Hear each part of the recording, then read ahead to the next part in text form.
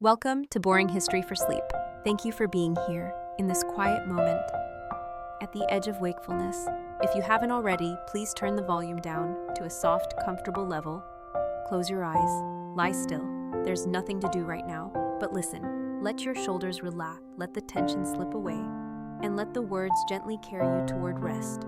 Because tonight, we begin our very first story in this sleepy series, a quiet journey back in time to meet the forgotten minds behind the heart of ancient Rome, the architects behind the Roman Forum. If this gentle storytelling brings you peace, feel free to like the video and subscribe so you'll never miss another slow drift through history. Now, let's begin. It began not with a grand vision, but with something far quieter, the need for space. Rome in its earliest days was a collection of tribes and hills, settlements scattered around muddy lowlands and wooded slopes. The land that would become the Forum was once a marshy valley between the Palatine and Capitoline hills, more swamp than center. Rainwater pooled here, stagnant and soft beneath the feet. Carts sank, roads ended, but the Romans, even in their primitive beginnings, were not a people to let terrain stand in the way of progress. In the late 7th century BCE, under the early kings, they drained the land using the Cloaca Maxima, one of the world's earliest sewer systems, channeling water from the valley into the nearby Tiber River. It wasn't glamorous, but it worked. With the water gone, the space opened up, flat and fertile, and the idea of a gathering place began to take root. Not yet the Forum as we imagine it, but a shared area, a market, a meeting spot, somewhere for farmers, merchants, and magistrates to cross paths. Slowly, over decades, stones replaced mud, stalls turned into structures, paths became paved, and through this quiet transformation, the Roman Forum was born. But it didn't have a single architect. No solitary genius drew its plans. Instead, it grew in layers, in quiet increments, shaped by the hands of many. And so, to understand the architects of the Forum, one must not look for a single name, but rather a procession of minds across centuries. Some were kings, some were senators, others were forgotten laborers, bricklayers, and planners who never saw their names carved in stone. The first structures were humble, a few temples, a few government buildings. King Tullus Hostilius is said to have built the Curia, Rome's first Senate house.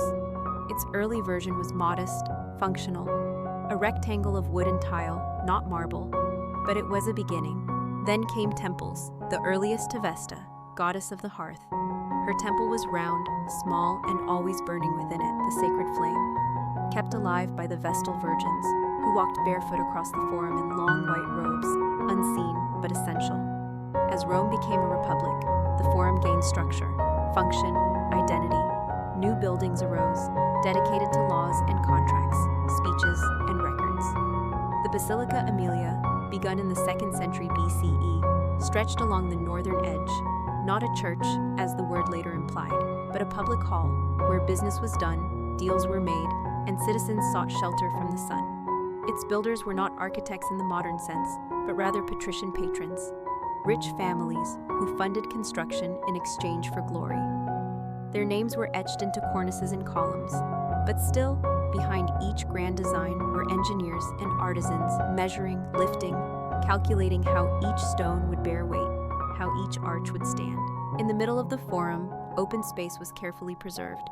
It was not just an accident of layout, but a deliberate choice, a stage for public life. The rostra, from which leaders addressed the people, was more than a platform. It was a symbol of speech, of visibility, and so its design mattered. It faced the crowd, it stood elevated, it demanded silence when a speaker stepped forward. By the 1st century BCE, Julius Caesar entered the scene. He too reshaped the Forum. He rebuilt the Curia, taller and broader. He added new spaces, new forums that bore his name, but still connected to the original. He employed architects, perhaps from Greece, who brought symmetry and polish. The lines grew cleaner. The Forum became less haphazard, more planned. Yet still, its edges held the memory of its evolution, the layering of centuries, the weight of history beneath each footstep. And always in the background, the workers, the scaffolded lives, the chisels, the hammers, the tired hands that smoothed marble until it shone in the Roman sun. They left no writings, no treatises, but their choices, in proportion, in material, in balance, still stand. In this way, the Forum was not built, it was curated. Each generation edited what came before, erasing, replacing, preserving, like a palimpsest in stone. And in the quiet of night, when the modern world falls away, and only the ruins remain under moonlight, one can still feel the echo of those choices. Not the voices of emperors, but the whispers of architects who never signed their names. As the Republic gave way to empire, the Forum did not simply expand. It evolved, reflecting the ambitions of men who sought not only to govern Rome, but to shape how Rome remembered them. Augustus, the adopted son of Julius Caesar and Rome's first emperor, understood the power of architecture and storytelling. His reign marked a shift from the chaotic energy of the late Republic to a calculated narrative of order, divinity, and legacy. And the Forum, already layered with meaning, became his canvas. He built the Temple of Divus Julius, honoring his adoptive father and establishing Caesar's deification in stone. It was a deliberate move, anchoring his own rise in celestial lineage, flanked by Corinthian columns and adorned with a comet-shaped relief, a symbol said to represent Caesar's soul ascending to the heavens. The temple wasn't just a shrine. It was propaganda, quiet but powerful, carved in marble and reinforced by ceremony. Nearby, Augustus added the Arch of Augustus, a modest structure compared to later triumphal arches, but significant in its symbolism. It marked victories, yes, but more so it marked presence. The emperor's presence in stone, in history, in the daily walks of Roman citizens. These additions were not arbitrary. They were placed carefully, aligned with existing structures, oriented to catch the morning light or to frame certain views. Ancient Roman architects knew that space carried emotion. A building's position, the width of a walkway, the shadow it cast at noon, all of it mattered. These designers, some Roman, some Greek, some enslaved, some free, used geometry not just for function, but for feeling. They calculated angles to frame processions, to guide the eye, to invite stillness or awe. And yet, we do not know their names. They left behind no signature, only symmetry. As the Julio-Claudian line continued, the Forum became increasingly dense, a tapestry of political memory and imperial ego. Tiberius restored the Temple of Concord. Caligula extended the imperial residence toward the Forum, blurring the line between private palace and public square. Claudius and Nero made adjustments, each small, each reflective of their values, their fears, their need to be seen. But it was Vespasian, founder of the Flavian dynasty, who added a different tone. In the aftermath of civil war, he sought to stabilize, to simplify. He built the Temple of Peace. Though technically outside the Forum's traditional bounds, its spirit belonged to the same lineage. It was less a temple and more a museum, housing spoils from the conquest of Jerusalem, including the golden menorah. Its marble walls and serene gardens offered quiet after years of upheaval. And even this was architecture's message. Peace, placed in stone, became something visible, not abstract, but walkable. His sons, Titus and Domitian, followed suit. The Arch of Titus, built after Titus's death, marked the Roman victory in Judea. Its reliefs showed soldiers carrying loot through the city, their faces stoic, their posture proud. Again, the structure was placed deliberately, not hidden away but placed where it could be passed beneath, contemplated, absorbed. Over time, the Forum began to resemble a memory palace. Each structure a room, each corner a story.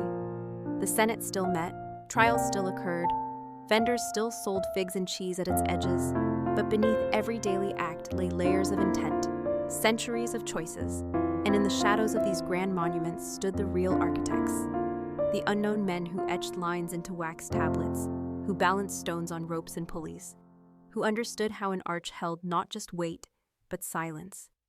For the Forum was quiet, not always, not during festivals or speeches, but in its design. It invited reflection, it absorbed footsteps. Even today, among the ruins, that hush remains. You walk on ancient slabs, worn smooth not by time, but by presence. The stones do not speak, they suggest, they hint, they remember, and it is here, in this silence, that the true architects still live, not in books, but in balance, in proportion, in the way the space opens unexpectedly before you. There are lessons in their restraint, in their refusal to overwhelm, in the subtlety of column spacing and the slight incline of walkways, designed to carry rain away without your noticing. They understood, in ways both practical and poetic, that beauty rests not in decoration, but in harmony, that a city's heart must beat slowly, predictably, reassuringly. And so they built not just for function or fame, but for feeling. A forum not only to gather, but to breathe. And in doing so, they built not just Rome, but stillness. As the centuries passed, the Roman Forum continued to adapt, layer by layer, shaped by the quiet hands of emperors, artisans, and engineers, who saw not an endpoint, but a canvas that evolved with the city itself. In the 2nd century, under the rule of Trajan, Rome reached the height of its territorial expansion, and with that, its architectural ambition. Trajan, remembered as both a conqueror and a builder, commissioned new forums to accommodate the growing needs of the empire. The original Roman Forum, now flanked by newer, larger spaces, remained a sacred core, not replaced, but reframed. Trajan's Forum, constructed just north of the old one, was massive, symmetrical, and carefully aligned with the topography. Its centerpiece was the Basilica Ulpia, a monumental hall that stretched the imagination in both scale and purpose. With its vast columns and gilded ceilings, it reflected the power of empire not through ornament, but through sheer presence. Beyond it stood Trajan's Column, a spiral narrative carved in stone, depicting scenes from the Dacian Wars in meticulous detail.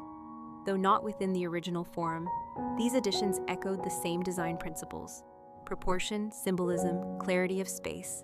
The architects behind these structures understood something essential: that monuments are not only to be seen, but to be moved through. Their placement, their angles, the way a shadow fell at midday, all contributed to the emotional rhythm of walking the city.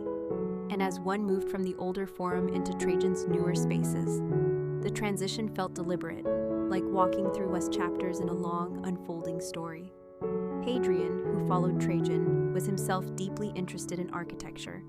He often sketched his own ideas, consulted with builders, and reimagined older structures rather than erasing them. His architectural signature was harmony, a preference for symmetry blended with quiet grandeur. He restored temples, adjusted alignments, and sought cohesion rather than spectacle. His focus was not merely on what buildings did, but how they felt. To walk through the Forum in Hadrian's time was to experience a thoughtful rhythm, broad spaces narrowing into intimate courtyards, tall columns framing the sky, domes curving gently above walkways. There was balance in every line. Even the spaces between buildings held meaning. They were not voids, but pauses, like rests in music, allowing the mind to reflect. The architects, though rarely named, worked with purpose. They studied earlier forms, reused materials, adapted techniques from the Greeks and Etruscans, and translated those lessons into something distinctly Roman, not only grand, but deeply grounded. With time, however, came change. By the 3rd century, the Roman world had begun to fracture. Economic strain, military pressure, and political instability took their toll. The emperors still built, but their additions to the Forum lacked the patience of their predecessors. The Arch of Septimius Severus, erected at the northwest corner, commemorated victories in the east. And while beautiful, it reflected a shifting tone, more aggressive, more declarative. Its triple arches and elaborate reliefs were meant to impress quickly, to assert control. The subtlety of earlier design was giving way to monumentality. Diocletian, decades later, brought reform and reorganization. But by then, the Forum had begun to fade from its central role. New administrative centers were built elsewhere. Constantinople rose in the east. Rome remained sacred, but no longer central. Still, the Forum stood. Its stones, though weathered, retained their form. Its columns cast long shadows in the afternoon sun.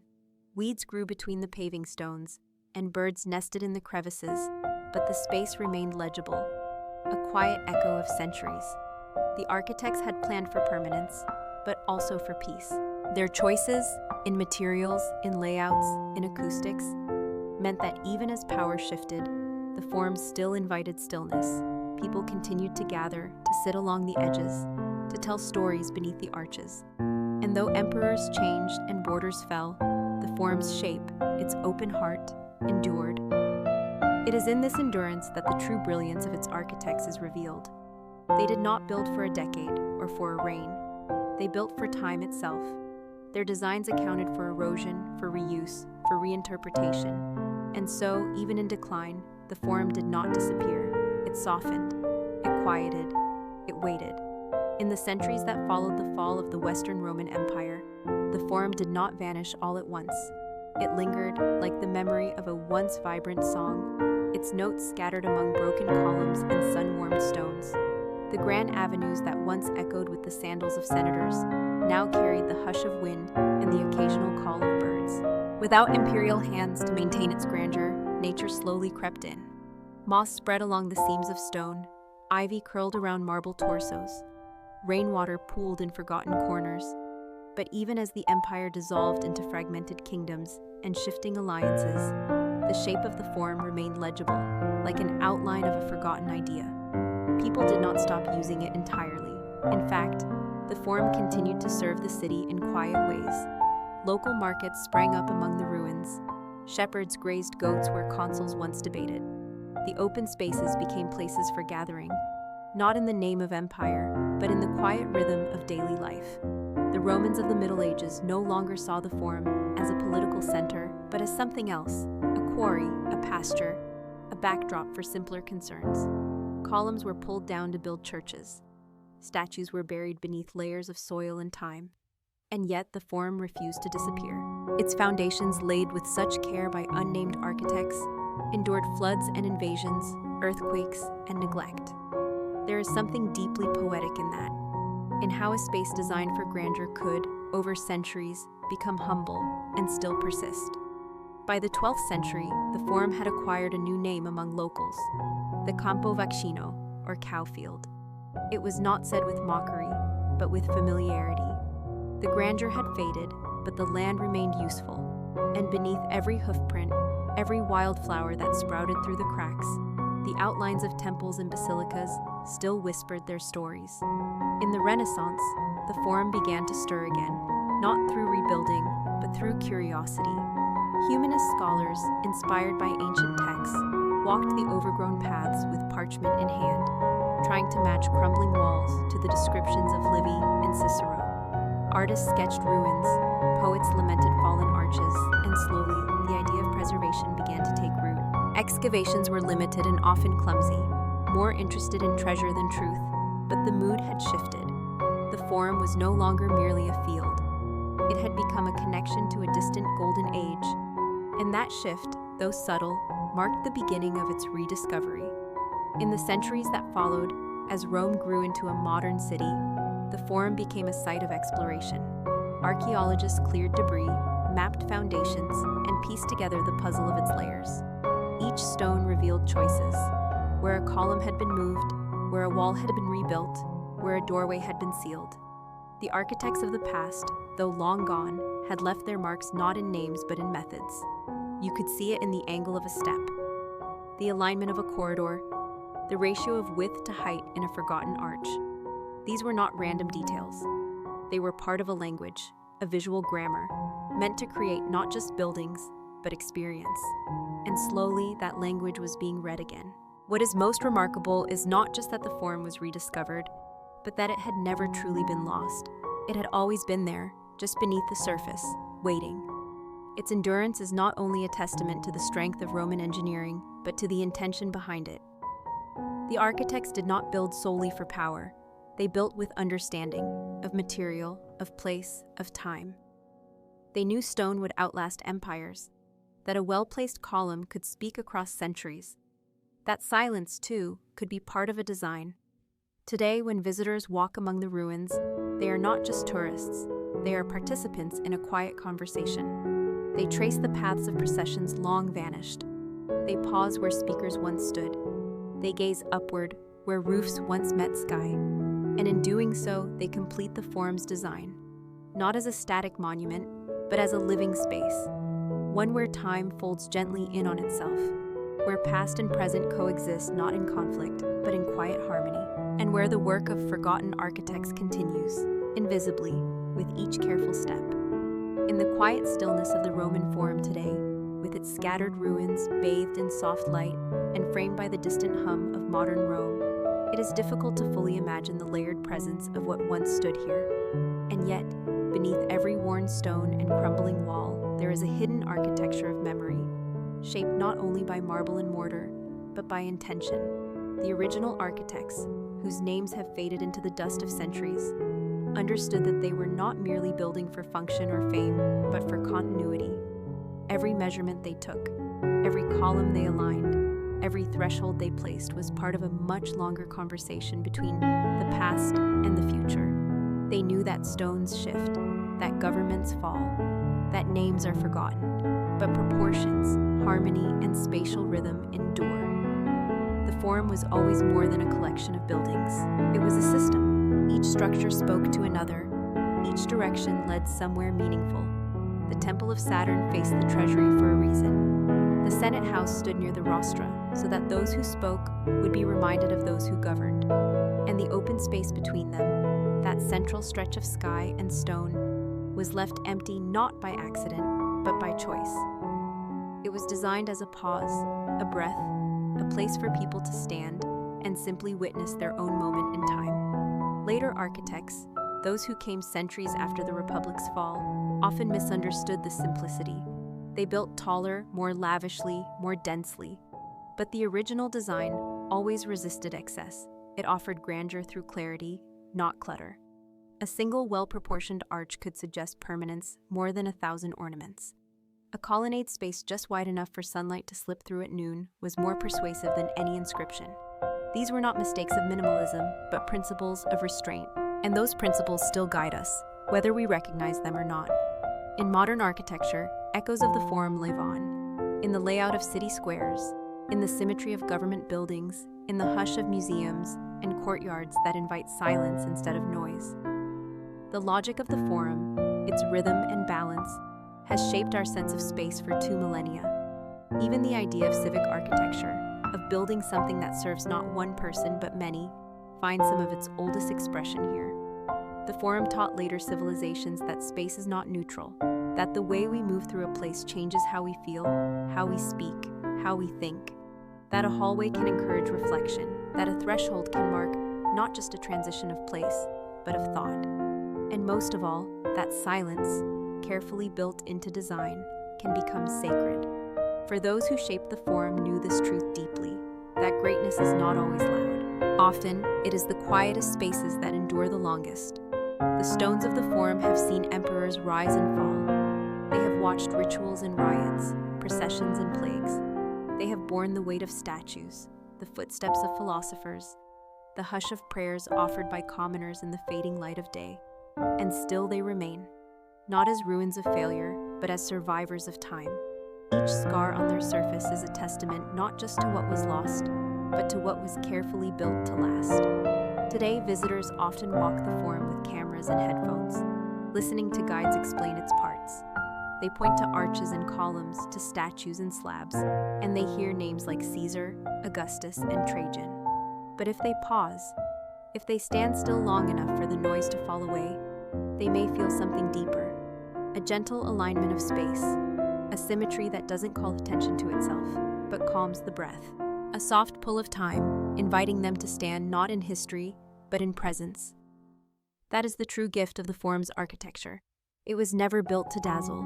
It was built to center, and the architects, though nameless, achieved something rare.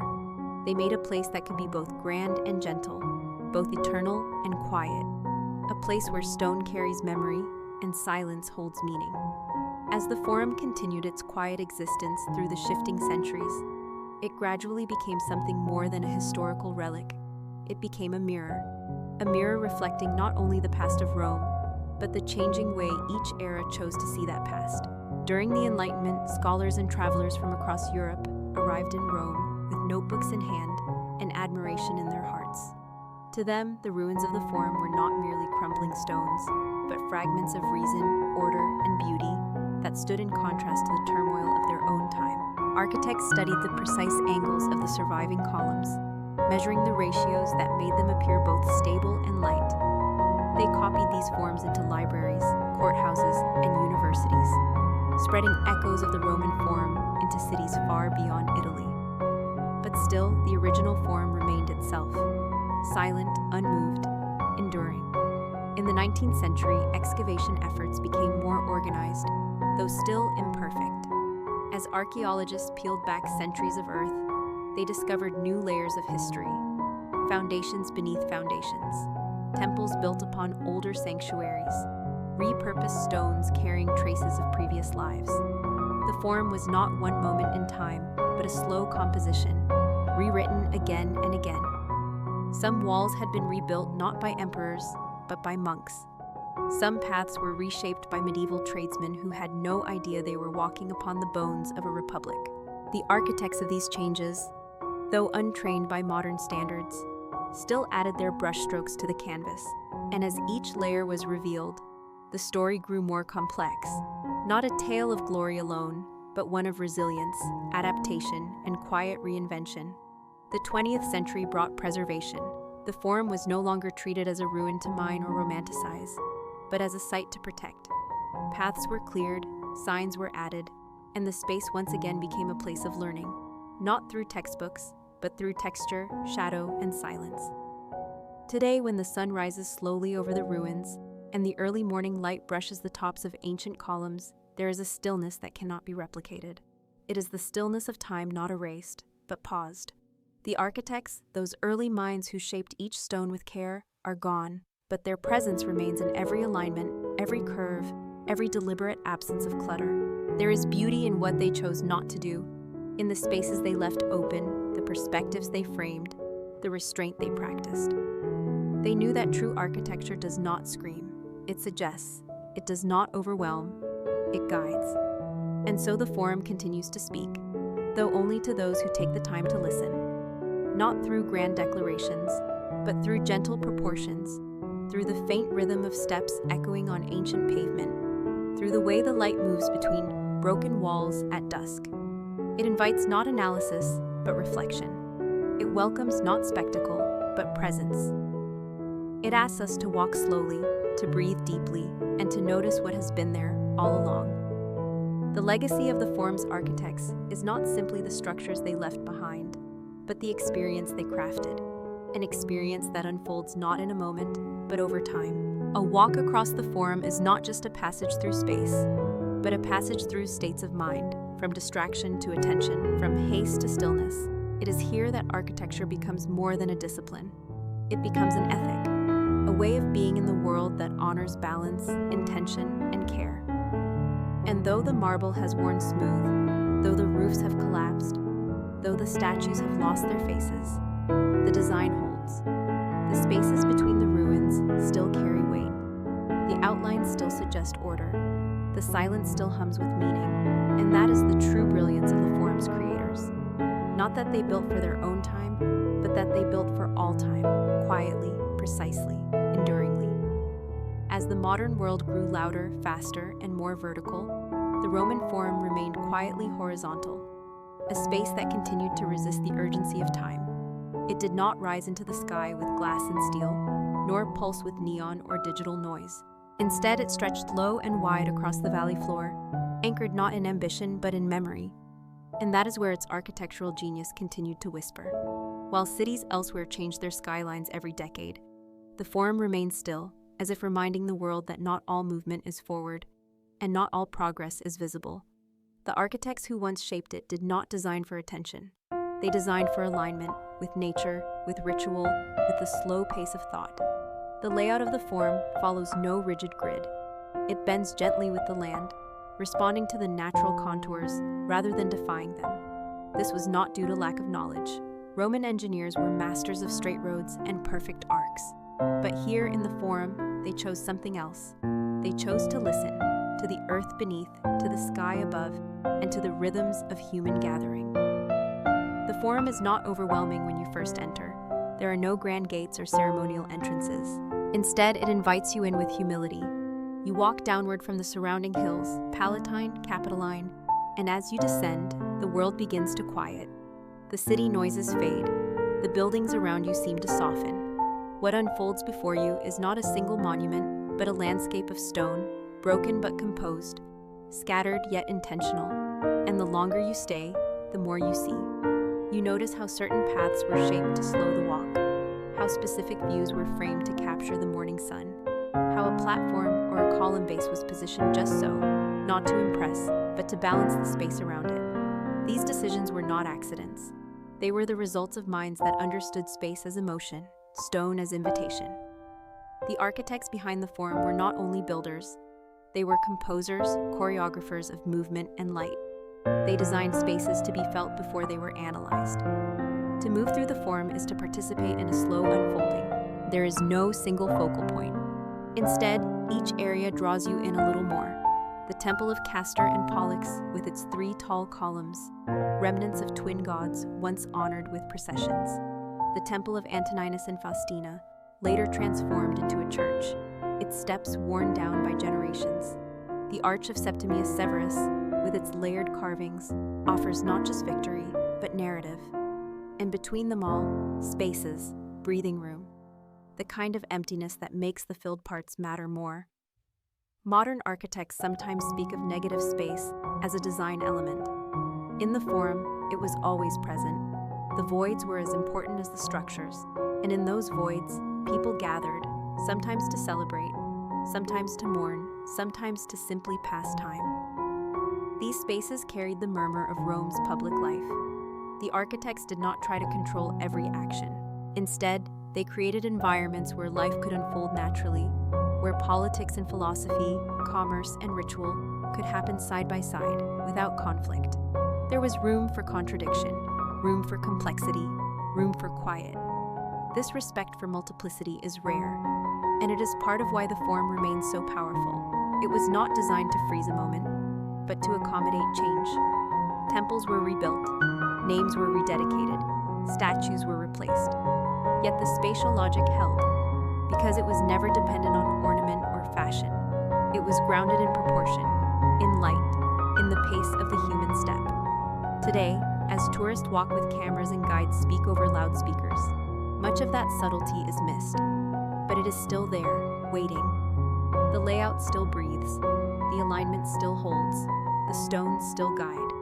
And those who slow down, who pause, who listen, can still feel the presence of those early minds. Architects who understood that the most enduring structures are not the ones that shout, but the ones that wait, gently, patiently, eternally. In the stillness of the Roman Forum, long after the last emperor's name had faded, and the marble dust had settled, the space remained, not merely as a ruin, but as a quiet teacher. It taught in ways that had no need for speech or signage. It taught through form, through feeling, through the ancient discipline of proportion that never required translation. This was the lasting legacy of its architects, not just what they built, but what they made possible through what they chose not to overstate. And among these choices, perhaps one of the most profound was their trust in time. They knew they could not control what would come centuries later. They could not predict which emperors would rise, which wars would burn, or which cultures would reclaim their stones. And yet they still built, carefully, patiently, as if the future were worth that effort, even if it never knew their names. The Forum, in this sense, is an architecture of trust. Trust in rhythm, in balance, in the power of silence. Trust that a well-spaced column would still hold beauty even after the roof had fallen. Trust that people would still feel the pull of space designed for gathering, even when the gatherings had changed. It is this invisible trust that makes the Forum feel alive, even in its brokenness. And perhaps this is why it continues to affect those who visit it today, not because of what is left, but because of what was never lost. For even as modern life flows around it, the Forum exists in a different kind of time, a slower one, a circular one in which presence matters more than pace. Its architects would have known this. They did not build the Forum like a theater for performance, but like a landscape for contemplation. Its open spaces and measured axes were never about spectacle. They were about participation. A citizen walking through the Forum in the 2nd century BCE did not need to be rich or powerful to feel its order. The space welcomed all, offering a structure in which every role had a place. The speaker, the listener, the marcher, the thinker, the seller of figs or scrolls, all moved along paths set not to control them, but to support them. This was architecture as civic embrace, and that embrace was made possible by countless acts of skill. Surveyors aligning with the stars, masons balancing weight with grace, planners who understood how stone meets shadow, craftsmen who spent weeks carving a single capital, never knowing whether it would survive the next generation. These were the quiet hands behind the Forum. Not famous, not remembered, but essential. And in every stone still standing, you can sense their presence. Their awareness of light, their respect for ground, their belief that simplicity was stronger than grandeur. In a world that often measures success by speed and spectacle, the Forum offers something else, a counter rhythm, a deeper breath, a place that does not compete but waits. And in that waiting, it transforms. What was once a political heart becomes a philosophical space. What was once a civic center becomes a human pause. And what was once designed for empire becomes a gift to time. This is why the Forum has never truly died, because it was never tied to a single function. It was built on principles that outlast function, principles like harmony, modesty, continuity, and care. Principles that guide the hand even when the plan is no longer visible. That is the miracle of the Forum's architecture. It continues to shape us even when we think we are only looking at ruins. It invites us to slow down, to notice, to reflect. And in doing so, it becomes more than a place. It becomes a kind of wisdom, not spoken, not written, but built, stone by stone, choice by choice, through the quiet genius of those who knew that space, when crafted with care, becomes a kind of language, one that never needs translation, one that still speaks, even now. The Forum's endurance is not merely the survival of stone, but the quiet persistence of an idea. That space, when shaped with care and intent, becomes more than a background for history. It becomes history itself. The architects of the Roman Forum, though they left behind no manifestos or monuments to themselves, embedded a kind of philosophy into every wall, every column, every measured walkway. It was a philosophy not of power or grandeur alone, but of clarity. They understood that space could guide behavior, could influence how people gathered, how they debated, how they waited for news or wandered in thought. The Forum was never about a single message. It was a place where many voices were meant to meet, not in chaos, but in balance. That balance was engineered. The dimensions of the paving stones, the spacing between buildings, the sightlines between temples, all followed principles that modern architects would later rediscover under the name of human scale. The architects of Rome understood that people feel more grounded when surrounded by structures that speak in proportion to the body, not to the ego. They did not seek to overwhelm. They sought to orient. They believed that when space feels right, people act with more awareness, more calm, more dignity. This was the civic language of the Forum. It did not need banners or guards or instructions. The space itself communicated how to move, how to pause, how to be part of something larger. And through this spatial language, the Forum offered not just order, but a kind of respect. It respected the citizen who came to vote, the elder who came to listen, the child who chased pigeons across the flagstones. Each one belonged, not because of wealth or title, but because the Forum was designed for public life in its fullest sense. This, too, was the legacy of its architects. They built not for display, but for participation, not for spectacle, but for structure. They knew that a Forum that could only be admired was useless. It had to be used, and so it had to breathe, to flex, to hold not only ceremony but silence, not only law, but daily life. That is why the Forum does not feel empty even in its ruin. The spaces between its stones still hold the echo of footsteps. The air above the rostra still seems to wait for a voice. The shadows along the Temple of Saturn still shift with a kind of rhythm. Because these spaces were made for use, not preservation. They were made to hold time, not to freeze it. And as time passed, through invasions, through earthquakes, through centuries of weather and war, the Forum adapted. Buildings crumbled, yes, names were forgotten, but the geometry remained. The logic endured. The silence deepened. And from that silence, something profound emerged. A kind of architectural memory, etched not in documents, but in alignment, in scale, in the way your eyes are drawn from one ruin to the next, as if following a sentence written long ago. That sentence was never shouted. It was whispered. And in that whisper, lives the voice of the architect, not just the one who planned, but the one who watched, the one who stood back from the finished column and observed how the light fell across it at dusk, the one who checked not only the strength of the stone, but the feeling it gave to those who passed by. That feeling still exists. It is subtle, yes, overlooked, often, but real. It is in the width of the walkways that make you slow down, in the open spaces that make you look up, in the way the structures do not compete for attention but share it. In a world that often builds high to be seen, the Forum remains wide to be felt. Its architects may not have known what the future would look like, but they seem to know what it would need. A reminder that permanence is not made of height, but of harmony. That beauty is not found in decoration, but in balance. And that meaning does not require noise, only patience. The Forum teaches this, not with words, but with space. And those who walk it slowly, without hurry, can still hear the lesson.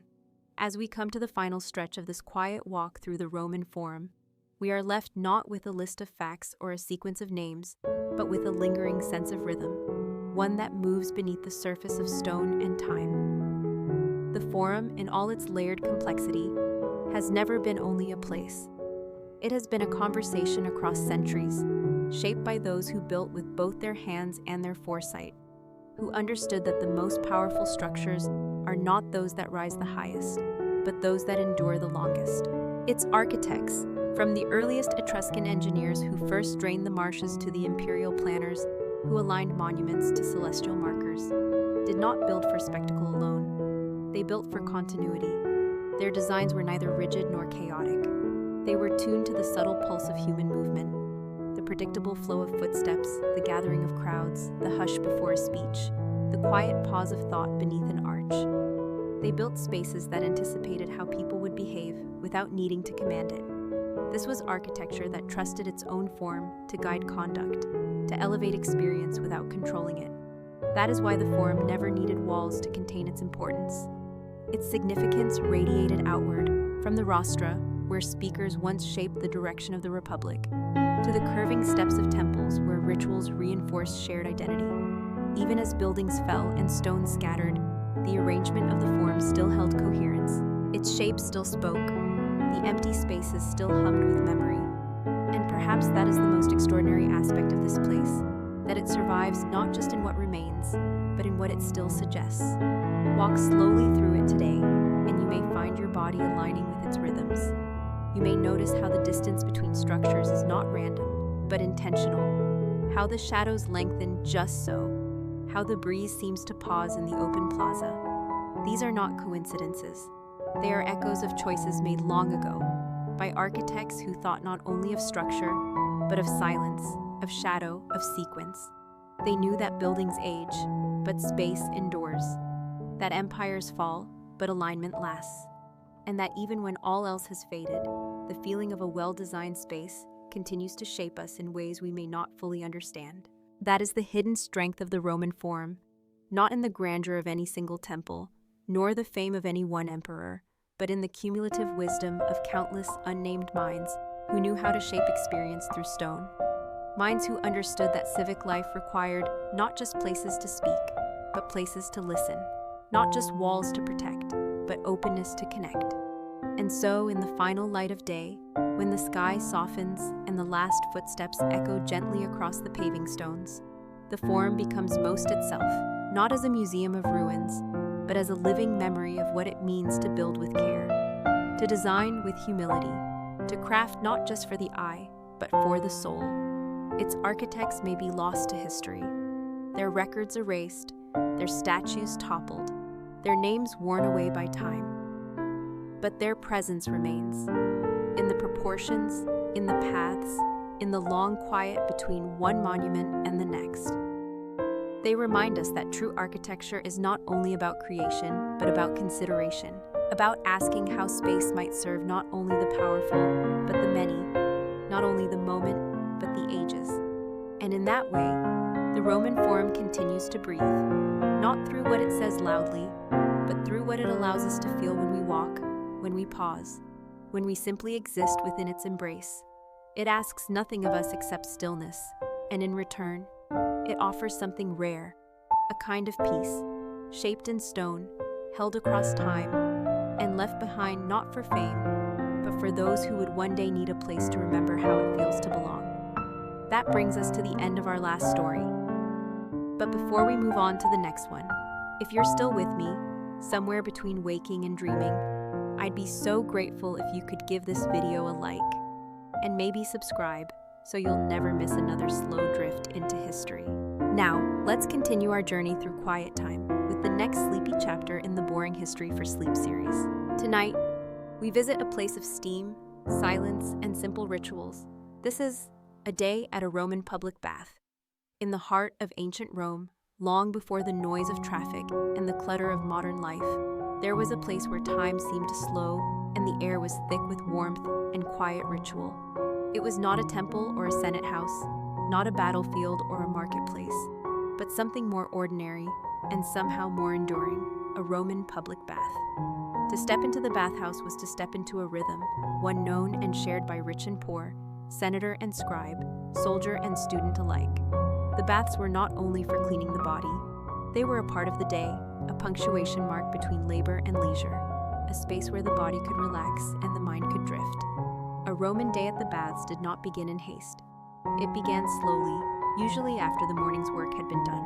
The bather would arrive at the entrance with a small fee in hand, affordable for most, waived for the very young, sometimes even covered by a patron or benefactor. Passing through the doorway, the bather entered not chaos, but a carefully ordered series of rooms, each designed to transition the body and spirit from the outside world to something quieter. The first stop was the apoditerium, the changing room. Here, in niches carved into the walls, bathers would place their belongings, tunics, sandals, belts, bags, under the watchful eye of an attendant or a trusted slave. The space echoed softly with conversation, bare feet on stone, the gentle clink of jewelry or coins being stored away. The air was cooler here, still holding the breath of the outside, but already tinted with the scent of warm water and oil.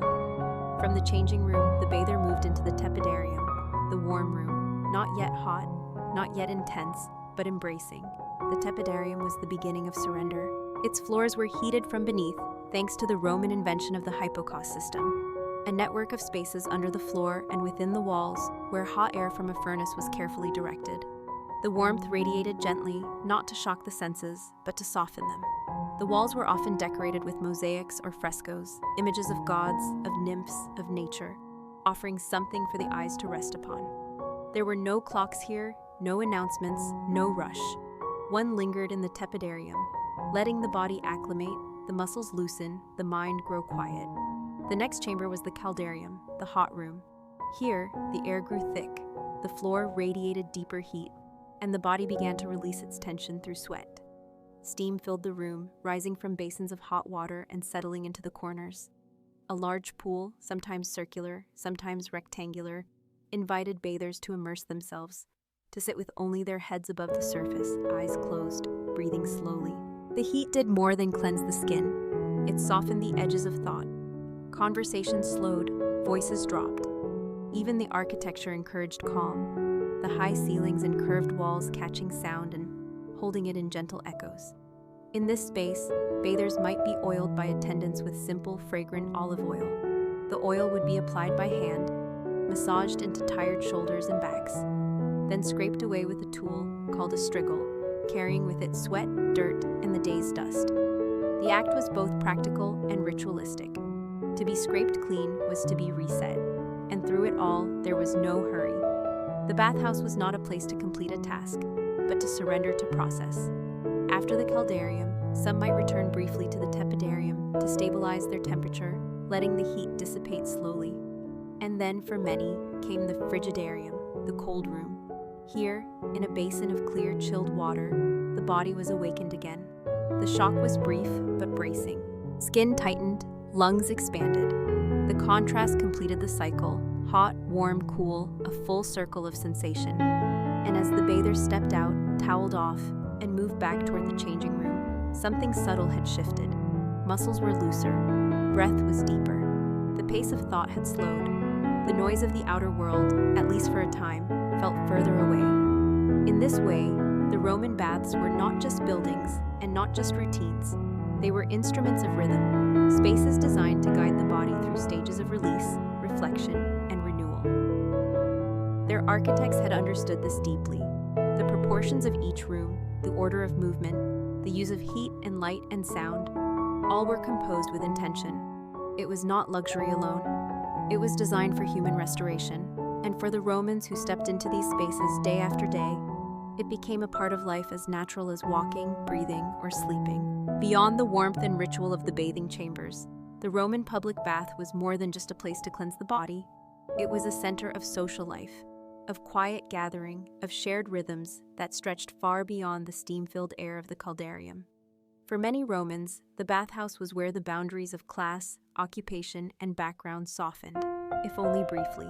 Senators might sit near shopkeepers. Veterans soaked beside scribes. Strangers became familiar through repeated visits, nods exchanged, casual greetings offered between moments of stillness. But the experience of the bath extended even further than the water and the heat. Many bath complexes, especially those built in larger cities like Rome, Carthage, or Pompeii, were sprawling in design and purposefully multifaceted. These weren't merely bathhouses, they were environments, carefully planned to support the many quiet needs of daily life. One such feature was the palestra, the open-air exercise courtyard. Before entering the heated chambers, many bathers would spend time here, stretching or engaging in light physical activity, wrestling, throwing a discus, or simply walking laps along the perimeter. The space was large, open to the sky, often bordered by colonnades for shade. It allowed the body to warm naturally before entering the tepidarium. And for many, it was a place to test strength gently or move in rhythm with others, without pressure or audience. Adjacent to the palestra, one might find a shaded portico or garden space, where benches lined the walls and greenery softened the stone. This was where quiet conversations bloomed. Two friends discussing the news of the forum, an elder teaching a child how to read, or a poet murmuring the beginnings of a verse to themselves. These areas were not incidental. They were part of the design, part of the emotional cadence of the baths. The architects had understood that relaxation is not only physical, but mental, and that people need spaces where the mind, like the body, can unfold. Larger bathhouses also housed libraries, small rooms with scrolls stored in niches, sometimes manned by a clerk who kept order. Here, a visitor could step in and sit for a while, fingers tracing the edges of vellum or papyrus, eyes moving slowly across lines of Latin or Greek. The atmosphere was quiet, not imposed but organic. The heat from the neighboring caldarium warmed the walls, and the scent of oil and wet stone lingered gently in the air. These libraries were not grand like those of Alexandria or Pergamum, but they were accessible, and they served the purpose of continuity, connecting the daily ritual of bathing to the larger world of ideas. Elsewhere in the complex, one might find vendors selling oils, perfumes, or small pastries. Slaves moved through the halls with baskets or towels, their presence unnoticed but essential. A small fee to an attendant could bring a flask of scented water, or a gentle massage after the bath. These services, though simple, reinforced the atmosphere of unhurried care. The bathhouse was a self-contained world, and for a few hours each day, it gave its visitors permission to pause. And always, beneath the movement and murmur, the design spoke softly. The floors sloped ever so slightly to allow water to drain without notice. The tiles were textured just enough to prevent slipping, even when wet. The ceiling in the caldarium curved upward, not only to trap heat, but to carry steam away from the eyes. Light entered through high windows, diffused and soft, touching the water and walls in slow-moving patterns. These were not accidental details. They were evidence of a design philosophy that understood how architecture could nurture not just bodies, but states of mind. It is easy, from a modern perspective, to see the Roman baths as a kind of luxury, as a privilege reserved for the few. But in truth, the public bath was among the most democratic of Roman institutions. Though the grandest ones were funded by emperors or wealthy patrons, they were meant for the people. Entry was cheap, access was shared, and through this access, a kind of quiet equality was offered, not of wealth, but of experience. Each bather, regardless of status, moved through the same sequence of spaces. Each one experienced the same warmth, the same cleansing, the same silence. And in this shared rhythm, a sense of calm connection grew, a reminder that, beneath titles and tunics, all people are warmed by the same heat and stilled by the same quiet. As the soft hours drifted by inside the Roman public bath, time seemed to blur, not in haste, but in gentleness. There were no ticking clocks, no shouted announcements, no schedule that needed to be followed. Each visitor found their own rhythm. Some would stay only for a short while, bathing and leaving with efficiency. Others lingered, savoring the warmth, the stillness, the sense of calm that came not from luxury, but from the carefully designed balance between space and sensation. For those who stayed longer, the bathhouse revealed itself slowly. One might recline in a corner of the tepidarium, letting the warmth settle deep into the joints, the low hum of distant conversation washing over like waves. Elsewhere, someone poured water from a bronze jug over their shoulder, steam rising gently from their skin. A mother might gently comb her child's hair while seated near a marble basin. The small rituals of care performed with unspoken tenderness. Everything had its place. Everything moved without urgency. In the larger complexes, baths often featured decorative fountains, small ones in niches, larger ones in central courtyards. These fountains were not just for ornament. The sound of moving water was part of the experience. It created a natural lullaby, blending with the echo of voices and footsteps on stone. Even the temperature of the water was deliberate. Cold pools were placed not to startle, but to awaken. Hot rooms were sized to allow for both solitude and quiet company. The movement from one room to another was like walking through a series of emotions: cool, warm, hot, then cool again. And the layout ensured that one was never far from balance. The architects of these spaces, often forgotten by name but brilliant in execution, knew that care was not something added after the fact. It was designed from the beginning. They accounted for airflow, for acoustics, for how sunlight moved across the floor at different times of day. The walls were thick, not only to insulate heat, but to hold silence. The ceilings were high not to impress, but to carry moisture upward, keeping the air comfortable even in the hottest rooms. Small vents could be opened or closed to adjust the heat. Floors were raised slightly to allow hot air to circulate beneath, heating the room evenly. These features were invisible to most bathers, but essential to their comfort. That invisibility was part of the magic. The comfort came not from showy design, but from design that disappeared, allowing the visitor to feel, but not to think. And outside the bathing areas, life continued. Philosophers might gather beneath a shaded portico, debating quietly about ethics or astronomy. Retired soldiers told stories from distant provinces. A traveling poet recited lines to a friend while sipping from a clay cup. Some visitors came simply to observe, to sit alone for a while, letting the hours pass like water over stone. And in that sitting, in that watching, something real unfolded. The bathhouse offered not just relief from heat or dust, but relief from performance. No one needed to impress, no one needed to prove. It was a space where appearance faded and presence took its place. As the day wore on, the bathhouse would slowly begin to empty. Some left refreshed and ready for an evening meal. Others stayed a while longer, letting the last warmth fade from their skin. Attendants cleaned the rooms quietly, preparing for the next day. Oil lamps were lit as the sky turned amber, casting a soft glow across the marble walls. Shadows lengthened, voices lowered, and the building itself seemed to exhale, having served its quiet purpose once again. In the calm of those final hours, it became clear that the Roman bath was not simply a facility. It was a sanctuary, not sacred in the way temples were, but sacred in the way that stillness can be when it is shared. And through that shared stillness, a sense of something larger than the self was quietly reinforced. Not preached, not enforced, simply present, the way warm air is present, the way moving water is present, the way time, when unhurried, can feel like peace. As dusk settled gently over the city of Rome, the bathhouse transitioned once again, not with a sudden change, but with a soft fading. Like the dimming of a candle rather than the shutting of a door. The water still shimmered faintly in the caldarium, the last of the day's heat lingering in the air, held gently by the thick stone walls.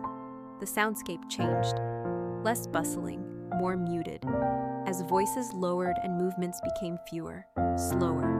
Attendants moved quietly through the halls, sweeping moisture from the floors, collecting stray towels, resetting benches, making the space ready not for grandeur, but for renewal. For many bathers, the late hours were the most peaceful.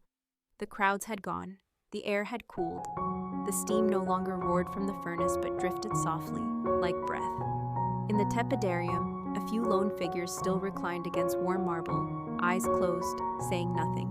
In the frigidarium, the water had become still, reflecting the flickering light from oil lamps high in the corners.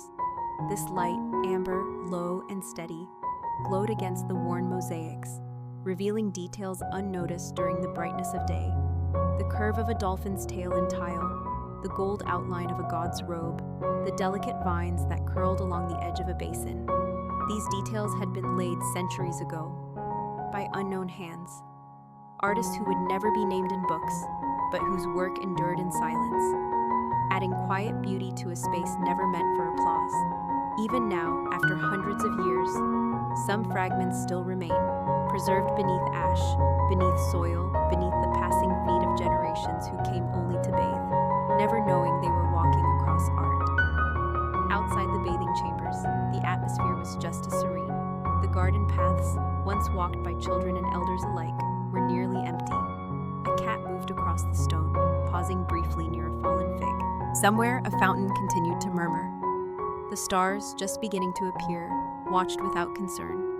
And in the libraries tucked behind the porticos, a few scrolls still sat open on low tables, left behind by readers who would return tomorrow, or not at all. Even the architecture seemed to rest.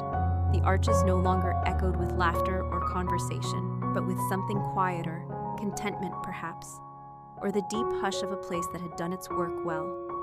The structure itself had no need for praise. It had been designed not to impress, but to serve. And in that service, it had created something few spaces ever achieve, a kind of intimacy between strangers, a shared ritual that required no words.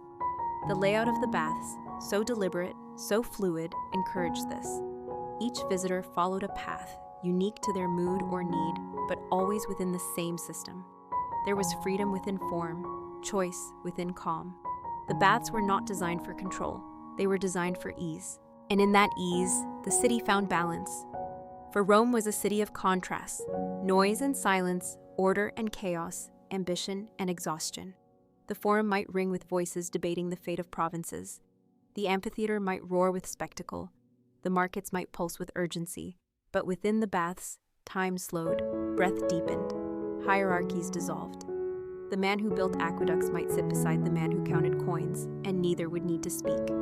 Each would simply be bathed, warmed, stilled.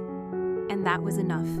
Even now, when we study the remains of these spaces, fragmented walls, broken columns, shallow pools filled with dust, we can still sense their shape, their purpose.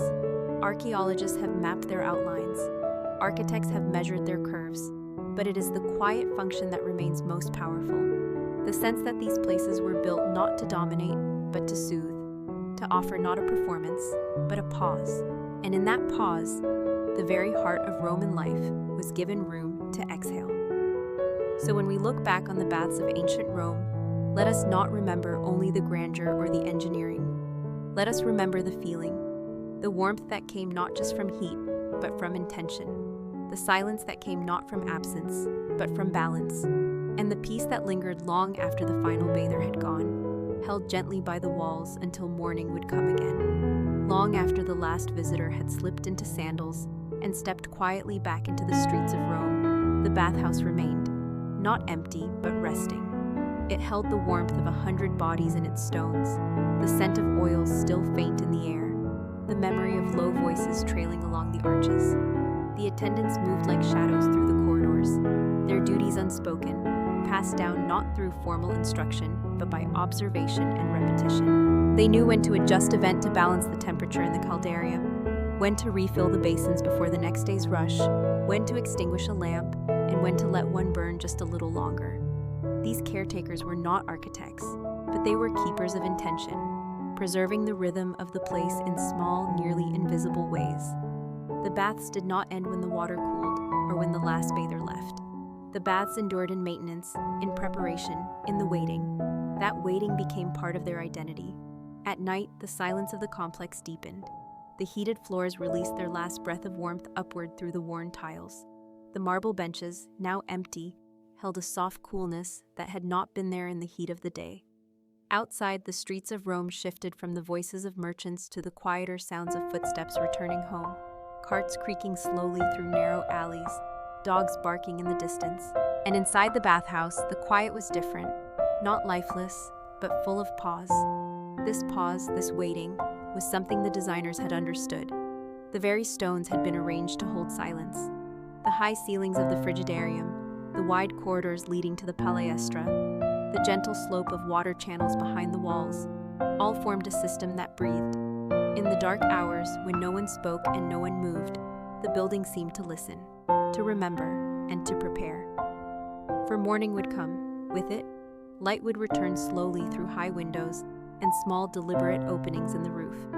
The first attendants would arrive, checking the furnaces, feeling the walls for heat, lifting clay lids from the heating ducts, stoking the coals into a quiet roar.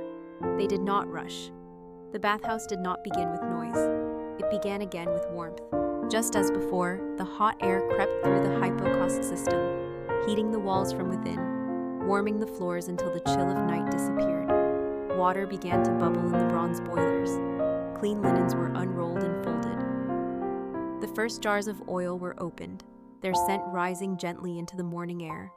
And by the time the first visitor stepped in, carrying a simple cloth and a few coins, everything had already been set in motion. Not as an event, but as a return. This daily return was not new. For generations, it had repeated.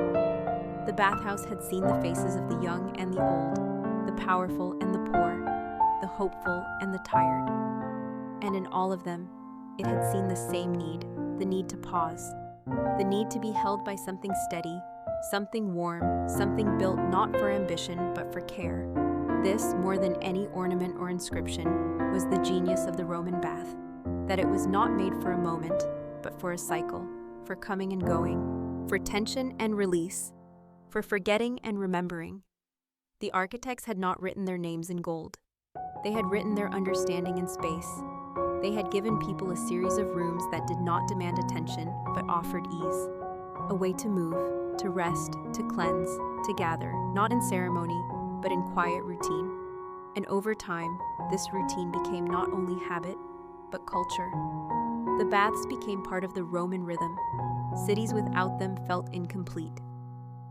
Provinces far from Rome built their own in imitation, not because they sought luxury, but because they sought something human, a place where the body and the day could be reset, a place where walls curved not to impress, but to comfort, a place where silence had shape. And in this way, the bathhouse became one of Rome's most enduring gifts, not its armies, nor its temples, nor its politics, but its ability to shape space around the shared needs of everyday life. A warmth that greeted you, a path that unfolded, a moment that waited, patiently, gently, always, just beyond the noise. As the new day unfolded across the rooftops of Rome, the bathhouse welcomed it not with fanfare, but with quiet readiness. The shadows of early morning stretched softly across the marble floors, and the first threads of sunlight filtered in through high windows, touching the curved ceilings and warming the stone benches. The attendants moved with practiced grace, checking the warmth of the floors by touch, adjusting the flow of water from copper pipes, preparing scented oils, folding linen with care. Each task was small, unhurried, but part of a rhythm older than memory. When the first visitors stepped through the heavy doors, the bathhouse had already been transformed from empty stone into something living. They arrived alone or in pairs, wrapped in simple tunics, their sandals echoing gently in the cool apoditerium. There, they undressed without ceremony, placing their belongings in alcoves or handing them to a trusted slave. Some greeted each other softly, a nod or a few murmured words, but many said nothing at all. The ritual did not require conversation. It only required presence. From the changing room, they moved into the familiar warmth of the tepidarium. The room received them like memory, a soft embrace, not too hot, not too cold. It was here that the body and mind aligned again with the pace of the space. The warmth was not aggressive, not urgent. It was a kind of permission to pause, to breathe, to let go of the outer world and enter something slower. They sat quietly, the heat drawing out the tightness in shoulders and limbs. The tepidarium was not a destination, but a threshold. And when they were ready, they moved onward into the caldarium. There the air thickened, and the walls held the day's heat like a secret. Steam curled in lazy spirals from the basins, and the tiled floors radiated warmth from the hypocaust system below, where fire moved invisibly through carefully constructed spaces. The bathers entered the hot pool slowly, lowering themselves until only their heads remained above the surface, their eyes soft, unfocused. Around them, the room was quiet except for the low murmur of voices, the sound of dripping water, and the subtle sigh of the furnace behind the walls. No one rushed. Time had no sharp corners here. In the caldarium, some requested oil rubs from attendants, gentle, methodical, using flat bronze strigils to scrape the olive oil from the skin, along with sweat and dust. The process was not harsh, not hurried. It was a small act of renewal, repeated thousands of times over generations, a private moment in a public space. Others simply leaned against the walls, heads tilted back, letting the warmth dissolve the weight of the day. And when the heat had done its work, they rose and returned briefly to the tepidarium to cool gently before the final plunge into the frigidarium. The cold pool was not large, not dramatic, but it did not need to be. Its still water waited patiently, clean and clear. Entering it was a decision, a small shock that awakened the skin, firmed the breath, reconnected the bather to the edge between motion and stillness. The cold did not punish, it revived. And afterward, as the bather stepped out, wrapped in a towel, water glistening on their arms and legs, the body felt new, balanced, realigned. But the visit did not end there. Many wandered to the palaestra, walking slowly under shaded colonnades, their pace casual, feet bare on warm stone. They might stop and stretch, or sit with friends, or lie on a bench to gaze at the sky above. Others found quiet corners to reflect or read, or simply sit in silence. The bathhouse had no script, only invitation. It offered not instruction, but atmosphere. And in that atmosphere, each visitor found what they needed: cleansing, conversation, rest, or renewal. And all of it was made possible not just by stone and water, but by intention, by design. The architects who had laid the foundation centuries earlier had not only constructed walls, they had created a cycle, a sequence of sensations carefully arranged, a choreography of heat and silence and breath. And though they did not witness the people who would come long after them, they built for them, with foresight, with care, with an understanding that some forms of peace can only be found in the spaces we return to again and again. And so the bathhouse endured, not as a monument, but as a rhythm.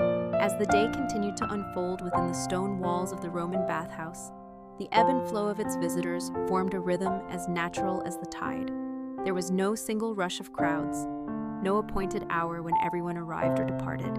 Instead, people came when their lives allowed it, between duties, after work, before a meal. Some stayed only a short time, their visits brief and focused. Others lingered, turning the bath into an afternoon of transition, a slow unraveling of tension, of thoughts, of noise. And in all of it, the bathhouse welcomed them without judgment, without expectation. It was always ready, always warm, always waiting. Even for those who did not bathe, the space held meaning. Children might accompany parents, learning how to sit quietly, how to move respectfully between chambers. An older man might walk the corridors not to soak, but to stretch his legs beneath the portico, to watch the sky shift above the garden, to nod at old friends as they passed. Musicians sometimes played quietly outside the entrance, their notes echoing faintly into the marble halls. Philosophers, too, were known to sit near the palaestra, their voices calm, their questions drifting just above the silence. The bathhouse was more than its function. It was a space where life could slow without stopping. In the libraries tucked along its edges, scrolls rested in their niches, untouched but present. A visitor might pause there, unrolling a passage from Homer or a treatise on geometry, reading by filtered sunlight, the scent of warmed stone and faint oils rising around them. These were moments not of study, but of soft connection, between body and thought, between structure and silence. And as the day wore on, the air inside the bathhouse shifted once more. The caldarium's heat deepened slightly in the late afternoon, the furnace working quietly, the system of ducts and flues maintained by men who knew every angle, every adjustment. The design was old yet efficient. Ash was cleared, fuel added, airflow regulated. It was not guesswork, it was tradition. And even the work of maintaining the temperature was done with a kind of reverence. The water itself, drawn from nearby aqueducts, filtered through carefully built systems, remained clean, constantly replenished. Engineers, whose names we do not remember, had designed those systems with precision. They thought in gradients, in flow, in pressure. And though few who bathed gave thought to how the water reached them, the experience was made possible by minds who had labored centuries earlier, carving tunnels, calculating slope, guiding water with stone. That is how the Roman world moved, not only through conquest or empire, but through planning, through the invisible logic of stone meeting water, fire meeting air, body meeting space. And the bathhouse was the meeting place of them all. Some visitors would end their stay with a meal, purchased just outside the gates. Vendors sold honeyed cakes, cheese wrapped in leaves, small jugs of wine or vinegar water to cool the mouth. People sat on benches, drying in the sun, their skins still glowing from the warmth of the caldarium, their voices low, their movements unhurried. The outside world returned, but softly. It did not rush in. The transition was gradual, as the design intended. Even the exits were positioned to allow time to adjust, to the light, to the noise, to the return of sandals on dusty roads. And when the bathers stepped away, they carried something with them. Not just cleanliness, but calm. Not just physical relief, but a quiet restoration of presence. And perhaps that was what made the Roman baths so enduring. Not their size, nor their decoration, nor even their innovation, but the way they made people feel. Balanced, returned, whole again for a while. That sense of renewal, offered to everyone without distinction, was no accident. It was architecture shaped around empathy, around understanding that daily life, with all its noise and burden, needs somewhere to dissolve. A space not of escape, but of soft re-entry. A space where silence is warm and water is patient, and the body can simply be. And so the bathhouse stood, not as a marvel, but as a quiet companion to the lives of a million ordinary people, through seasons, through years, through time itself. As evening gently descended upon the city of Rome, the bathhouse began to shift once more, not in structure, but in atmosphere. The sun, now lower in the sky, poured its final golden light across the roofs and gardens, casting long shadows that stretched like memories along the stone paths. Within the bathhouse walls, the heat of the day softened, easing into something gentler. The air in the caldarium was still warm, but less intense. The steam thinner now, moving more slowly through the space, as if it too were growing tired. In the tepidarium, where once voices had drifted in quiet conversation, a calm hush now rested. A few visitors remained, reclined against smooth marble benches, eyes closed, their bodies draped in linen, their thoughts somewhere between the present and the timeless. The walls, worn smooth by centuries of hands and heat, glowed softly in the lamplight. In the corners of the room, flames flickered from simple oil lamps, their glow steady but low, designed not to dazzle, but to offer just enough light to see without disturbing the peace. Outside the chamber doors, the pale blue of the sky was fading to lavender. The garden paths, once busy with footsteps and laughter, were now nearly still. A few fig leaves rustled in the breeze. Somewhere in the distance, the quiet gurgle of a fountain carried on, unbroken, like breath. The bathhouse was not closing in a strict sense. There were no bells, no announcements. It simply slowed. It yielded to the rhythm of the world beyond its walls. And yet, even as the rest of the city prepared for supper or rest, the bathhouse remained. Some lingered just a little longer, enjoying the rare solitude that came at the end of the day. A man sat alone by the edge of the frigidarium, dipping his hand into the cool water and watching the ripples expand in slow circles. An older woman, her hair wrapped in a cloth, walked slowly along the colonnade, stopping every few steps to stretch her legs or rest her hand against a pillar. She had no destination. She was simply moving through the quiet, letting it surround her. The structure welcomed them both. It did not judge. It had seen thousands pass through its doors, young and old, rich and poor, citizens and visitors. It had offered the same sequence of warmth and cleansing to them all. And it did so now, as it always had, without asking anything in return. Even the attendants, now finishing their work for the day, moved without disturbance. They collected used towels, swept up bits of leaf and dust, refilled small basins for the next morning. Their steps echoed softly down the halls. Their hands knew where everything belonged. They were part of the bathhouse itself, as much as the columns or the pools. They carried knowledge passed down not in books, but in routine, in feeling, in the unspoken understanding of space. Above them, the walls continued to breathe. The vaulted ceilings, once designed to hold heat, now held silence. The bricks, set in carefully measured curves, bore the marks of centuries. And though the plaster may have faded, and the paint worn away, the form still stood. The geometry still guided the eye. The space still worked. And in this quiet continuity, the bathhouse became something more than a building. It became a memory, not of one person or one moment, but of the many who had moved through it, where and over, in 1,000 different ways. The bathhouse remembered not with words, but with stillness, with warmth, with the gentle return of breath to body, of noise to calm, of motion to rest. And when the final bathers stepped out into the cool evening air, the door closed behind them with no sound, no ceremony.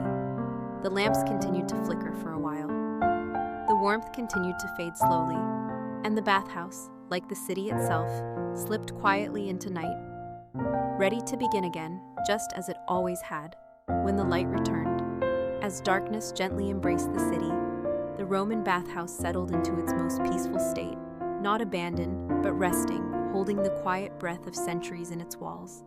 The last embers in the furnace glowed beneath the hypocaust system, the heat slowly easing out of the stone floors, retreating into silence. Water sat still in the basins, no longer stirred by movement, reflecting the golden flicker of the last oil lamps. Each flame a tiny heartbeat in the hush of the evening.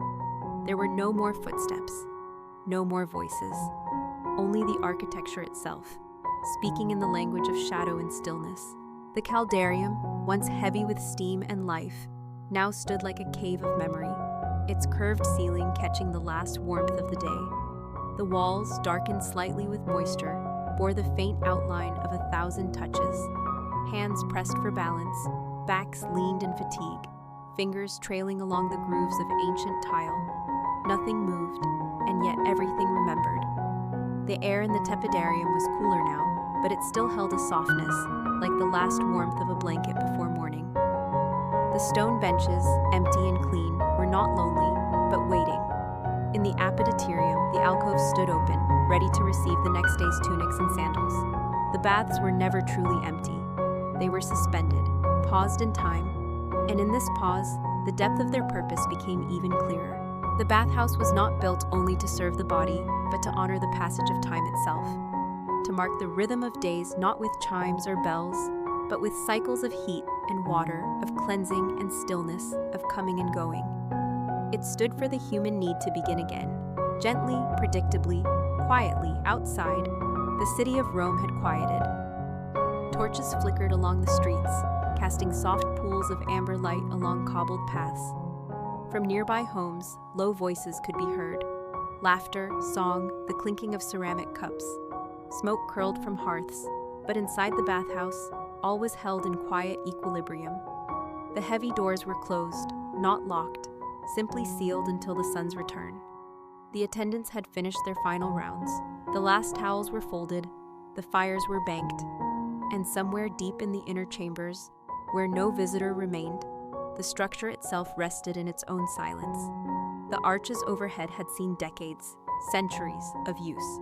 The same stone surfaces had been walked by thousands, by the hands of builders, by the feet of generals, by the shoulders of farmers, by the backs of children.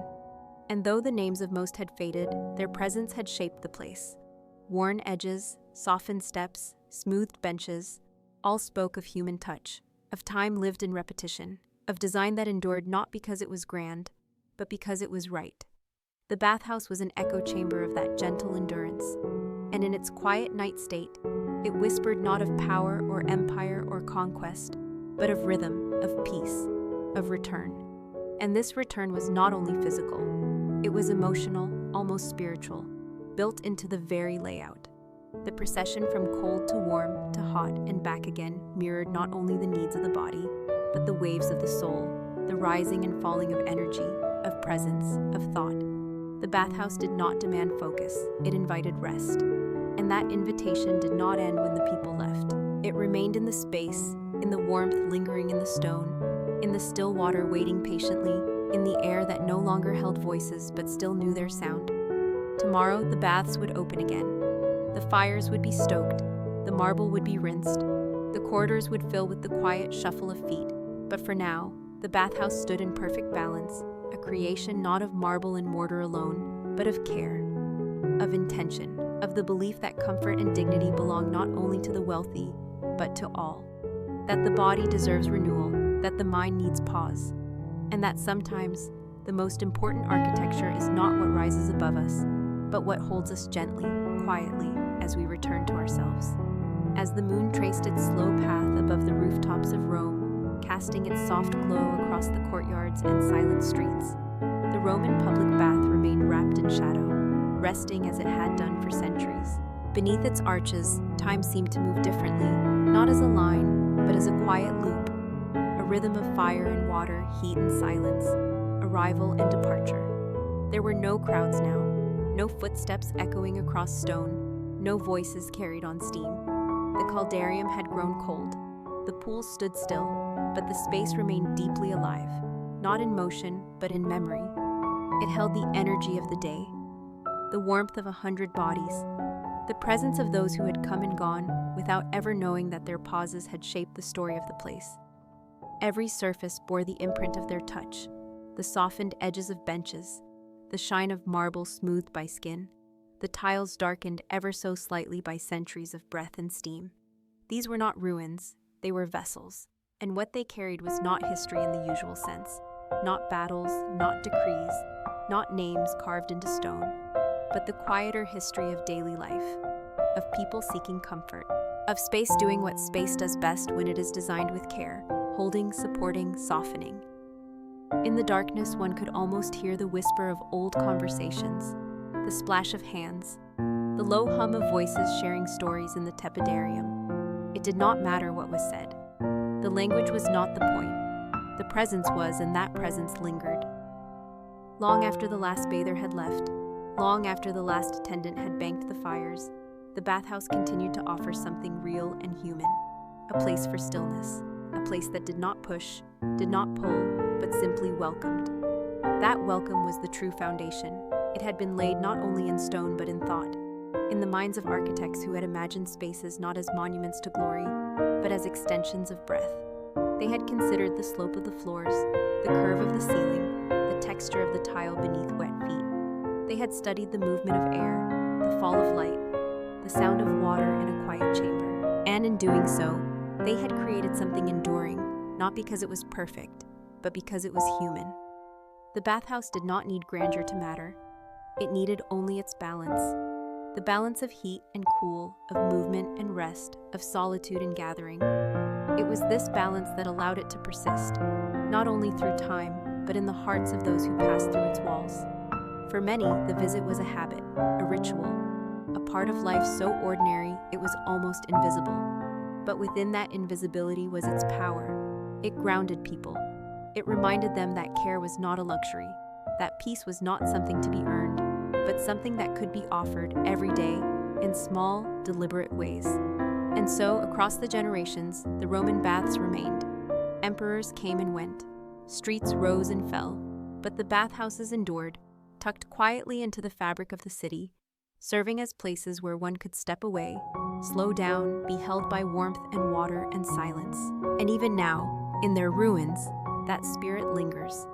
A visitor walking through the remains might not see steam rising or hear water flowing, but they will feel something, a hush, a calm, a recognition.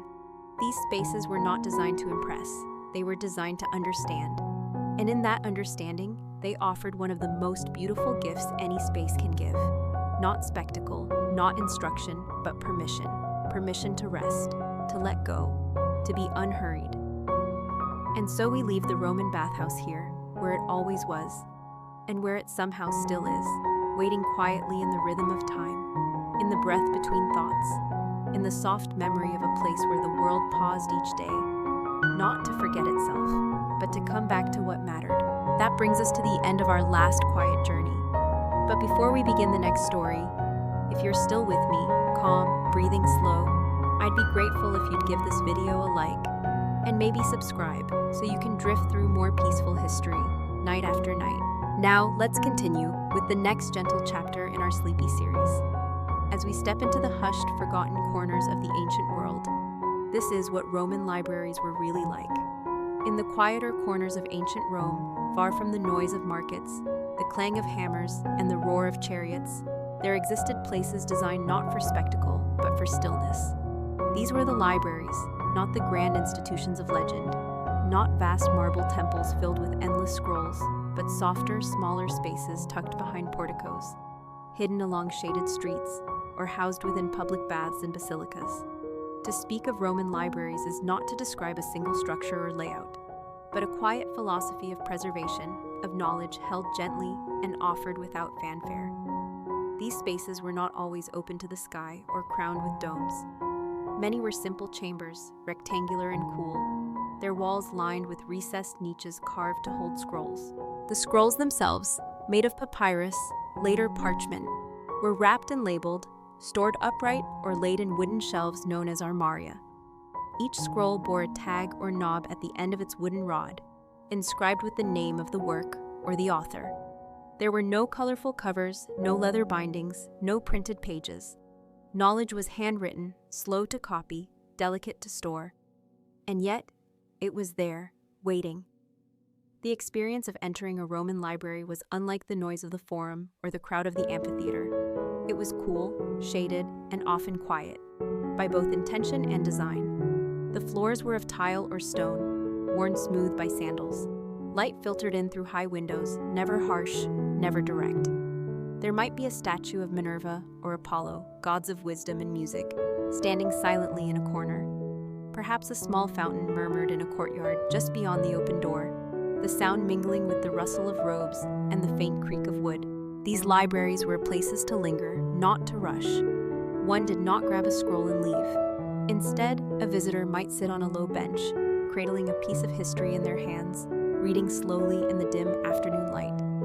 There were no desks as we know them, but there were stools and cushions, small writing tables for those who wished to take notes or copy passages.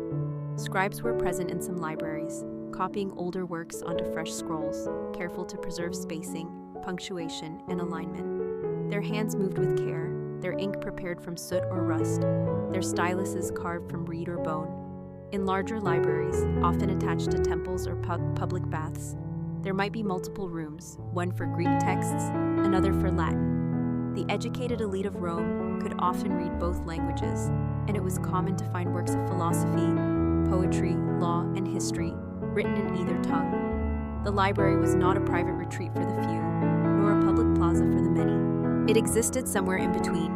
Access depended on one's status, yes, but many libraries were open to scholars, poets, and even the curious, so long as they entered with respect.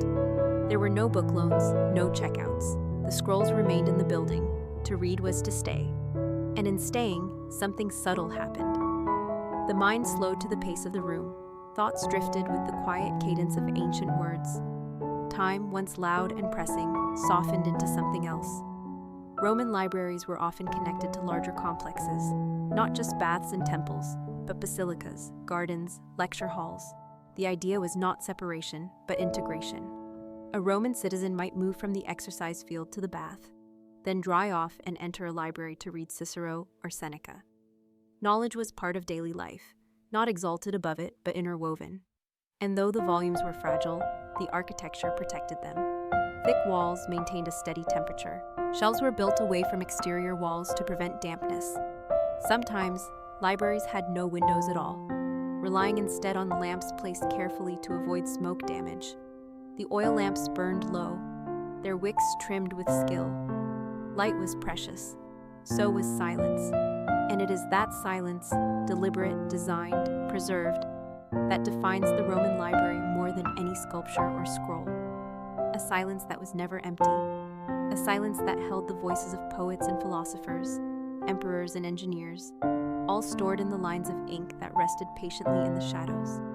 To understand Roman libraries fully, one must begin not with their shelves or scrolls, but with their intentions. These were not spaces built only to collect or to impress. They were built to preserve, to steady, and to slow the pace of thought. And though many Roman libraries were modest in size, their presence in the cityscape and in Roman life was far more meaningful than the square footage they occupied. Some were nestled into public buildings, annexed to bathhouses or temples, quietly integrated into places of ritual and gathering. Others stood alone, built as acts of generosity by wealthy citizens who understood that memory, once shared, became stronger. These benefactors, senators, philosophers, and patrons, funded the creation of libraries not for vanity, but to contribute to the civic rhythm of Rome. Their names were often carved into lintels above the doors or recorded in small inscriptions near the entrance, not bold or proud, but there, gentle acknowledgments of those who believed that wisdom deserved shelter. The architecture of Roman libraries reflected the same humility. Facades were often plain, their beauty held within. The interiors, by contrast, offered quiet elegance. Painted plaster and soft earth tones lined the walls. Niches, sometimes framed in carved wood or stone, held the scrolls. Some libraries included small decorative frescoes, scenes of pastoral life, mythological figures, or celestial maps, designed not to distract, but to accompany. The art was not the purpose. It was the breath between the words. Furniture was minimal, often crafted from local wood, polished but unadorned. Low benches ran along the walls. Stools, square and sturdy, were placed beside narrow tables just wide enough to rest a scroll and a hand. Oil lamps stood ready, their clay bowls filled and trimmed. Each element served the function of slowing the mind gently into focus. The temperature inside a Roman library was carefully managed, not through modern tools, but through ancient design. Thick stone walls, high ceilings, and limited windows kept out the summer heat and the winter chill. Scrolls were sensitive to moisture, so ventilation mattered. Some libraries had raised floors, others had small ventilation shafts that allowed air to move without disturbing the quiet. In larger libraries, especially those attached to imperial complexes or cultural centers, like the Library of Alexandria's Roman counterpart, there might be multiple rooms. One might hold legal texts, decrees, contracts, and philosophical arguments about law and order. Another might house poetry, its shelves containing the gentle voices of Horace, Ovid, and Catullus. Elsewhere, letters and speeches by Cicero or Pliny might be stored in sequence, offering insight into the tone of Roman public life. And throughout it all, the caretakers moved in silence. Known as librari or editui, they kept the scrolls in order, repaired damaged bindings, and copied text by hand. These scribes worked slowly, not only because the tools required it, quills and ink, parchment and papyrus, but because the act itself demanded attention. Every letter mattered. Every line had to be spaced just right. A mistake could cost a meaning, and so they wrote with focus, not rushed by deadlines or distracted by noise. Their hands preserved the voices of generations. In the smaller libraries, perhaps those in provincial towns or private homes, the scale was simpler, but the intention remained. A single shelf might hold only a few dozen scrolls, carefully selected, passed down through families or acquired at great cost. These collections were personal, curated with care. They might include medical texts, household advice, agricultural writings, or family letters. The library, even in miniature, was a reflection of the mind that kept it. And for those who visited, whether in Rome or the outer provinces, the effect was the same. They stepped into a space where language had been gathered not to shout, but to settle, where thoughts had been written not to be consumed quickly, but to unfold slowly, where the silence did not demand reverence, but offered invitation. And it is perhaps this invitation that made Roman libraries so enduring. They were not places of power, though they held knowledge. They were not places of religion, though they offered reflection. They were not places of spectacle, though they held beauty. They were spaces where one could sit, breathe, and meet the quiet shape of the written word. As the Roman world expanded, so too did the idea of what a library could be. No longer confined to the heart of the city, libraries began to appear in far-flung provinces. sometimes attached to military outposts, sometimes nestled inside newly built forums in towns where Latin was still unfamiliar to the local tongue. These libraries, though smaller than those in Rome, carried the same spirit. They were places of presence, spaces where time folded gently over knowledge. In Ephesus, for example, the Library of Celsus stood not only as a monument to literature, but as a tomb, a final resting place for a Roman governor who believed that wisdom deserved not just to be studied, but lived. The facade still stands, even now, with its carefully carved niches and towering columns, a reminder of how architecture and memory intertwine. But beyond these rare grand structures, most Roman libraries remained understated. They were rooms first, then repositories, places built not to overwhelm, but to contain, to hold the written word the way a hand might hold a flame. Inside, the air was often still. Dust moved slowly in shafts of light. The scent was a blend of aged parchment, oil smoke, and cool stone. And despite the absence of noise, the space never felt empty. It was filled with potential, with the gentle energy of minds at rest and ideas waiting to be opened. Those who entered did so with intention. A student might come seeking the words of Aristotle, not read aloud by a teacher, but held in silence on a scroll, waiting to be unrolled with care. A lawyer might consult a passage from the 12 Tables, not for argument, but for clarity. A poet might simply sit and read nothing, allowing the quiet to shape the rhythm of his next verse. And still, others came not for text, but for the atmosphere, for the quiet that gathered in corners, for the way the soft scratching of a scribe's quill reminded them that thought was always alive, always becoming something more. In this way, Roman libraries served many purposes. They were spaces for study, yes, but also for stillness, for self-examination, for breathing slower. The act of reading itself was different in Rome. Without punctuation as we know it, without paragraphs or lowercase letters, scrolls required patience. One did not skim, one moved word by word, line by line, in rhythm with the scribe who had copied it. Reading aloud was common, softly to oneself, so the ear could catch the flow of the language. This murmur filled libraries with a subtle soundscape, barely audible, like a distant stream. Occasionally, one might hear a quiet question, a name whispered, a reference traced across a shelf, but rarely more. There were no lectures in these spaces, no loud debates. Those belonged elsewhere. Here, the mind turned inward, the room cradling the process like a gentle parent. The organization of scrolls varied. Some libraries arranged their collections by subject: law, philosophy, medicine, poetry, history. Others by language: Latin in one room, Greek in another. Labels were brief, often scratched onto wax tablets or wooden tags, hung from the shelves with leather cords. There was no central catalog, no system of checkout or return. The scrolls did not leave. They remained, quietly waiting for the next pair of hands to unroll them. And the guardians of these scrolls, the librarians, were often scholars themselves. Their role was not simply to protect, but to understand. They knew the text by heart, not in whole, but in fragments. A line from Virgil, a maxim from Seneca, a parable from Aesop. These words lived in them, and when asked, they could guide the visitor not only to the scroll, but to the meaning behind it. And when night fell and the lamps were extinguished, and the doors were closed for the day, the library did not sleep. The silence remained, now deeper, held inside thick walls and clay jars between wooden shelves and painted niches. The words, though unseen, remained close, curled tightly in their scrolls, breathing in darkness, waiting for morning, when the light would return and someone would come again to read, to pause, to be still among them. As the Roman world moved through centuries of change, the role of libraries remained steady, even as the empire shifted in language, in power, in geography. In many ways, libraries became quiet anchors, holding not only words, but continuity. While emperors rose and fell, while borders expanded and contracted, while cities crumbled and were rebuilt, the rooms that held scrolls endured. They were not immune to time, but they resisted it in their own way, not by force, but by rhythm. A Roman library did not seek to capture attention.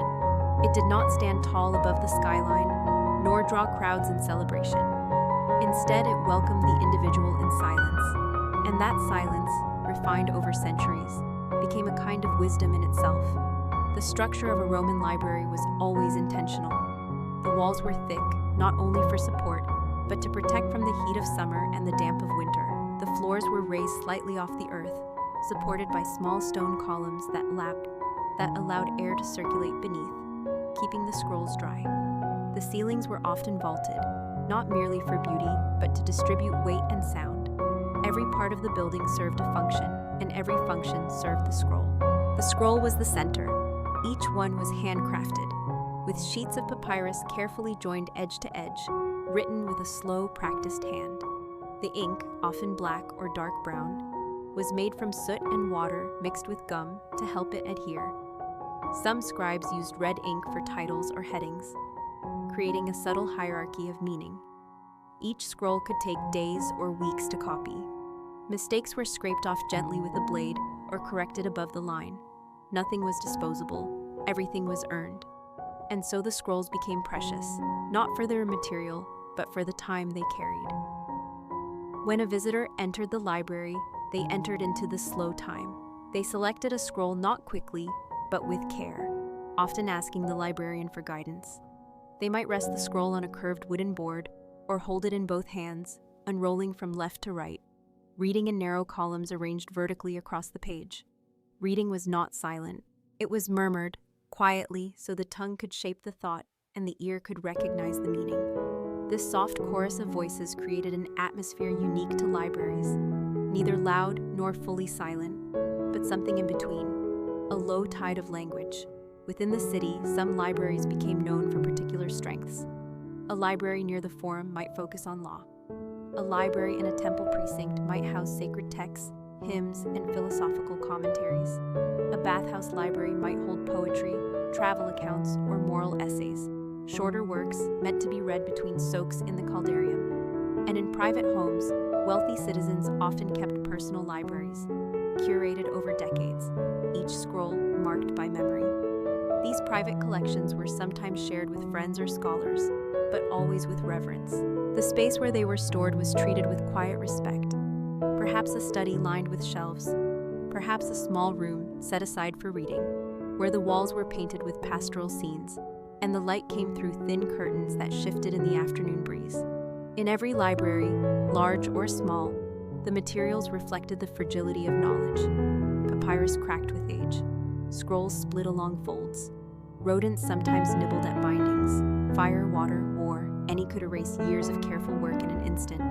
And so the act of copying became sacred. To preserve a text was not merely a task, it was a trust. When libraries burned, as they sometimes did, the loss was more than physical. It was emotional, a silence not of rest, but of absence.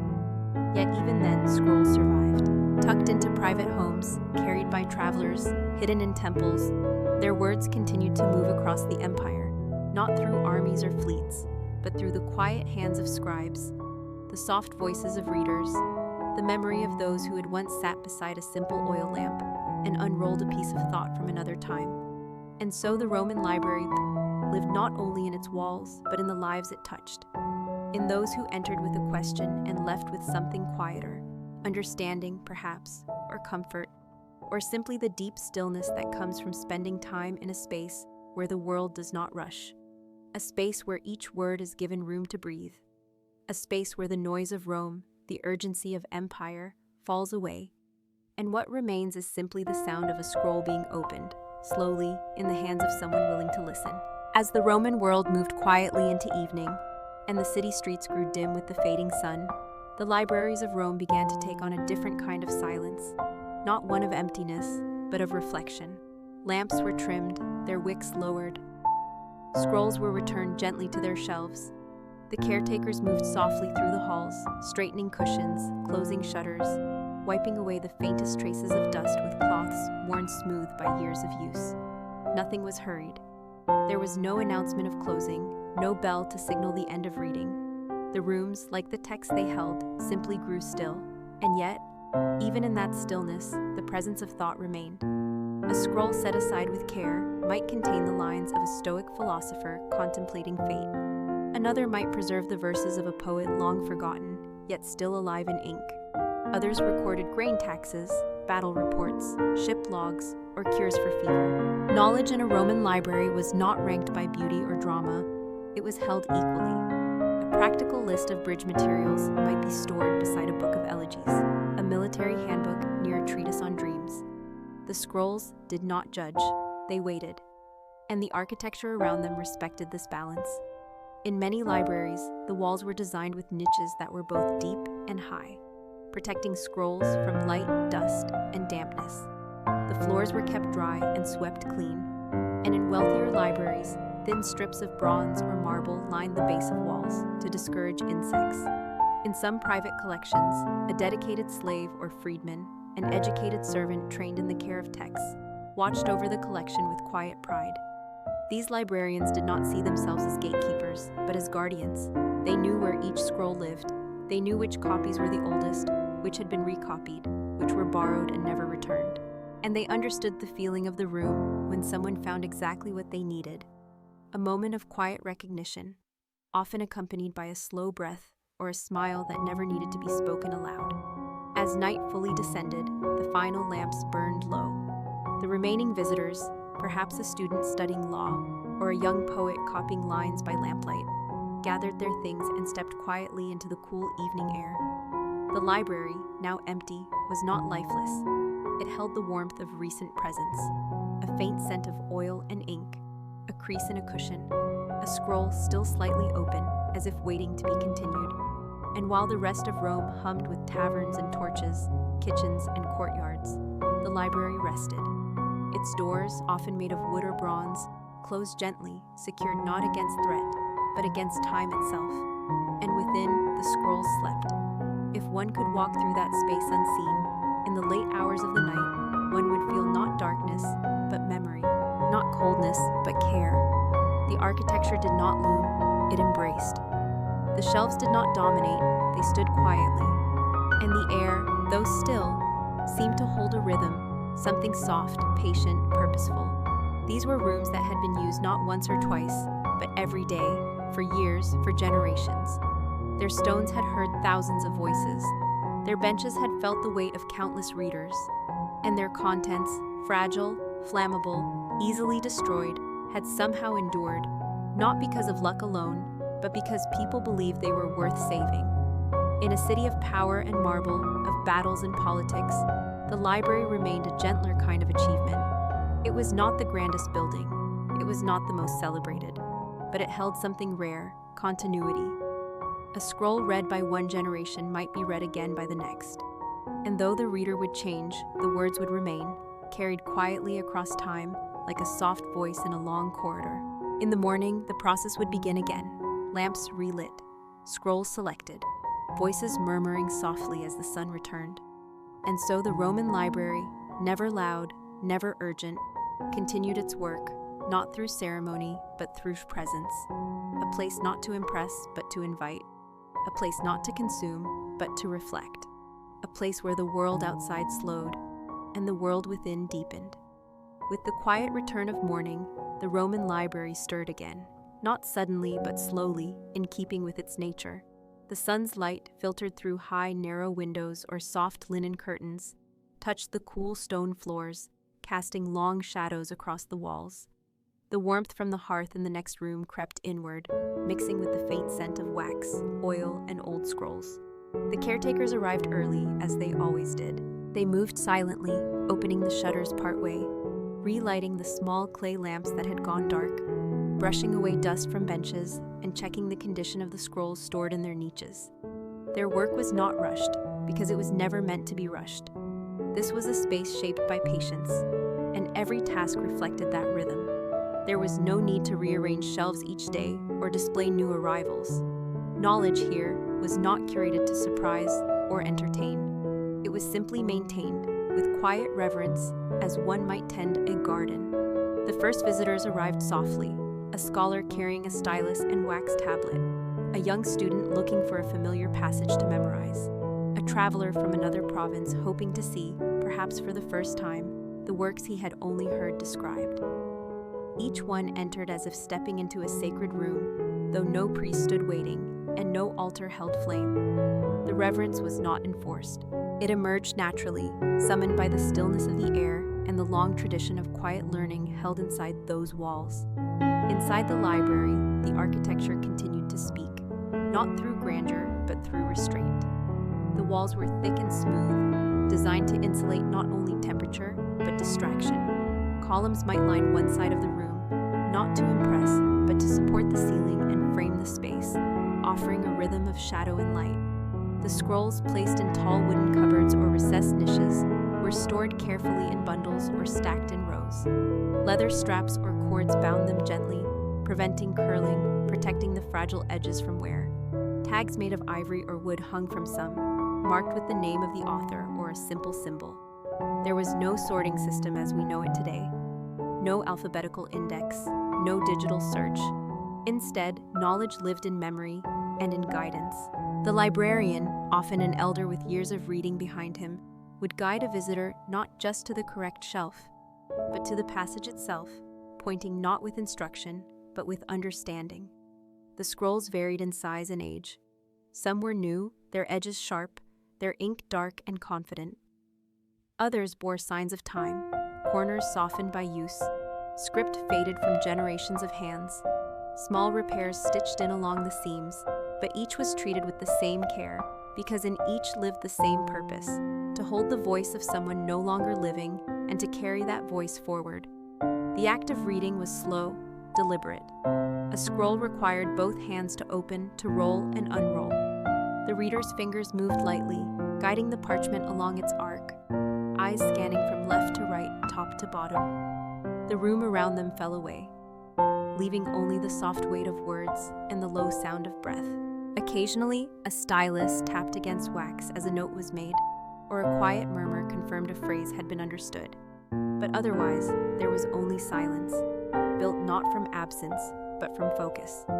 Outside, the city began to stir. The clatter of carts, the call of vendors, the creak of doors, and footsteps echoed through the streets. But inside the library, the world stayed calm. It did not reject movement. It simply didn't reflect it. The walls absorbed noise. The scrolls absorbed time. And the people inside adjusted themselves to the rhythm of the space, slowing, softening, remembering that not all knowledge comes in loudness. Some comes in quiet recognition, some in stillness, some in returning again and again to the same words, read with new understanding. And when a reader finished, they would close the scroll slowly, return it to its shelf, bow their head gently to the librarian, and step back out into the day, carrying not just information, but something deeper, something gentler, a kind of peace that could not be taught, only found, in the quiet breath between sentences, and in the care that had preserved each one. As the day continued, the Roman library maintained its rhythm, unchanged by the passing hours outside its walls. The sunlight shifted slightly through the narrow openings above, crawling along the edges of painted plaster, and touching the outer faces of wooden cupboards where scrolls rested like sleeping thoughts. The room did not grow busier, only deeper. Those who entered did so quietly, without ceremony. A young man might return to a text he had begun days earlier, carefully unrolling it to the same familiar passage. An older woman might sit in silence, not reading, not writing, but simply being, allowing herself to be held in a space where language lived in stillness, where knowledge was not performed but absorbed.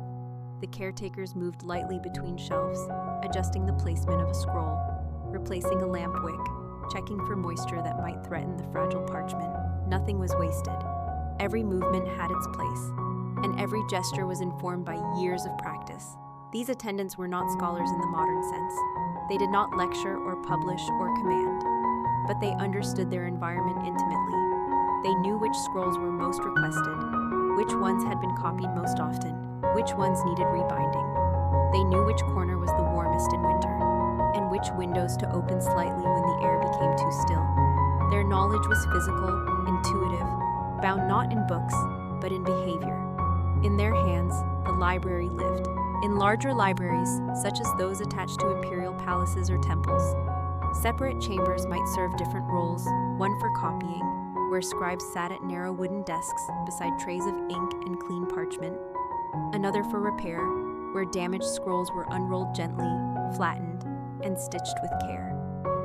The tools were simple, the work painstaking. A split seam required steady fingers. A faded line demanded close comparison with a preserved copy. Nothing was rushed. A single scroll could take weeks to restore properly. The scrolls themselves had limits.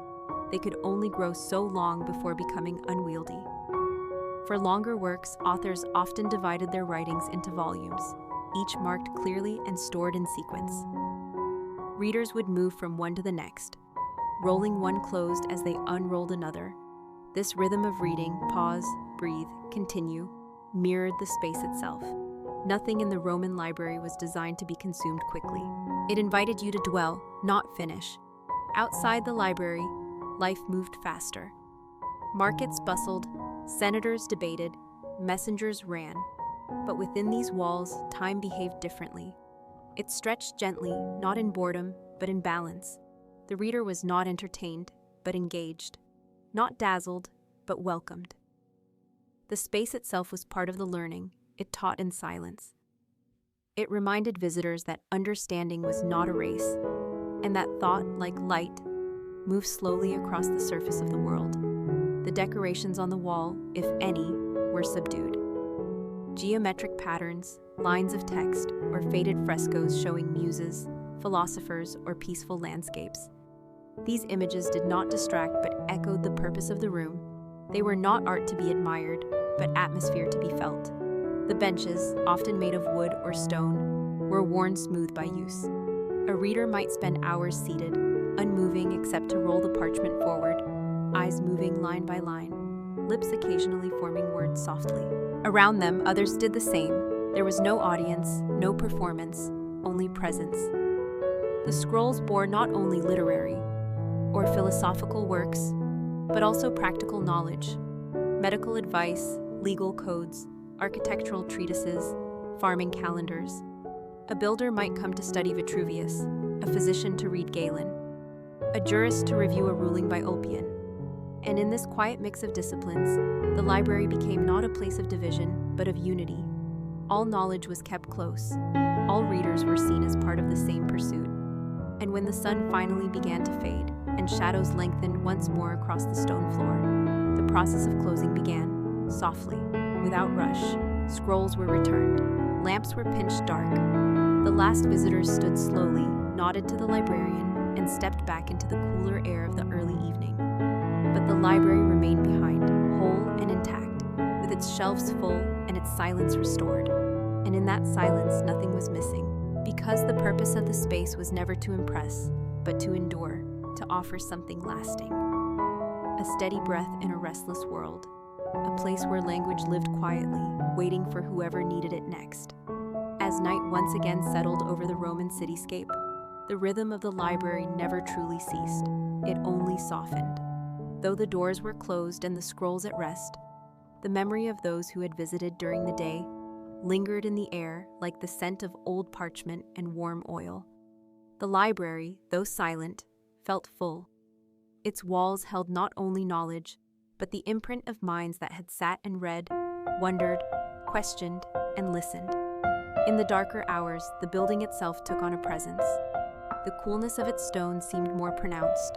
The outlines of shelves became gentle shadows, and the slight creak of timber in the ceiling beams echoed like slow breathing. Even unoccupied, the library seemed alive, not with noise, but with quiet attention. Outside, the streets glowed with the last embers of household fires. Voices drifted from windows, laughter from taverns, the sounds of sandals on cobblestones. But the library stood apart, a steady place amid the movement, its stillness becoming a kind of landmark, not on any map, but in the minds of those who returned to it again and again.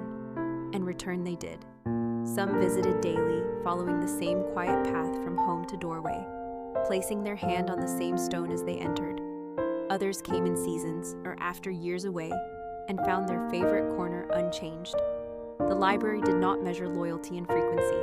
It welcomed everyone the same, whether they came for one scroll or for a lifetime of learning. The people who used the libraries were as varied as the scrolls they read. There were students, young men in simple tunics, their fingers stained with wax and ink, eyes bright with eagerness and questions.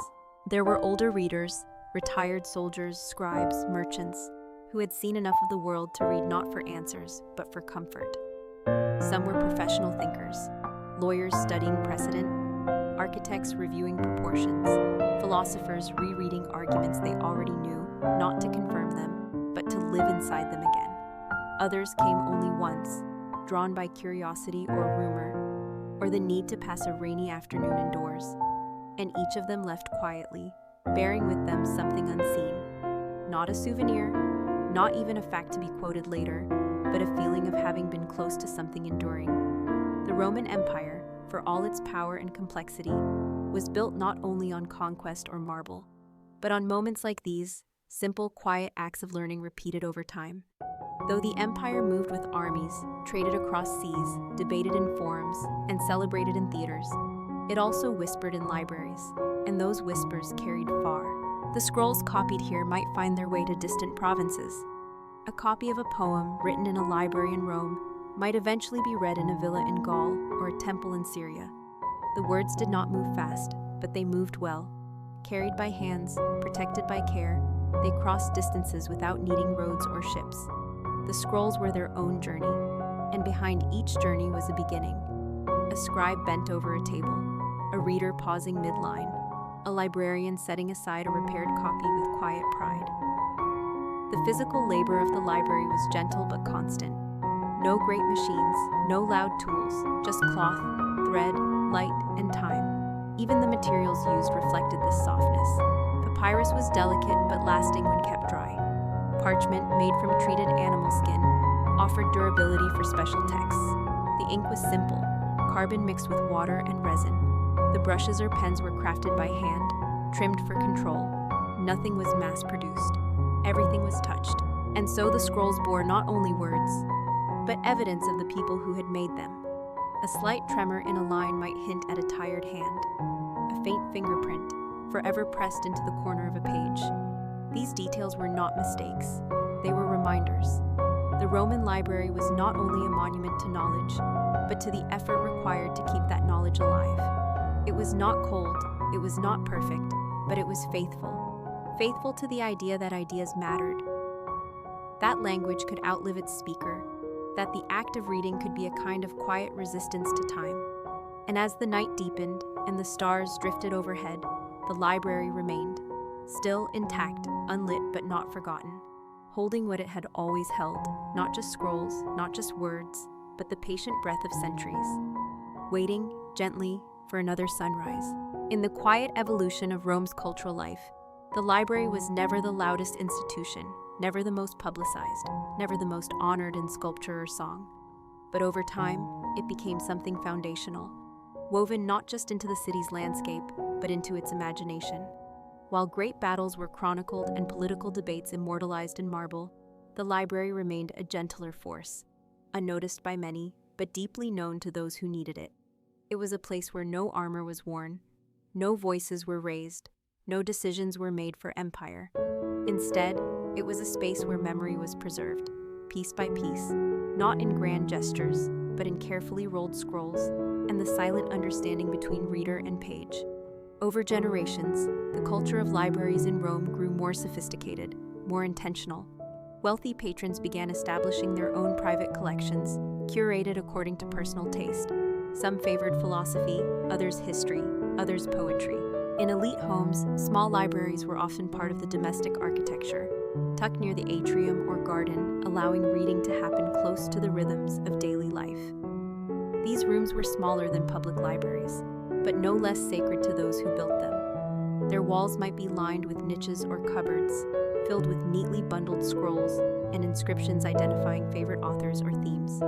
The air was scented not with incense or perfume, but with wood, wax, parchment, and time. The household librarian, often a trusted freedman, managed the collection with devotion. He knew the order of the scrolls, the condition of each, and where gaps in the collection remained. New acquisitions were treated with ceremony, not in fanfare, but in care. A new scroll might be unwrapped, examined, read aloud to test for damage or error, and then gently placed into its designated place, where it would rest among its quiet companions. In time, the public libraries too grew more ambitious. Emperors recognized their cultural value, if not always for the sake of knowledge itself, then for the prestige it brought.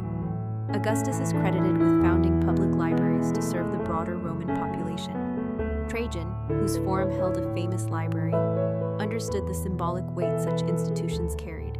To walk into a library attached to the Forum of Trajan was to enter a structure built not just with stone and vision, but with intention. One side of the library housed Greek texts, the other Latin, two traditions side by side, reflecting the Roman embrace of both heritage and conquest. Between them stood a courtyard, open to light and air, where scholars could walk slowly, scroll in hand, thinking through the ideas they had just encountered. These public spaces were designed not only to store knowledge, but to dignify it. The walls were higher, the materials more refined. Columns lined the interior, often fluted, their surfaces catching the sunlight that filtered in through narrow windows. Statues of philosophers and historians lined the walls, not in celebration of power, but in tribute to thought. The presence of these figures reminded every visitor, no matter their background, that ideas were the legacy of many hands, many minds, many centuries. And in this context, the librarian remained central. Not a servant, but a steward. He was not merely someone who retrieved scrolls, but someone who understood the weight of what they held. He might offer suggestions to a curious student, guide a foreign visitor to familiar authors, or simply observe from a distance, content to let the room do its work. For the librarian knew that libraries did not need to convince. They only needed to exist. In existing, they invited. In inviting, they endured. The scrolls themselves, as the empire matured, continued to multiply. New authors emerged, writing in Latin and in Greek, contributing to a lineage that grew not in straight lines, but in concentric circles of influence. An essay written in a provincial town might eventually make its way to the capital, be copied by hand, and quietly shelved beside the works of Cicero or Seneca. And there it would wait, not for acclaim, not for approval, just for the right reader to come along. In this way, the Roman library did not merely preserve history, it participated in it. By gathering, by protecting, by waiting, it helped shape what would be remembered and what would be forgotten. And though its rooms were modest and its rituals quiet, its impact was vast, stretching beyond the walls of Rome, beyond the lifetime of any emperor, into the long and winding corridors of memory. And so, as the final layer of our journey through the Roman library begins to settle like dust on a still shelf, we return to the quiet truth at its heart, a truth not shouted in marble inscriptions or celebrated in military parades, but softly threaded into the daily rhythm of life in an empire that valued both spectacle and silence. The Roman library was not designed to impress through size alone, nor overwhelm with decoration. It offered no loud performances, no grand declarations. What it provided was something quieter, longer lasting, a place where thought could linger, not just for the moment, but for centuries. As the empire changed and expanded, so too did the concept of the library.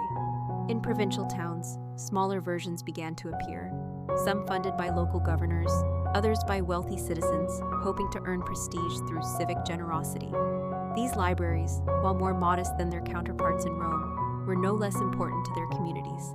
They were often attached to baths, basilicas, or temples, positioned where people already gathered. This placement made them accessible, not just physically, but culturally.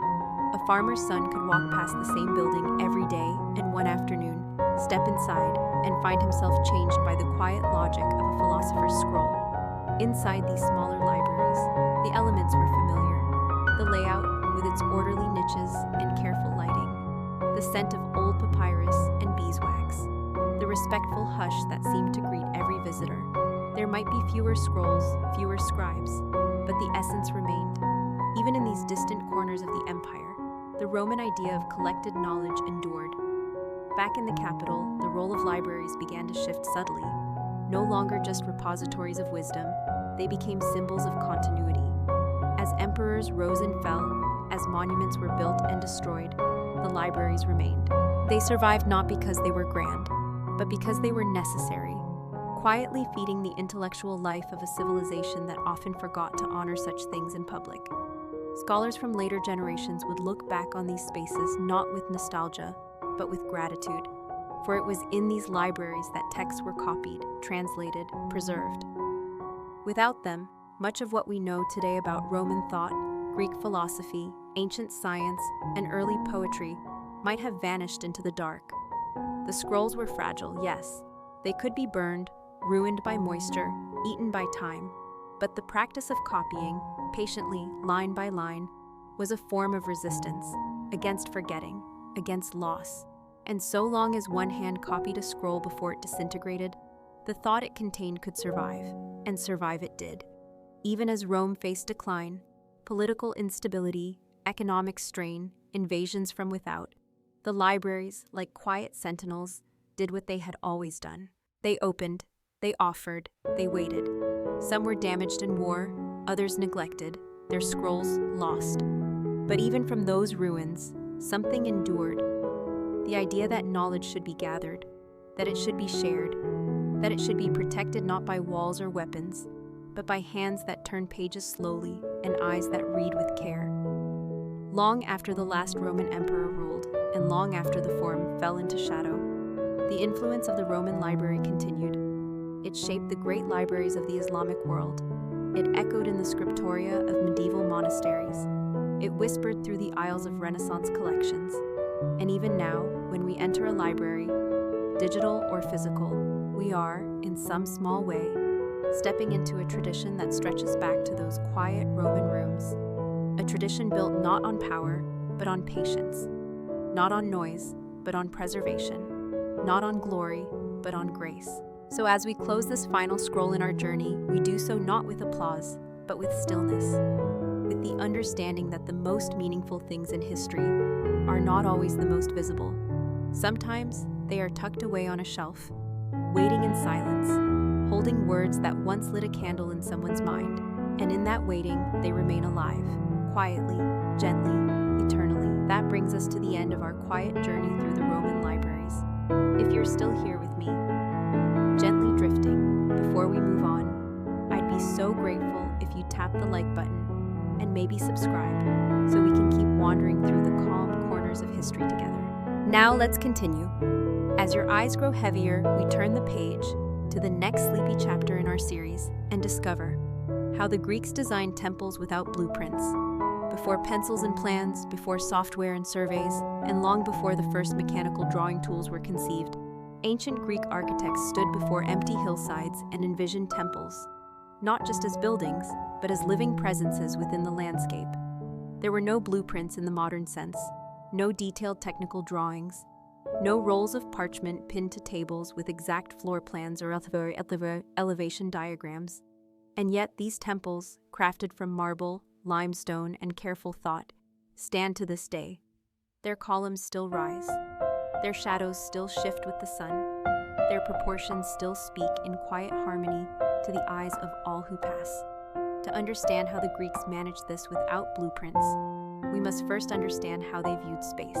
For them, architecture was not about conquering nature, but about collaborating with it. A temple was never just a building, it was an offering. A statement made in stone, dedicated to gods who watched from above and humans who walked below. So the process always began with the site. Choosing the location was not a logistical decision. It was a sacred act.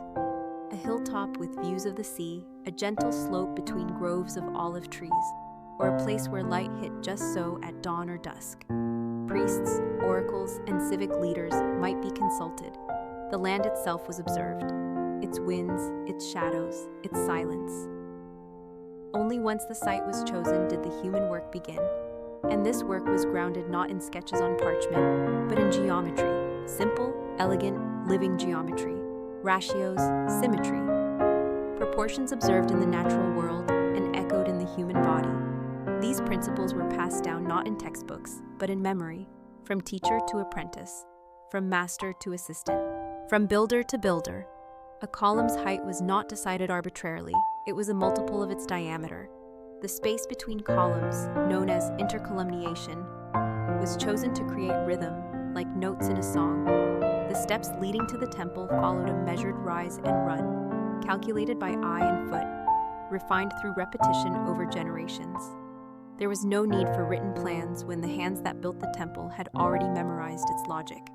The architects and stonemasons worked in tandem.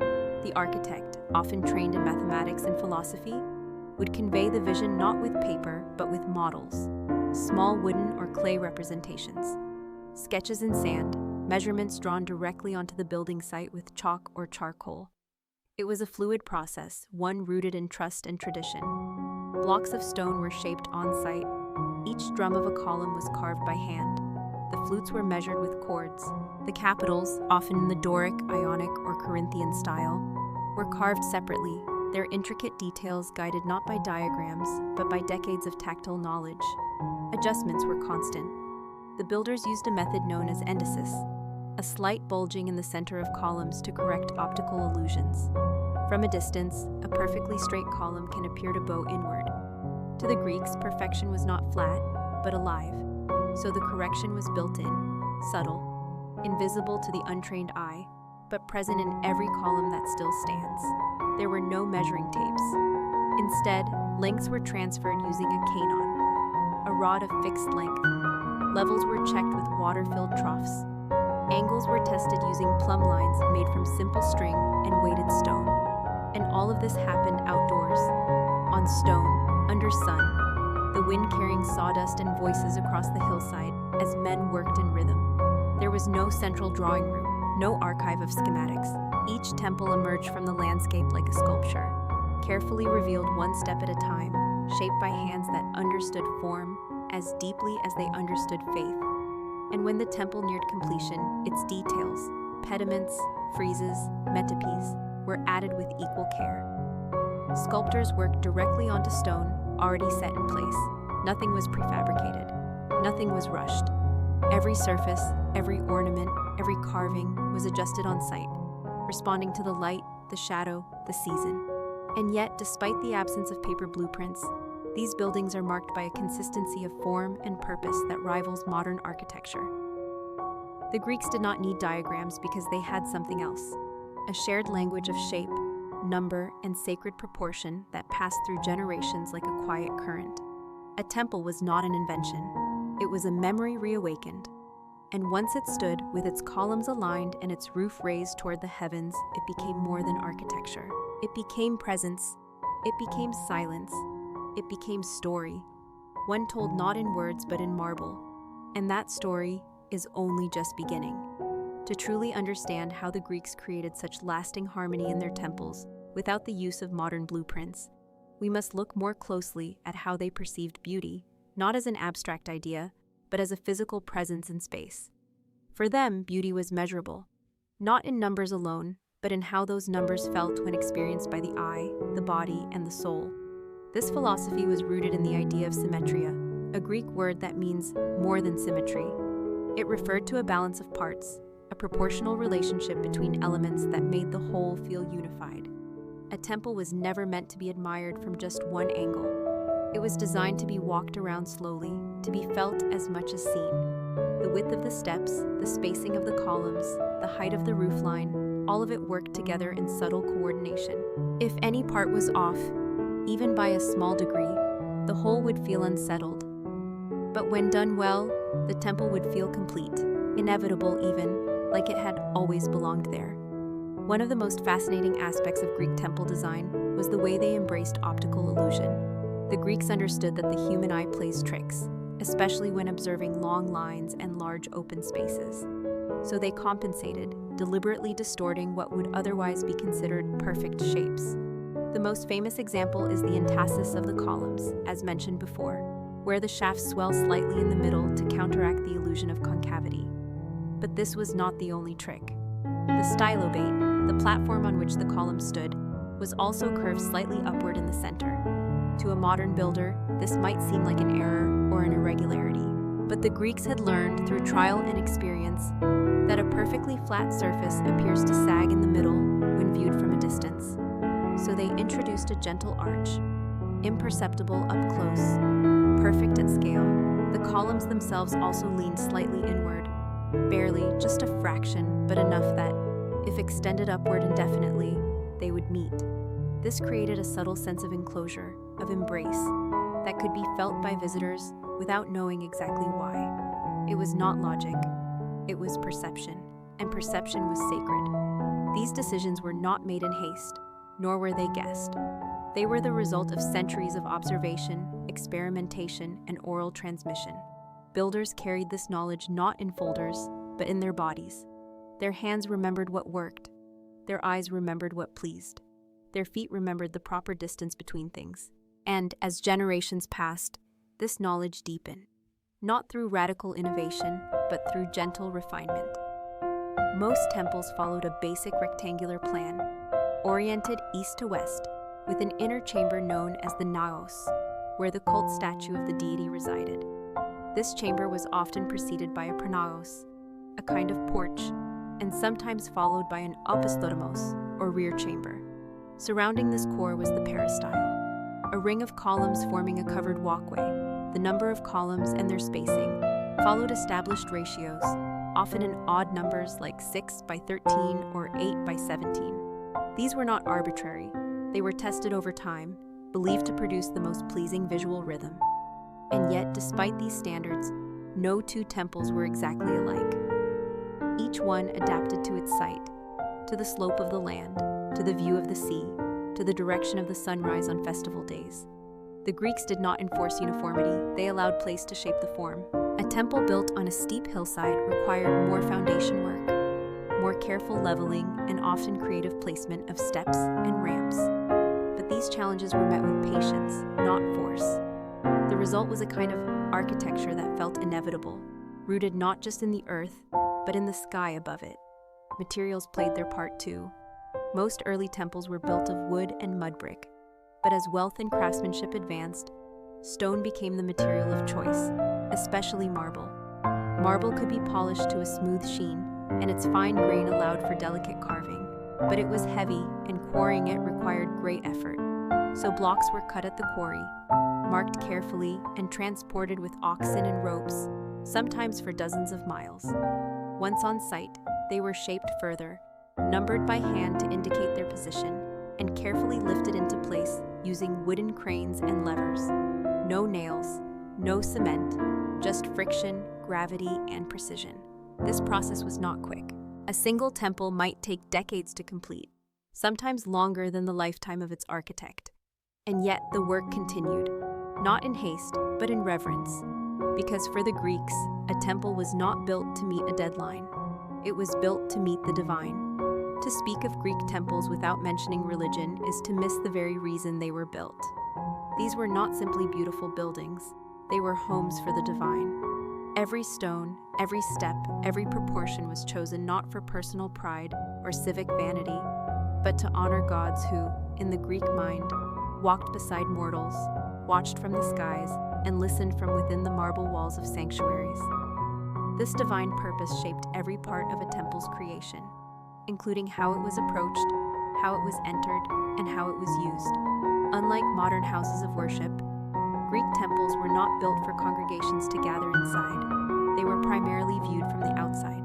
The inner chamber, the naos or cella, was usually closed to the public, housing the sacred statue of the deity and perhaps offerings placed by priests.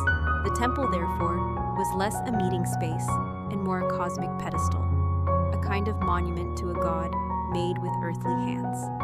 Processions were central to Greek worship, and so temples were designed to be approached ceremonially. A long, gentle path, sometimes lined with smaller shrines, altars, or statues, led upward toward the temple platform. This journey was itself an act of devotion. Pilgrims would walk slowly, often barefoot, bearing gifts or sacrifices, each step drawing them closer to the sacred. The temple's facade, typically facing east, would greet the rising sun. Its columns would cast long morning shadows, shifting slowly as the day passed. Worshippers arriving at dawn would see the light touch the marble and the statue within glow faintly, as sunlight filtered through open doorways. There was no need for stained glass or artificial light. The design alone created a sacred atmosphere. Even the act of walking around the temple, called perambulation, was intentional. The peristyle allowed worshippers to circle the structure, pausing at different points to observe its form, offer prayers, or contemplate its sculptures. These outer walls were often adorned with friezes and metopes, stone panels carved with scenes from myth, history, or legend. The carvings were not decoration for decoration's sake. They were stories, lessons, reminders of human trials, divine justice, and heroic virtue. Walking past them, the pilgrim did not merely admire the craftsmanship. They remembered, they reflected, and in doing so, they participated in a kind of ritual memory. The carvings themselves were arranged with great care. On the east side, often scenes of birth or divine origin. On the west, scenes of struggle or conflict. The north and south sides might show mortal heroes, epic battles, or sacred animals. And while each temple chose its own narrative, the structure of storytelling remained consistent. It was a visual liturgy, read not with the eyes alone, but with the body in motion. The acoustics of the temple site also mattered. Though not designed for speaking, the open-air altars near the temple were used for hymns, chants, and offerings. The hillsides often acted as natural amphitheaters, carrying sound across valleys. Birds would echo priestly calls, wind would join the chorus, and for the Greeks, these were not coincidences. They were signs, affirmations that the gods were near. Even the smallest details carried symbolic weight. The number of steps, typically 3, was linked to sacred numerology. The use of odd-numbered columns allowed for a central doorway.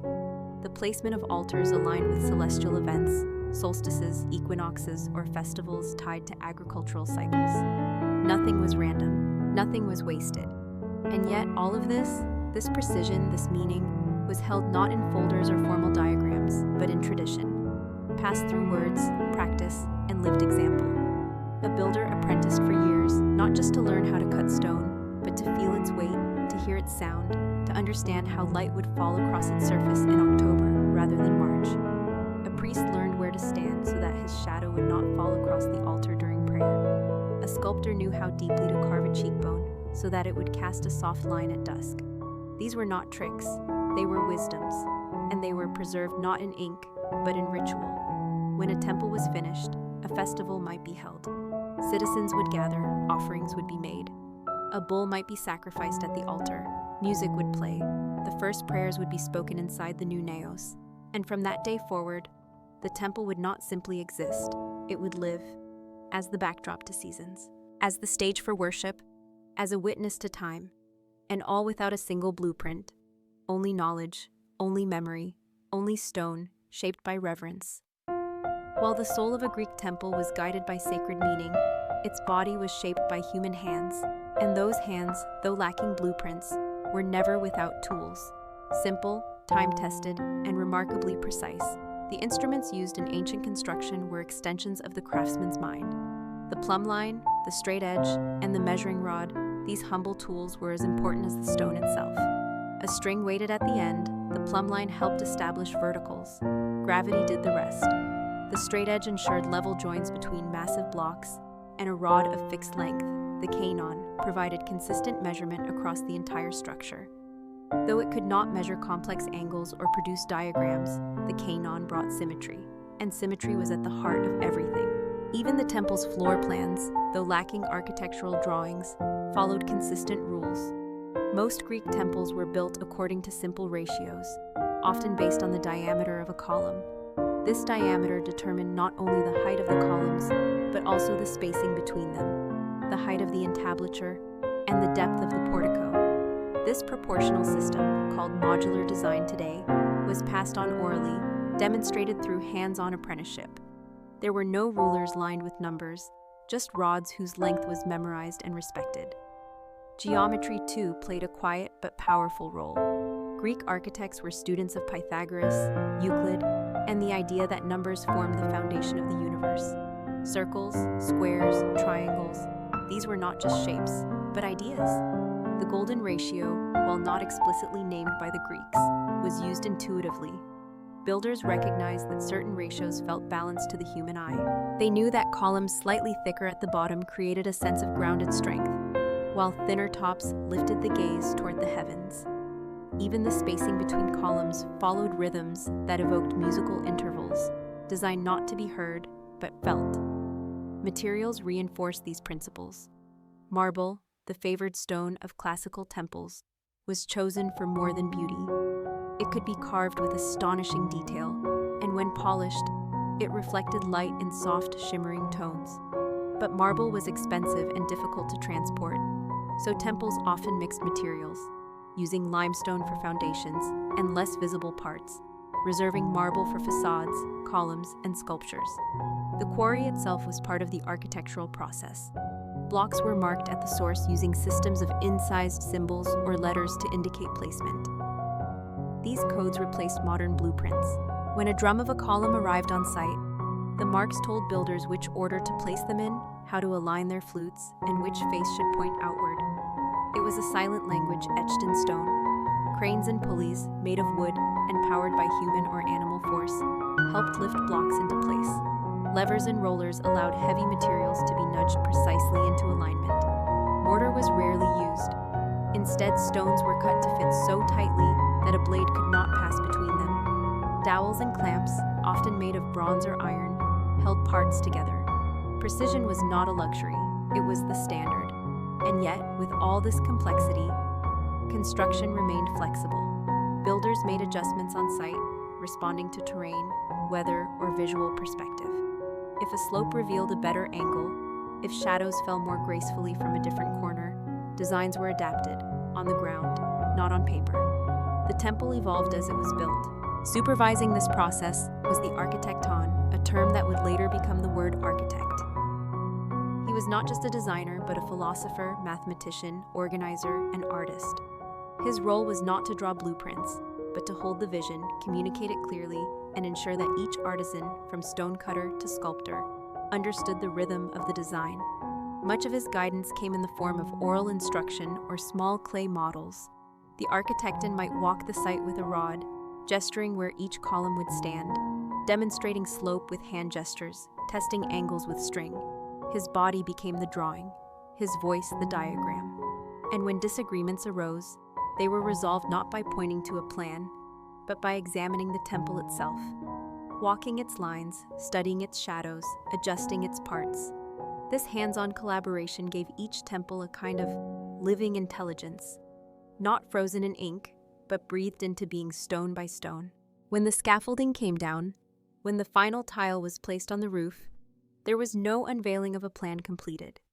Instead, there was a sense of arrival, a feeling that something sacred had emerged from the hillside, fully formed, though patiently grown over years.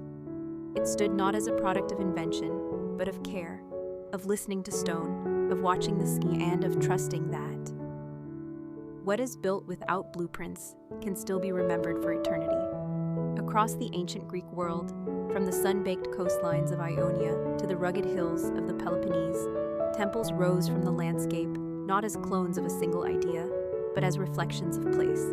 Though they shared a common language of columns, proportions, and sacred orientation, each temple was deeply influenced by the terrain beneath it, the climate around it, and the community that built it. There was no central blueprint, no imperial mandate. The temples of Greece were like verses in a poem, connected by rhythm, but each with its own voice. In the Ionian cities of Asia Minor, along the western edge of what is now Turkey, temples tended toward elegance and flourish. The Ionic order, which originated here, favored slender columns, scroll-like volutes at the capitals, and bases that lifted the shaft gracefully from the ground. These temples often stood closer to the sea, and their proportions reflected the openness of the coastal horizon. Light moved freely around them. The details were finer, the ornamentation more generous. Here, builders used local marble that shimmered with a warm tone under the Anatolian sun. By contrast, in mainland Greece, and especially in the rugged lands of the Dorian Greeks, temples took on a more austere presence. The Doric order, thought to be the oldest and most masculine of the architectural styles, favored stout columns, plain capitals, and no bases at all. The columns rose directly from the stylobate, heavy and grounded. These temples were wide in stance and solemn in bearing. Built from rougher stone or limestone, sometimes stuccoed to simulate marble, they felt older, more rooted, as though they had grown from the earth itself. And yet, even within these broader styles, variety thrived. The Temple of Hera at Olympia, for example, began as a wooden structure and was gradually rebuilt in stone over generations, mixing materials and methods along the way. The Temple of Apollo at Bacchae used all three architectural orders, Doric for the exterior, Ionic inside, and even a single Corinthian column at its heart. This was not confusion, it was curiosity. The Greeks were not rigid. They adapted, refined, and responded to new ideas. Their temples reflected that quiet evolution. Local craftsmen played a significant role in shaping these differences. A sculptor in Delphi would have a different tradition than one in Ephesus. A mason in Corinth would cut joints differently than a mason on Naxos. These variations were not mistakes. They were signatures. Just as the myths and festivals of each city had their own character, so did the hands that built their temples. They worked with local tools, local stone, local traditions. And yet the temples were still recognizably Greek. This is the paradox of Greek architecture. A shared identity without sameness. A unity not of appearance, but of intention. Environmental considerations also shaped design. Builders studied wind patterns, sun angles, and seasonal changes long before laying the first stone. A temple on a hilltop needed to brace against strong gusts and allow for drainage during storms. A temple in a valley needed to resist dampness and channel sunlight into its interior. These concerns were not solved with calculations or sketches. They were resolved with experience. The builders walked the site. They observed shadows at different times of day. They dug test foundations. They traced lines with their feet, laid stones temporarily, watched how they settled. They adjusted by feel, by sound, by the slope of a string stretched taut between stones. Over time, the temple emerged, not imposed upon the land, but grown from it. Even vegetation played a part. Some temples were oriented toward sacred groves, others were placed to frame distant mountain peaks. A visitor might arrive at the site not directly, but through a winding path, designed to reveal the temple slowly. First a glimpse of columns through trees, then the full structure bathed in sunlight. This choreography of arrival was deliberate. It created reverence, silence, pause, and in those moments of stillness, the temple was not just a building, it was a place where earth and sky met, where the mortal world brushed against the divine. And all of it, every step, every stone, was guided not by paper or pen, but by memory, by tradition, and by the quiet intelligence of those who built with care. No blueprints, only understanding, only time. It is one thing to build a temple that stands strong. It is another to build one that appears perfect to the eye. The Greeks, without blueprints, managed both. But perfection in their eyes was not about rigid symmetry. It was about harmony. Harmony with the landscape, with the sky, and most importantly, with the way the human eye perceives form. What we see is never quite what is, and the Greeks understood this more than most, so they corrected for it. Not with drawings, but with built-in illusions. One of the most famous techniques was called entasis. If you were to measure a Greek column precisely, you'd notice that it is not a straight cylinder. From bottom to top, it bulges slightly, then narrows again near the top. This swelling, subtle and precise, is not a structural necessity. It is a visual correction. Without it, a tall, straight column appears to curve inward in the middle, an effect of how our eyes process vertical lines. So the Greeks, without calculators or blueprints, compensated for this distortion. They introduced entasis to trick the eye into seeing straightness where none existed. The effect was barely noticeable, but that was the point. It worked without calling attention to itself. The columns looked more alive, more graceful. They seemed to resist gravity, to breathe. Another optical refinement was curvature. While a modern building would rely on rigid flatness, straight floors, level roofs, the Greeks curved their temples slightly. The platform on which a temple stood, called the stylobate, was not a perfectly flat surface. It rose ever so gently toward the center. If you were to stand at one corner of a major temple and look across its base, you might not even notice the curve, but it's there, a few centimeters in height, depending on the temple's size. Without this curvature, a flat platform would appear to sag in the middle, especially under the weight of rows of columns. With it, the structure appears taut, lifted, composed. The same logic applied to the architrave, the beam that rests horizontally atop the columns. It too was curved, ever so slightly, to maintain visual strength. The Greeks were correcting for the eye's betrayal, but their correction did not involve rulers or chalk lines. It was felt, measured by instinct, passed down through generations of builders who knew that what appears perfect on paper can seem flawed in stone. These techniques were not formulas. They were traditions, carried in hands and muscle memory. Even the corner columns of temples were treated differently. In many temples, the corner columns are slightly thicker or placed a little closer to their neighbors. Why? Because placed at the edge, with open space around them, corner columns appear thinner and more isolated than those in the middle of a colonnade. To balance the visual weight, the Greeks adjusted them. Again, not by mathematical principle, but by feel. They watched how light moved across the temple, how shadows gathered at different times of day, and they adjusted accordingly. This was architecture as observation. These adjustments extended to the spacing between columns. While a modern builder might space supports at equal intervals, Greek temples often did not. The spacing could vary slightly, wider in the center, narrower at the ends, to counteract perspective distortions. These irregularities made the temple seem more regular. The Greeks trusted the eye, not the ruler. And in doing so, they built temples that seemed alive, responsive, organic, graceful. There was no need for exact repetition. The goal was not mechanical uniformity, but optical balance. To walk along a Greek temple was to move through a sculpture. Every line curved gently, every angle breathed. And none of it was drawn in advance. The refinements were carved directly into the stone. Stonemasons would adjust on site, shaving a millimeter here, adding a fraction there until the effect was just right. They would step back, squint, walk around the platform, return and adjust again. No blueprints told them to do this. Experience did. Patience did. Tradition did. Over time, these refinements became second nature. A young apprentice would watch his master place a line of string across the top of the stylobate. He would see how the line curved gently upward, not downward. He would learn to judge the correct degree by feel, not because it was written, but because it had always been done that way.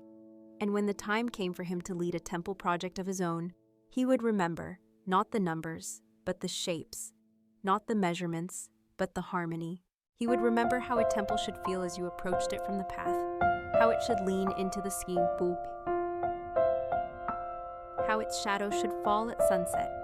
And with that memory, he would guide his own builders, not with drawings, but with gestures and care, with intuition, with stone, with light.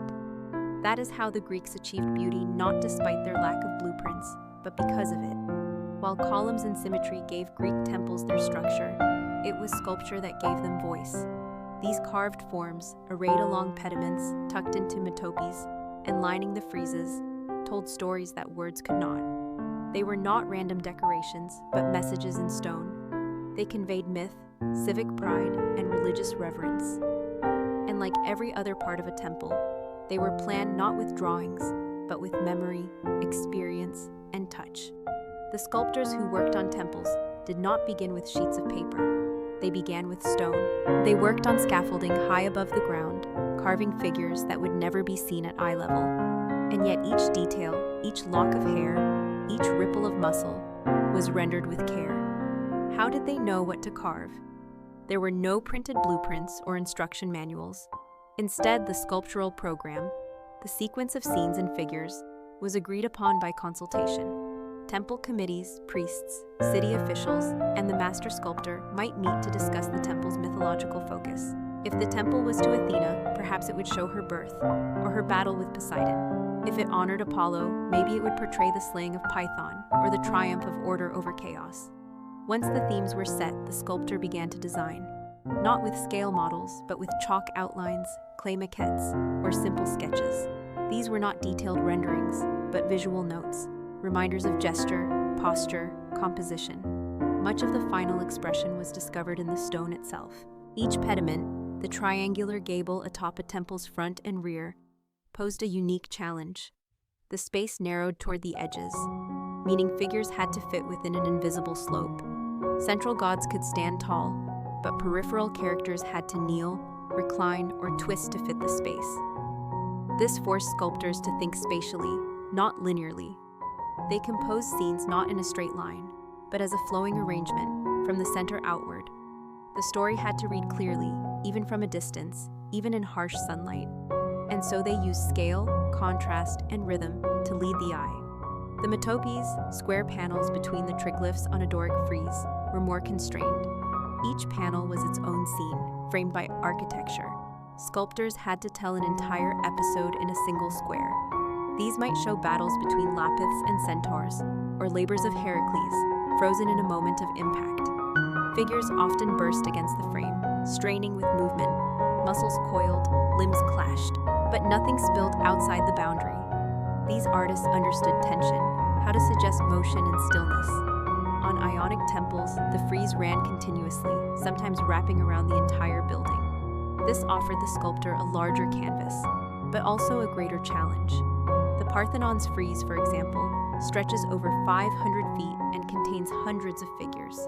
Horses gallop, gods sit, mortals process forward in solemn rhythm. It is a tapestry of marble, woven without color and yet alive with movement. The sculptor could not have planned every inch in advance.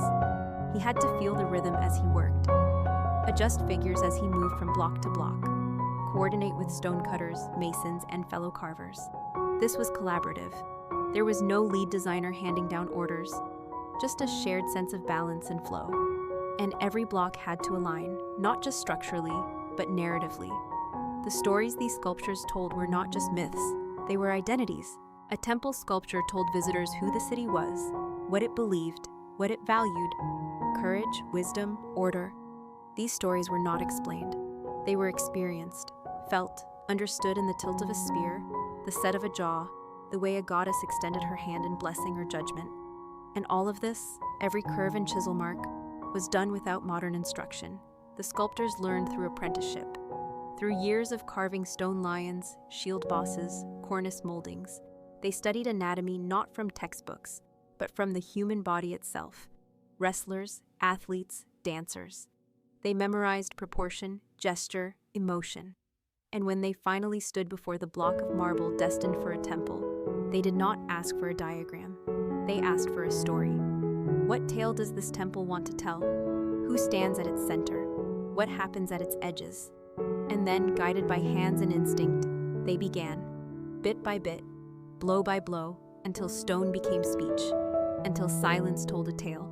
The temple, through sculpture, became not just a place of worship, but a library of myth carved in light and shadow, a testament to what could be remembered, not on paper, but in marble. To understand how the Greeks built temples without blueprints, one must also understand their tools, not as mechanical inventions, but as quiet extensions of human hands. There were no modern machines, no cranes with gears, no digital models to simulate loads or wind resistance, and yet their temples still stand, centuries later, balanced, poised, enduring. Their tools were few, but they were used with great care. The primary instrument was the hammer and chisel. A stonemason could spend hours shaping a single block, tapping gently at first, then harder as the form took shape. Each chisel stroke was a decision. There was no undo button. A mistake could ruin a slab that had taken days to quarry and transport. Precision then came not from tools, but from touch. The mason knew how stone responded, how it split, how it rang under the hammer, how to sense when a fault line was near. They also used plumb bobs, simple weighted strings that revealed the vertical. Levels were made from straight wood beams with shallow grooves in water. A bubble at center told them if a surface was flat. For measuring long distances, they used knotted ropes. Each knot marked a unit. These ropes had to be regularly wetted and stretched, because fibers shrank or swelled with weather. A length of rope was not absolute. It breathed. So did the measurements. They adjusted. Builders worked in proportion, not in rigid units. If one column was a bit taller due to local terrain, the others would echo that change, preserving harmony rather than enforcing uniformity. Templates, wooden or bronze patterns, guided the curves of capitals and cornices. These were passed down, sometimes carved by a master's hand and used by apprentices for decades. The pattern was not a plan. It was a memory, a shape once found that worked, held, and reused. Every tool had to be maintained. Chisels sharpened on whetstones, rope replaced before it frayed, and every worker knew how to handle them properly. Skill passed not through diagrams, but demonstration. You learned by watching, then doing, then failing, then trying again. The stone itself was another tool, one that had to be carefully selected. Not all marble was the same. The Greeks favored Parian marble for its soft, luminous quality. Pentelic marble gleamed with a golden tone in sunlight. Quarrying was a skilled job. Workers identified cracks before the first cut. They split stone using wooden wedges inserted into grooves, which were then soaked with water. As the wood expanded, the stone fractured along the desired line. Once removed, the blocks had to be transported, often by oxen over rough roads or floated on barges. These were not passive materials. Each block had weight, grain, resistance. Each had to be turned, tilted, shifted into place by human coordination. Levers, pulleys, and ramps helped. But the true lifting power was collective labor. Dozens of workers trained to move as one. Once on site, the shaping began. This process could take months per temple section, and it was rarely done by a single hand. Teams worked together, masons, sculptors, apprentices. Each knew their task, their place, their rhythm. Communication was constant but not loud. A nod, a glance, a tap of the hammer. The site itself was quiet, stone, wind, sun, and still, without blueprints, each stone fit. Why? Because they were not shaped in isolation. Each block was carved to match its neighbor, dry-fitted, adjusted, then numbered lightly before final placement. Many stones still bear these marks today, Greek letters etched on hidden surfaces, like whispers between builders. Some carried guide holes or channels for lifting clamps. These marks were never meant to be seen, but they reveal the quiet choreography behind the construction. And when all was ready, the temple rose, slowly, layer by layer, not from a plan pinned to a wall, but from a memory held across many minds. One mason remembered the base measurement. Another knew the curve of the entablature. Another the proportion of the pediment. The temple lived in their bodies, not on paper. And this, perhaps, is why it feels alive even now. There is no cold perfection in Greek temples. No machine-like repetition. Only the warmth of hands, the judgment of the eye, and the patience of people who believed that beauty must be earned, slowly, stone by stone. Building a Greek temple was never a task for a single man, nor even a single generation. It was a collective act, an offering of time, skill, and devotion shared across an entire community. Unlike the image of the modern architect who drafts alone, the ancient temple was born from the labor and memory of hundreds, maybe thousands of people, each doing their part with quiet precision. And still, without formal blueprints or engineering diagrams, these people created some of the most enduring structures in human history. The process began not with construction, but with a decision. The city would vote to build a temple, often as an expression of piety, celebration, or gratitude. Perhaps they had emerged victorious from war. Perhaps they wished to honor a god or goddess who had protected their harvest. Whatever the reason, it was a civic act. The temple belonged to the polis, to the people, and its construction was a public responsibility. Funding came from many sources. Wealthy citizens might donate out of pride or obligation. Cities might allocate taxes or dedicate spoils from battle. Inscriptions from surviving temples often list donors by name, immortalizing their generosity in marble. But not all contributions were monetary. Labor mattered just as much. Craftsmen, quarry workers, ox drivers, rope makers, and water carriers, all were needed. Some were paid, others volunteered, others conscripted for public service. There was no rigid separation between professional and civic life. To help build a temple was to serve the gods and the city at once. At the construction site, there was no central blueprint to consult. Instead, there were leaders, master builders, experienced masons, and foremen who guided the process. These men did not carry rolls of parchment. They carried memories. They remembered the width of steps, the tilt of the platform, the weight of a column drum. Instructions were passed verbally, then demonstrated physically. A foreman might show how a block should be dressed, where the next stone should be set, what the column's curve should feel like. Young workers learned by shadowing their elders.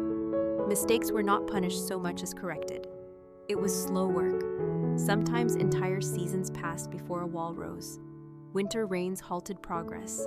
Summer heat drained energy, but the work continued, bit by bit, stone by stone, and the community watched. Citizens visited the site not just to observe, but to offer food, prayers, and songs. On feast days, the unfinished temple became a backdrop for processions and rituals.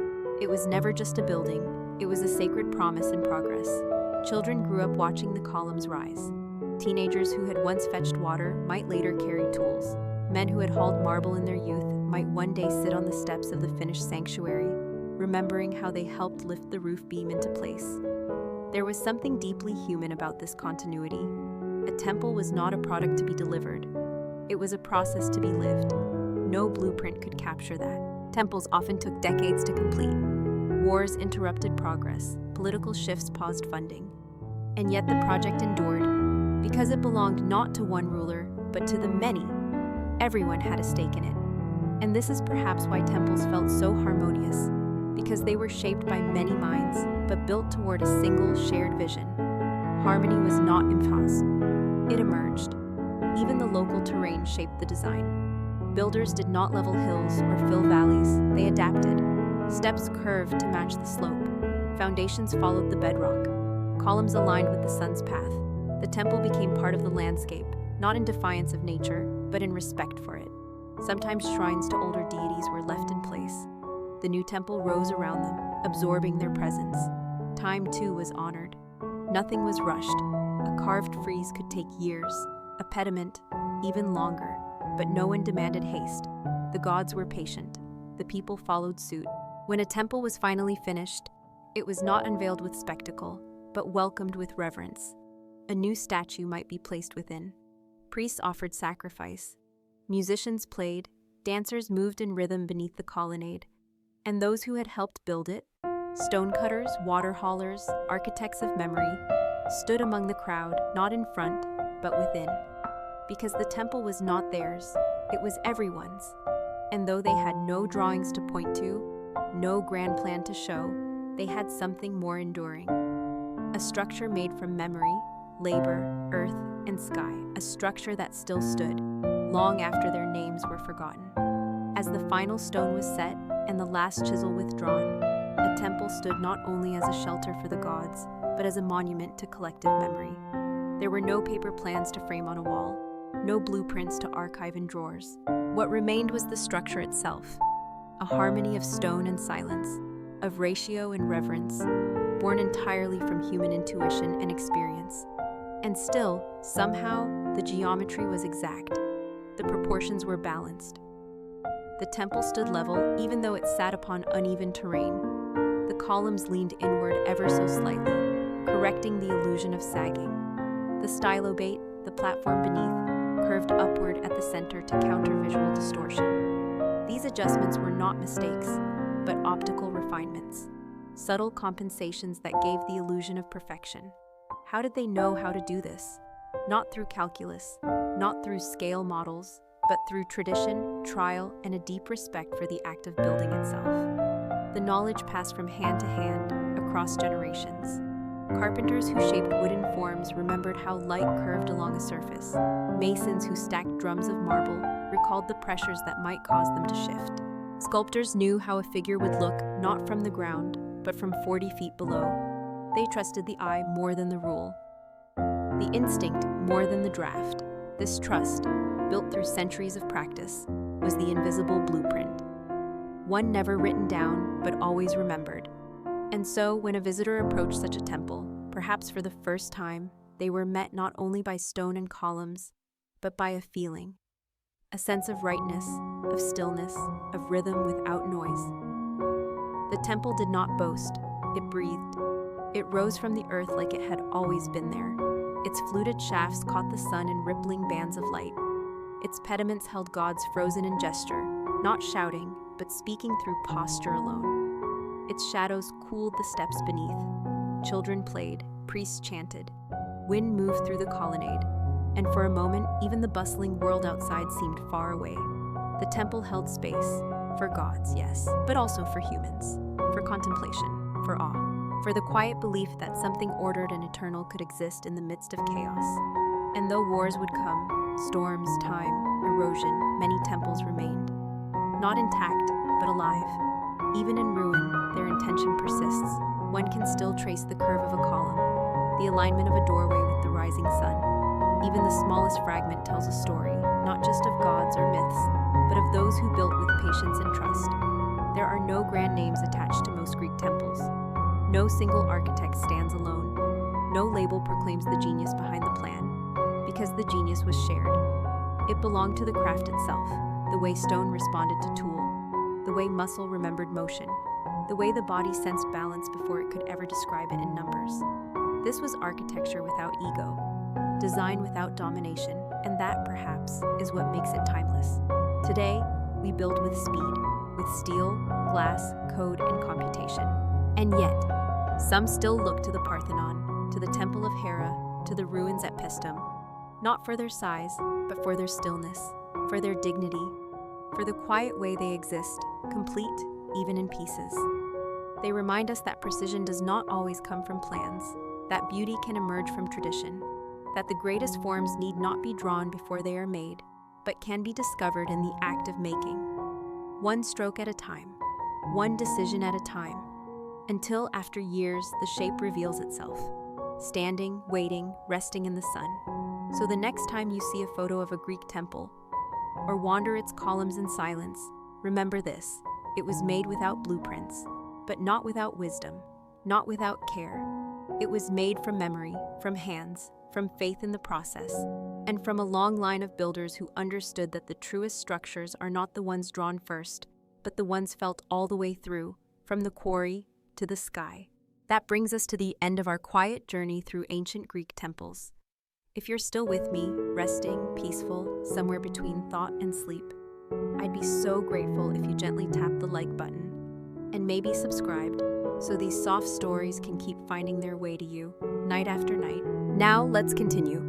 Our next calm passage through the past takes us down quiet Roman roads, where dust rises slowly beneath hooves and messages travel not in haste, but in rhythm. This is the Roman postal system: quiet roads and steady riders. Before email, before trains, even before the clatter of printing presses, there were roads. Long, straight, dust-covered roads that reached across the Roman Empire like quiet threads tying together distant cities. They did not hum with engines or echo with telegraph clicks. They whispered under hooves, under cartwheels, under sandals worn smooth by miles. And along these roads moved something quietly revolutionary: the Roman postal system. It was not built for the people. It was built for the empire. And yet, in its silent efficiency, it became a model for every mail service to come. They called it the cursus publicus, the public course.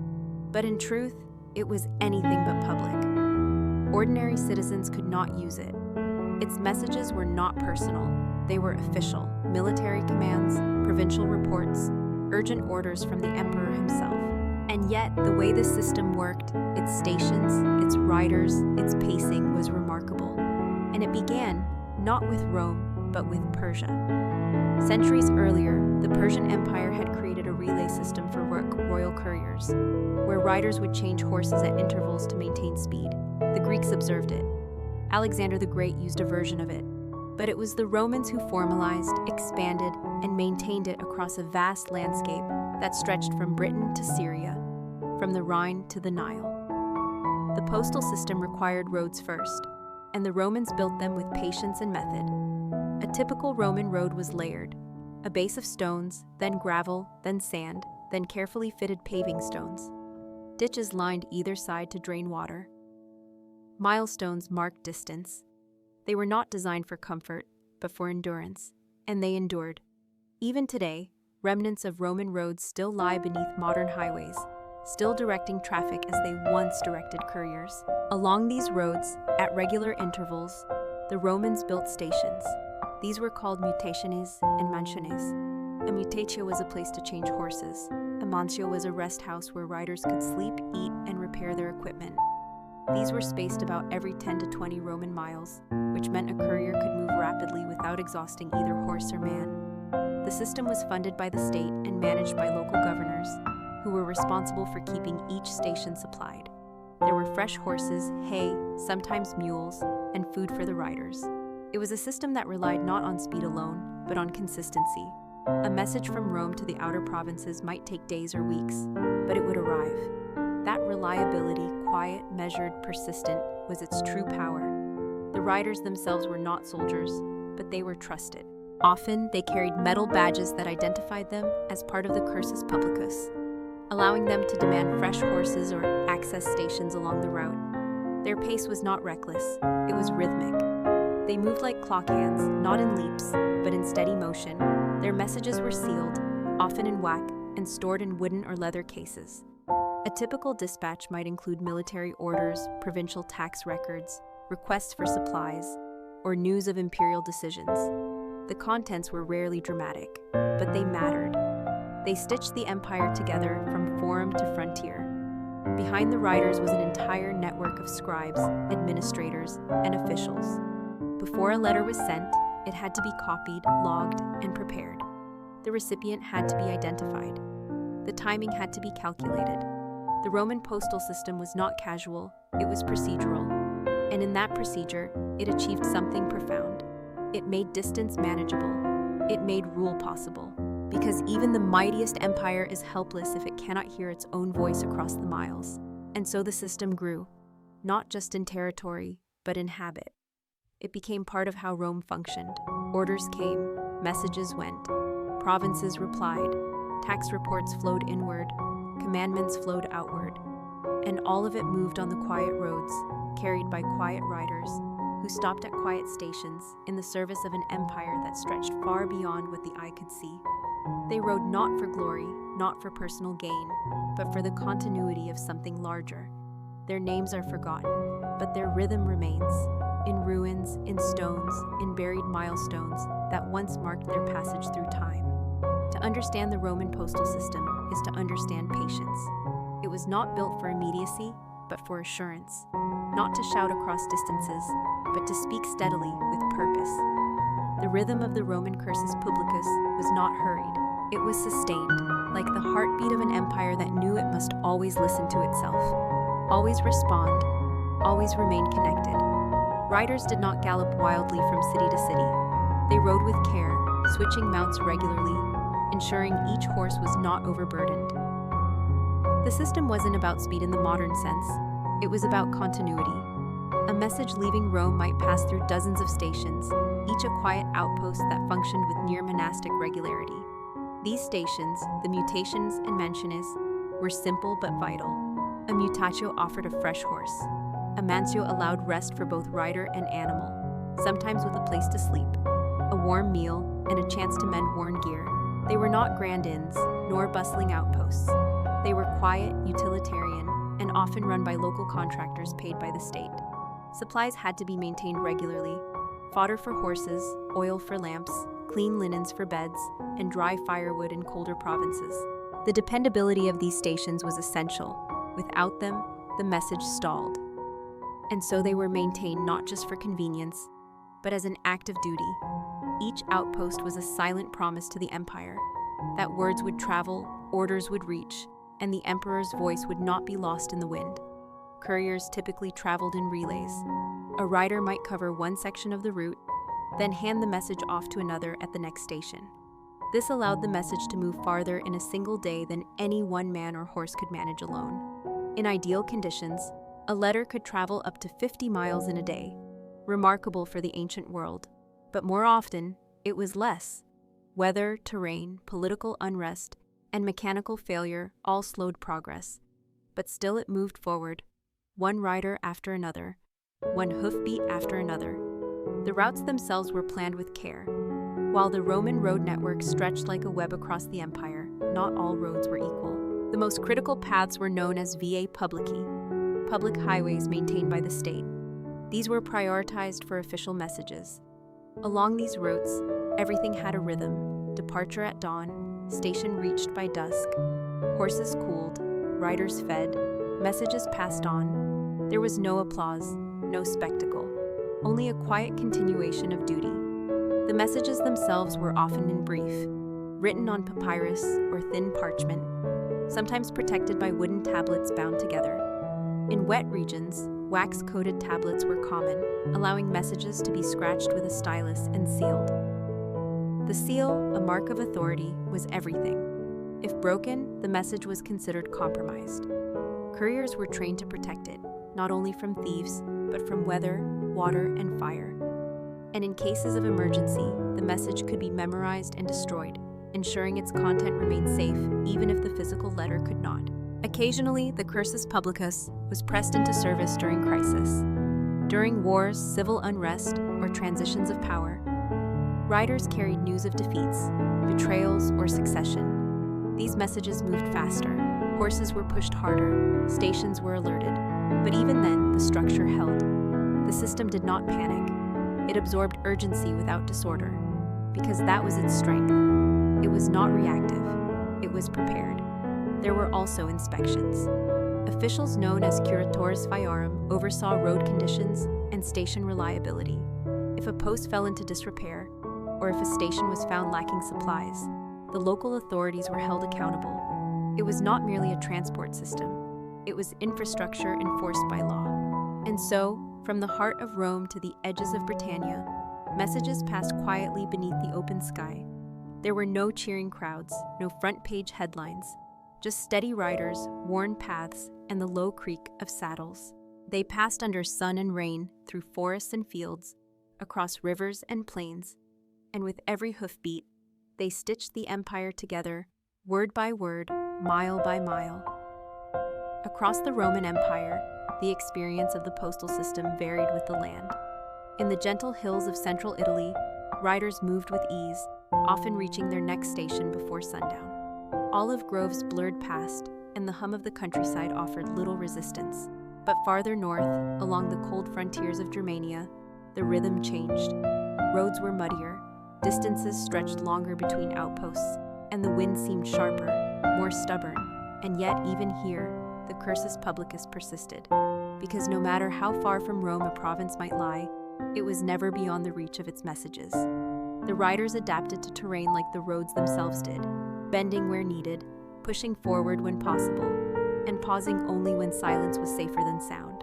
The geography of the empire dictated the structure of the system.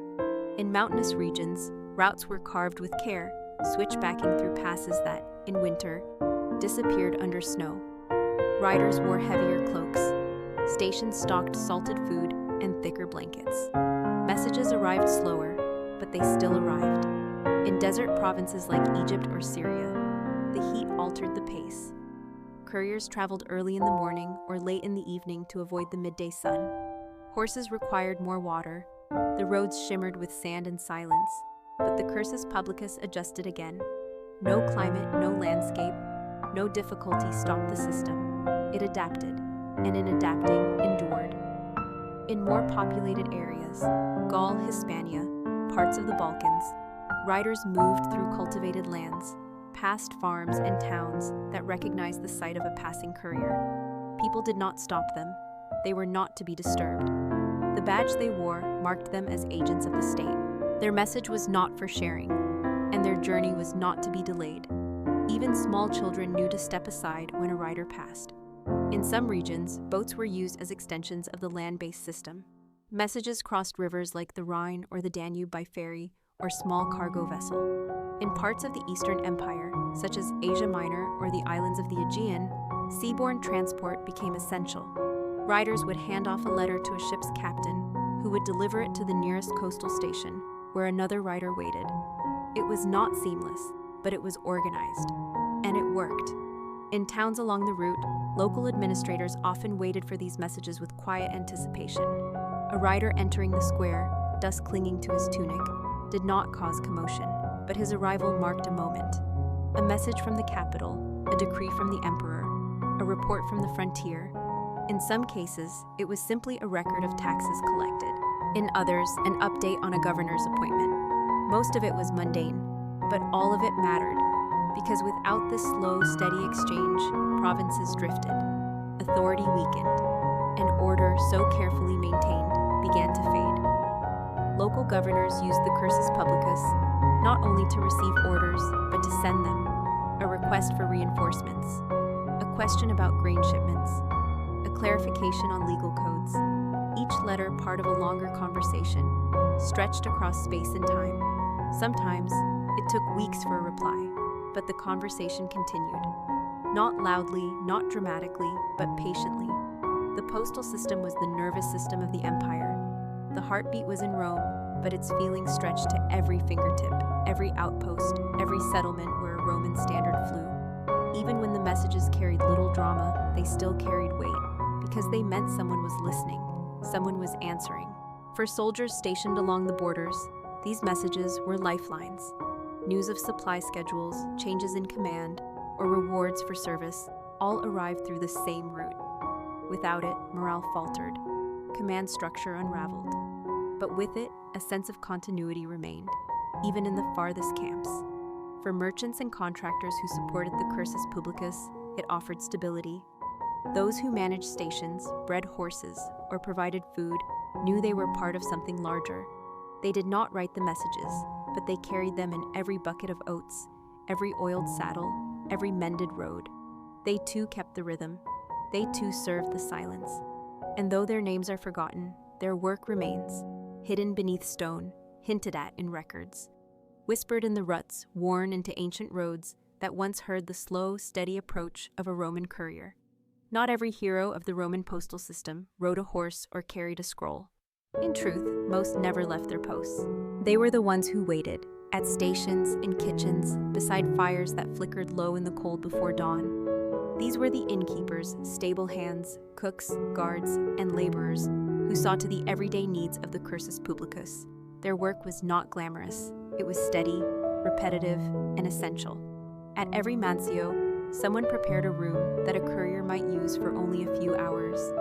Sheets were washed, oil lamps were refilled, water was drawn, and stew simmered in heavy pots over slow-burning embers.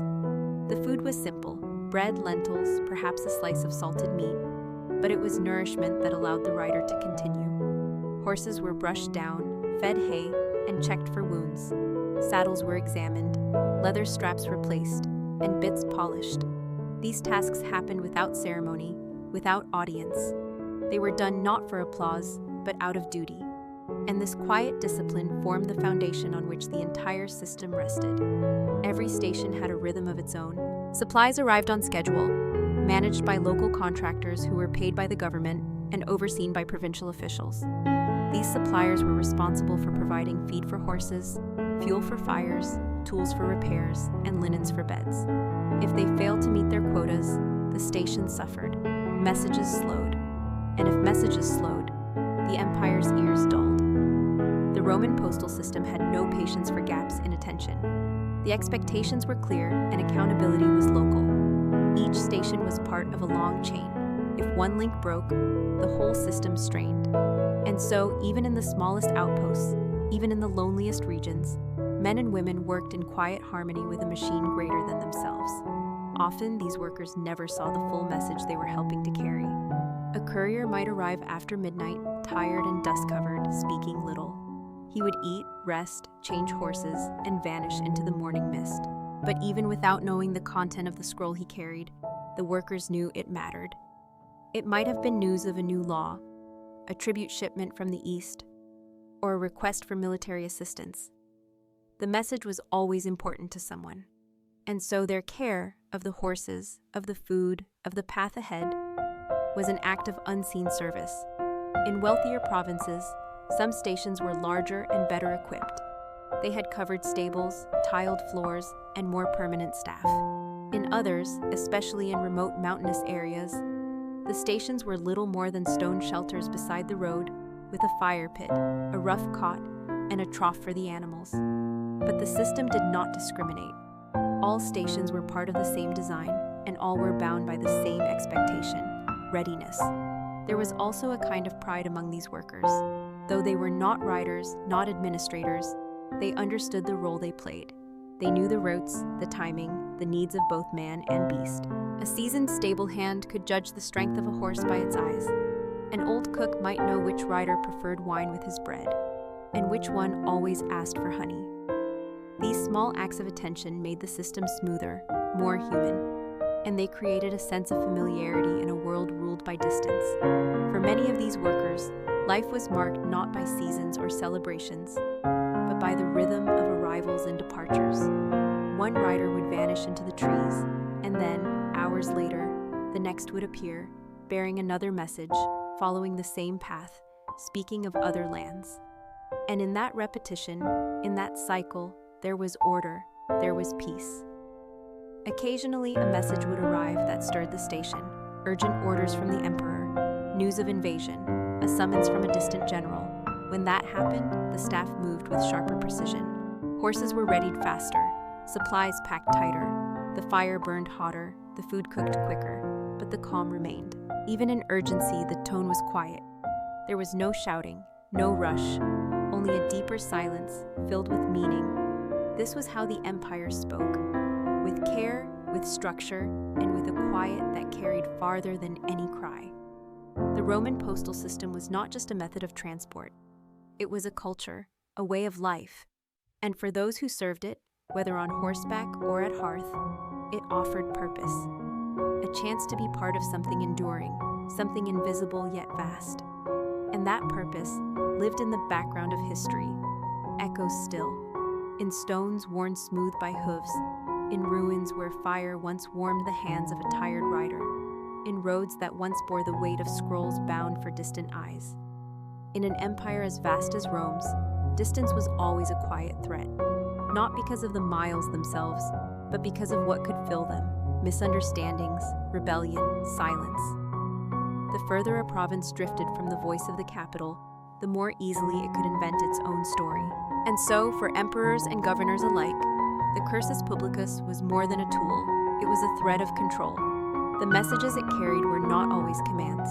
Often they were simply reminders.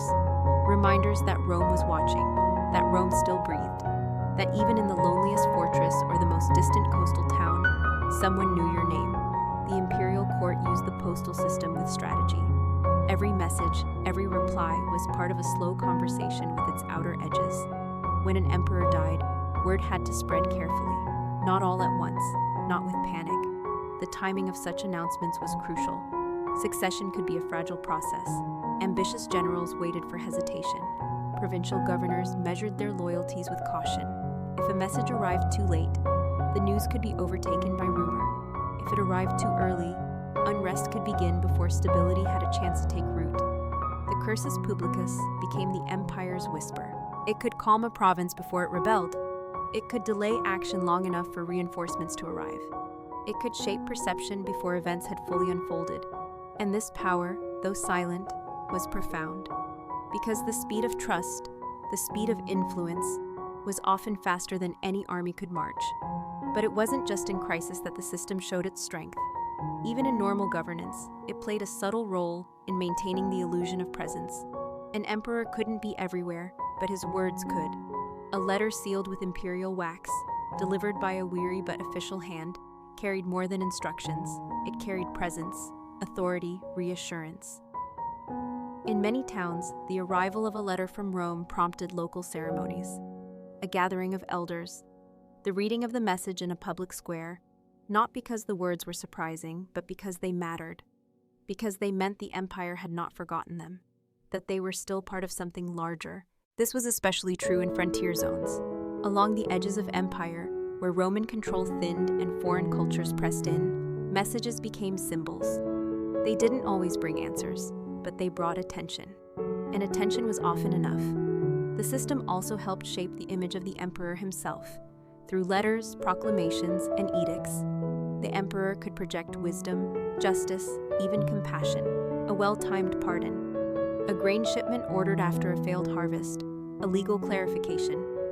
All of these could be carried by couriers who expected no thanks, only the quiet nod of a satisfied administrator. The emperor became, in part, a writer, a communicator. His legacy traveled not only in statues and coins, but in scrolls and seals, moved mile after mile by the hands of men who would never see his face. For local administrators, the system offered structure. They used it to petition the capital, report census data, request funding for aqueducts or theaters, and document legal proceedings. The speed varied, but the process was stable. Each response followed the same channels. Each reply came in the same hand. And that consistency was its own comfort. Over time, the system developed a cadence. A governor might know, almost to the day, when to expect news from Rome. A military outpost might wait with quiet tension for a decision on a change in command. The arrival of a courier broke that waiting, not with drama, but with clarity. And in a world where change could arrive by ship or by sword, that clarity mattered. Even private citizens occasionally benefited from the system. While the cursus publicus was not intended for civilian use, exceptions were made for scholars, doctors, and others who traveled or communicated in service of the state. These individuals could be granted diplomata, official travel documents that allowed them limited access to the stations and horses. It was a privilege, not a right, and it came with responsibility. Abuse of the system was punished, delays were noted, carelessness could end a career, because every failure was more than an inconvenience. It was a disruption in the empire's ability to think aloud. And the Roman world depended on that thinking, on the slow, deliberate flow of words across stone and sea, on the idea that even in the vastness of their world, a message could always find its way. Beneath the hooves of Roman couriers and the wheels of their wagons lay the true foundation of the entire system: stone. Not just any stone, but roads that had been measured, quarried, laid, and maintained with a patience so deliberate it outlasted the hands that built them. The roads of Rome were not built in haste. They were not meant only to conquer, but to connect. Across valleys, over mountains, through forests and marshes, they stretched in quiet determination, each one an echo of the empire's desire to endure. The Vie, as they were called, were more than paths. They were instruments, cut with geometric precision, marked with milestones, and designed for longevity rather than comfort. The average Roman road began with excavation. Earth was cleared down to a stable base. From there, layers were added, each compacted, each serving a purpose. The bottom layer of large stones formed the statumen, the load-bearing skeleton. Above that came smaller stones, packed tighter in the rootus and nucleus, creating a stable core. Finally, paving stones, often polygonal, laid like interlocking puzzles, formed the surface. These stones didn't just carry weight, they carried memory. Along the roads, milestone markers stood like silent witnesses. Each miliarium recorded distances from the city of Rome, the name of the emperor who ordered the road's construction or repair, and sometimes even the name of the official who oversaw it. Travelers, riders, soldiers, merchants, and messengers didn't always stop to read them, but their presence mattered. They grounded the road in history. They made the act of movement feel part of something measured, not random. Maintaining these roads was no small task. Weather wore them down, roots pushed through from below, water pooled in low places, freezing in winter and cracking the stones. The empire assigned crews to inspect, repair, and sometimes rebuild sections. These workers, often drawn from local populations or military auxiliaries, traveled in small groups with carts of tools and bundles of stone. They worked without ceremony, guided by duty, trusted with the arteries of the empire. Their tools were simple: hammers, chisels, levers, but their knowledge was not. They knew the sound a stone made when it was cracked beneath, the way water would run when the road was not properly angled, the feel of a good foundation beneath their sandals. They were not named in history books, but without them, history might not have arrived where it did. Roads also brought with them rules. Travelers using the cursus publicus carried official documents, sometimes bronze plaques known as diplomata, which granted them the right to requisition horses, stop at stations, or demand lodging. These documents were presented at checkpoints along the roads, where guards confirmed their authenticity. Fraud existed, but the punishments were severe. Misusing the postal system was seen as tampering with the empire's very nerves. The guards who manned these waypoints were often quiet men. They sat in small stone shelters, shielded from the wind, watching the road. Their eyes were trained not on the spectacular, but on the consistent, looking for the seal, the gesture, the bearing that marked a real courier. A nod, a checked document, and the journey continued. No thanks was expected, no stories told, just another link in the chain held firm. Over centuries, new roads were added, older ones were rebuilt. Some branched like veins into conquered lands, connecting far-flung territories. Others simply ran parallel to rivers, hugging terrain that nature had already carved. In the east, roads met the edges of deserts.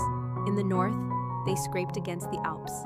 But everywhere they reached, they brought one thing: connection, not just the movement of armies or goods, but the movement of words, of thought, of authority. These were not paths of war, they were paths of awareness.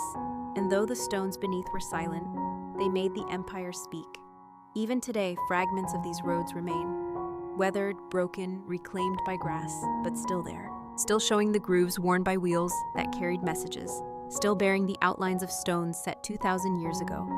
In those marks, in those long-forgotten ruts, lie the proof of a system that worked not through speed or spectacle, but through persistence. A road that didn't collapse, a system that didn't rest, and a message that, no matter the distance, always had a way forward. The efficiency of the Roman postal system did not depend solely on stone roads or imperial edicts. It lived and breathed through nature's quiet resistance, through wind, rain, snow, and the stubbornness of the land itself. For every message that reached its destination, there was a courier who rode not just through distance, but through weather and wilderness, through silence and discomfort, through the long patience of the natural world. The Roman Empire was vast and diverse, a tapestry of climates that changed slowly and then all at once. In the north, couriers faced biting cold, with roads slicked by frost and winds that whispered through pines with icy precision. In the east, deserts stretched out like seas of stillness, where the air shimmered and every hoofstep kicked up silence more than dust. The south offered heat that baked the roads and slowed breath, while the mountains of the west offered passes where one misstep meant falling into the quiet forever. And yet the system endured, not because nature cooperated, but because men adjusted. The cursus publicus operated on a calendar not just of emperors, but of seasons. Riders knew that summer brought longer days and faster travel, but also heat stroke and dehydration. Winter meant slower movement, but also clearer schedules, since many civilians avoided long-distance travel. Spring melted the snow, but flooded lowlands. Autumn softened the roads, but shortened the light. In every region, local officials kept records of how the seasons shaped the paths. Stations stocked extra firewood ahead of winter, salted roads that froze early, reinforced bridges before spring rains came rushing down. No courier expected comfort. They carried thick cloaks, oil-treated sandals, and learned to read the sky. A rider might pause at the edge of a valley, watching clouds crawl in from the horizon, judging how many hours remained before the storm arrived. There were no forecasts, no maps marked with warnings, only instinct, and the shared knowledge passed down from one rider to the next. In harsher months, relay distances were sometimes shortened. Instead of changing horses every 10 to 12 miles, they might switch every 6. This reduced the burden on the animals and gave couriers a better chance of reaching the next shelter before nightfall. In alpine regions, where the roads wound like careful brushstrokes along cliffs, travel could be halted entirely during blizzards, not out of fear, but out of respect, for the mountain, for the silence it commanded. And so messages waited, not forever, just long enough. Because delay was not failure. It was caution, measured against purpose. The empire understood that. It did not demand heroics from its riders, only completion. In desert provinces, couriers traveled by night. The heat made daytime riding dangerous, and so messages passed beneath the moon. Stations there looked different, built with thick walls, low windows, and wells that reached deep into the earth.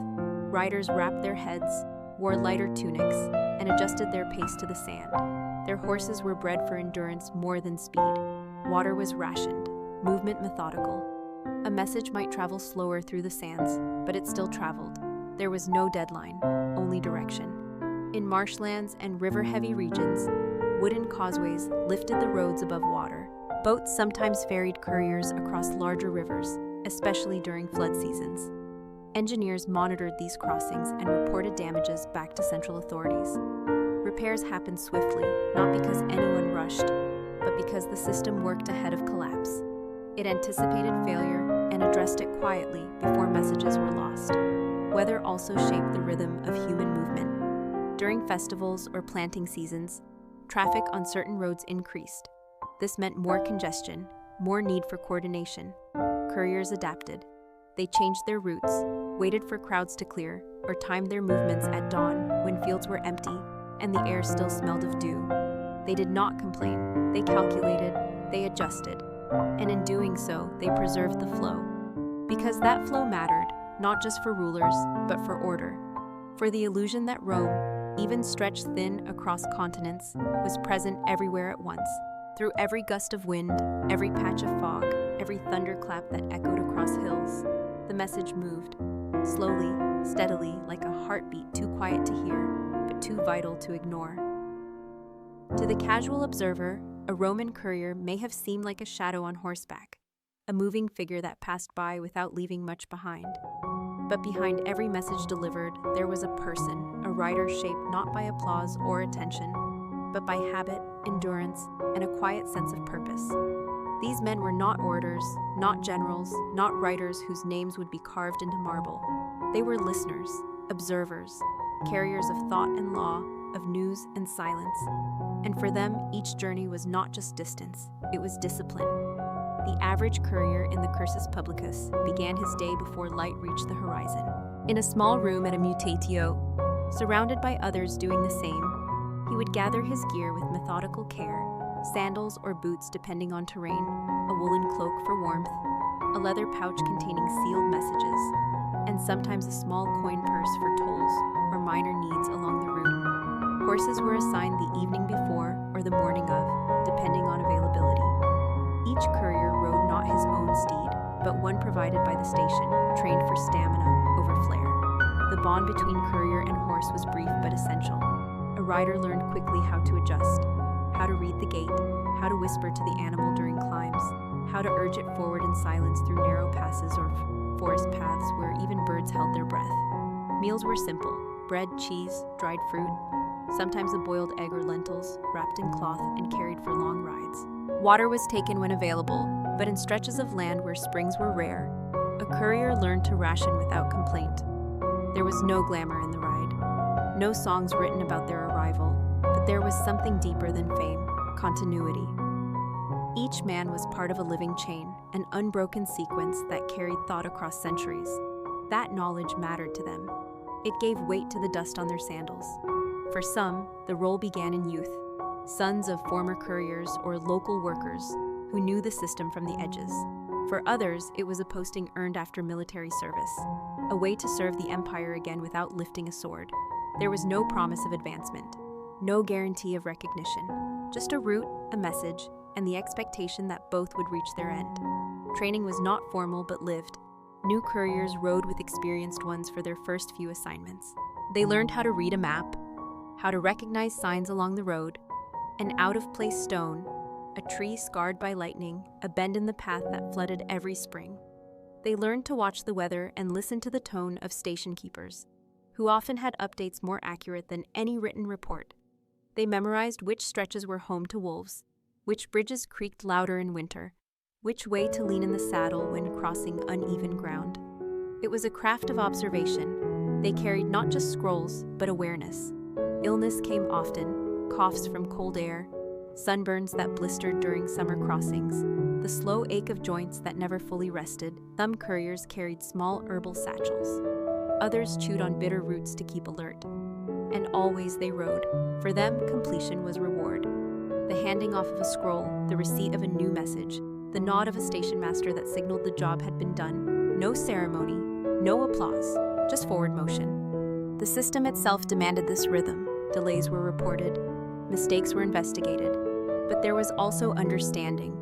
Roads flooded, horses failed, storms changed everything. A courier was not punished for what nature disrupted, but for what he did not adapt to. Responsibility lay not in perfection, but in perseverance. Still, there were quiet moments of pride. To be the one who carried news of a governor's birth to Rome, to deliver legal scrolls that would shift the boundaries of provinces, to pass through towns where children stopped playing to watch the imperial seal ride past them. These were not empty acts. They were the veins of an empire still alive. And so they rode, across fog, through dusk, between outposts that lit small lamps at the sound of distant hoofs. They asked for little, gave much, and in doing so, they made it possible for the Roman world to think, speak, and remember, not through the volume of their voice, but through the steadiness of their silence. The Roman postal system was not designed for the individual. It did not carry love letters or packages from family members. It was not a service for the common citizen to send greetings across the provinces. It was, at its core, a channel of the state, a system built to carry decisions, reports, orders, and observations that together formed the nervous system of the Roman Empire. The messages were often plain in appearance. scrolls made of papyrus or parchment, rolled tightly, sealed with wax, and marked by the signet of an official or magistrate. Some were wrapped in leather or linen for protection during long journeys. These documents were not decorative, they were functional. What mattered was not how they looked, but how fast they moved and how precisely they arrived. And yet, in their simplicity, they carried the weight of entire provinces. A single scroll might instruct a regional governor to prepare troops for movement. Another could confirm the appointment of a new official, adjust tax rates, or relay updates on border skirmishes in distant lands. A messenger might not know the full contents of what he carried, but he understood its importance. He understood that within that sealed tube of papyrus could be a decision that affected thousands. The messages originated from many corners. The imperial palace in Rome sent out decrees with the emperor's seal. Provincial governors communicated with one another to coordinate law enforcement, census data, and construction projects. Military generals issued movement orders, supply requests, or updates from front lines. Tax officials reported revenue figures. Spies and informants, known as speculatores, sometimes used the network to deliver coded intelligence about unrest, plots, or brewing conflict in cities far from the capital. Each message had a destination, and each destination trusted the system to deliver. There were protocols to protect this trust. Couriers were trained to confirm identities before handing over messages. In some cases, documents included hidden marks, water-based inks, only visible when heated or scratched. Station keepers kept meticulous logs: who arrived, when they left, what they carried. These records created a paper trail that allowed Rome to trace errors or delays. The chain was tight, but not inflexible. If a courier fell ill, a substitute could be assigned within hours. If a message needed to be rerouted due to floods or unrest, orders could be sent ahead to waiting stations. The system did not rely on perfection, it relied on structure. Even in failure, it absorbed the damage and kept moving. Time was a quiet but constant pressure. The empire did not measure hours with clocks in the modern sense, but with expectations. A message from Rome to Gaul might be expected to arrive within several days, not weeks. A delay of a day or two could be forgiven, weather and terrain made certainty impossible. But beyond that, questions would be asked. Why was the courier late? Was there sabotage? Were roads damaged? Or had a scroll been intercepted? Most of the time, the answers were simple. But Rome did not tolerate chaos. It preferred reasons, documentation, clarity, and so the postal system was built not only to move, but to account. One of the most remarkable aspects of the Roman system was that it allowed the empire to exist as a thinking body. Orders were not shouted from mountaintops. They were carried in silence across hundreds of miles, delivered in the calm of an office, read in the quiet of a forum chamber or military tent. The empire ruled not just by sword, but by scroll. This paper authority stretched across languages, cultures, and climates. In Egypt, a Roman order might be translated into Greek. In Gaul, it might be read aloud to local leaders in Latin, or adapted into their tongue by a Romanized official. But the seal remained Roman. The direction, the power behind it, that remained the same. The cursus publicus allowed Rome to be present even where Rome physically wasn't. A town without a fortress still felt the empire's hand if messages arrived regularly. A remote province felt connected to the center, not through soldiers, but through updates. News of an emperor's death or a military victory or a new grain policy could reach the edges of the empire in a matter of weeks. And with that information came stability, control, the illusion of nearness, because Rome understood that power did not lie in being everywhere. It lay in making people feel as if you were, one scroll at a time. There is a certain irony in how the Roman postal system, once the very heartbeat of an empire, faded not with a final dispatch or a dramatic decree, but with the kind of silence it had always embraced. There was no official date marked in history that declared its end. No ceremony, no monument. It simply unraveled, piece by piece, as the empire itself lost the ability to think clearly across its vast body. The roads remained, at least for a while, but the rhythm slowed. The carefully kept relay stations, once manned by trained keepers and stocked with fresh horses, began to be abandoned or repurposed. Horses were no longer reserved for messages, and couriers, once steady riders of official thought, faded into other roles: soldiers, farmers, wanderers.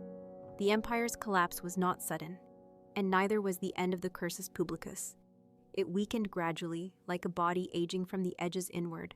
As the Western Roman Empire faced invasions, civil wars, and economic strain, funding for the postal system was reduced. Station keepers were not paid. Supplies dwindled.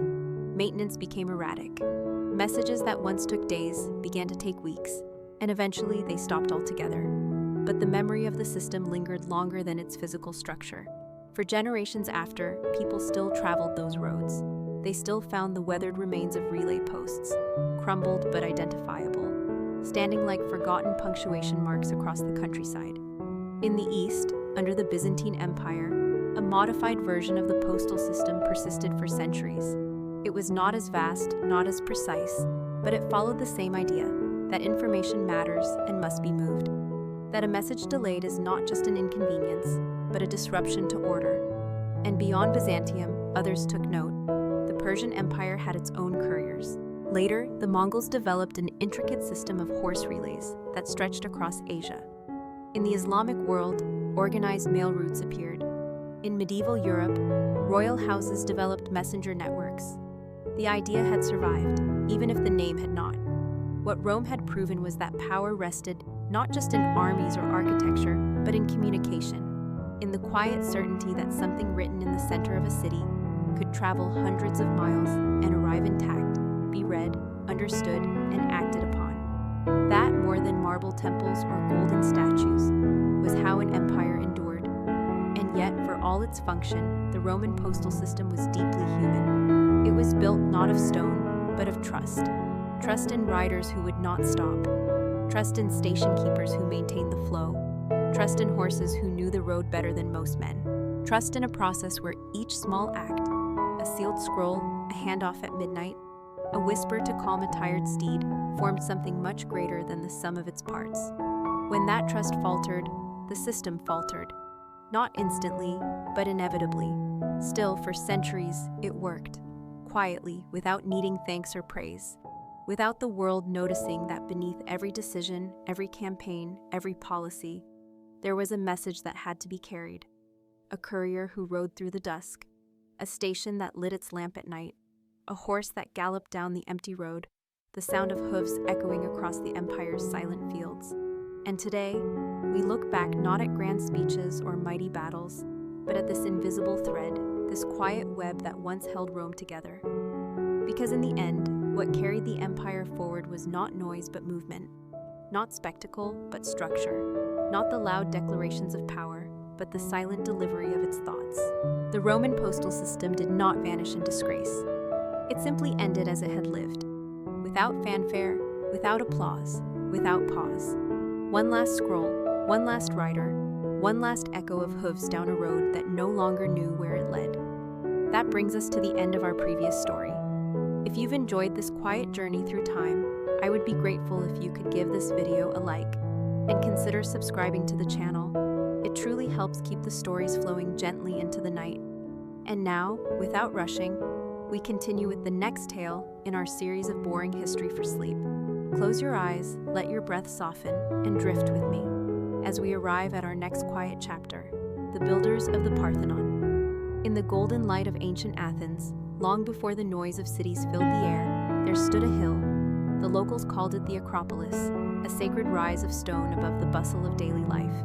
And atop this hill, the great Parthenon would come to rest. Not suddenly, not loudly, but slowly, quietly, as thousands of careful hands placed one stone at a time. There were no power tools, no cement mixers, no printed blueprints. Only chalk lines, careful measurements, and the hum of labor that lasted not days, but decades. The builders of the Parthenon were not celebrities. Their names were rarely written in history, but their work would outlast their voices, their children, even their empire. At sunrise, they would climb the slopes with calloused hands, bundles of tools strapped over their shoulders. Notebooks of geometry were tucked into folds of linen. They worked with marble so pure it reflected the light like still water. Every block was cut by hand, using bronze chisels and wooden wedges. The marble came from Mount Pentelicus, nearly 10 miles away. It had to be hauled by oxen, sledges, and human effort. It wasn't glamorous. It was dusty, slow, and repetitive. But within that rhythm was a kind of peace. Each groove in the stone was purposeful, each surface polished by hours of rubbing. The builders didn't rush. They couldn't. The temple was for Athena, patron of the city, and perfection was the only offering worthy of a goddess. Iktinos and Callicrates were the architects, at least the ones we know, but they weren't alone. They relied on hundreds, perhaps thousands, of workers. Quarrymen, haulers, masons, sculptors, apprentices, cooks, and fire tenders who kept the lime kilns burning. The team was more than a workforce.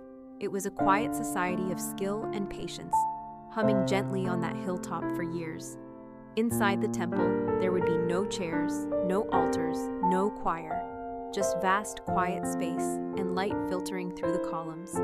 The Parthenon was designed with subtle curves, its floor bowed ever so slightly, its columns leaning inward by degrees, imperceptible to the eye. It gave the illusion of perfect symmetry, but that illusion took more thinking than brute strength. The builders consulted with mathematicians, adjusted for optical illusions, and carved each block uniquely to fit only one place. There were no interchangeable pieces. Nothing was accidental. Even the spaces between the columns were calculated to echo harmony. They didn't speak of deadlines or efficiency. They measured time not by clocks, but by progress made before the sun dropped behind the hills. Meals were shared on stone ledges, under olive trees, with hands covered in white dust. Tools were sharpened by hand, over and over again, the metal catching sparks in the breeze. The smell of earth and sweat and heated limestone hung in the air.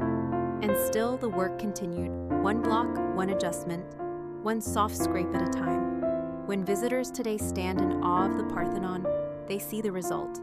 But the builders lived in the process. Their masterpiece was not the finished temple, but the quiet decades of patience it required to create it. They would never see the full grandeur once complete. Many passed away before the columns stood tall. But that didn't matter. They weren't building for applause. They were building for Athena, for Athens, for something beyond themselves. And in every ridge and every joint, that intention remains, silent, steady, and enduring. As the years passed, the hill of the Acropolis became not just a workplace, but a world of its own. Every morning, before the haze had lifted from the city below, the builders returned to their stations with the steady calm of routine. The cranes they used were primitive but effective. Wooden frames with long arms, pulleys, and ropes braided thick with horsehair and sweat. Oxen helped lift the heaviest stones, while human hands guided them into place, inch by inch. There was no sound of shouting or chaos, only murmurs between craftsmen and the rhythmic tapping of hammers on stone.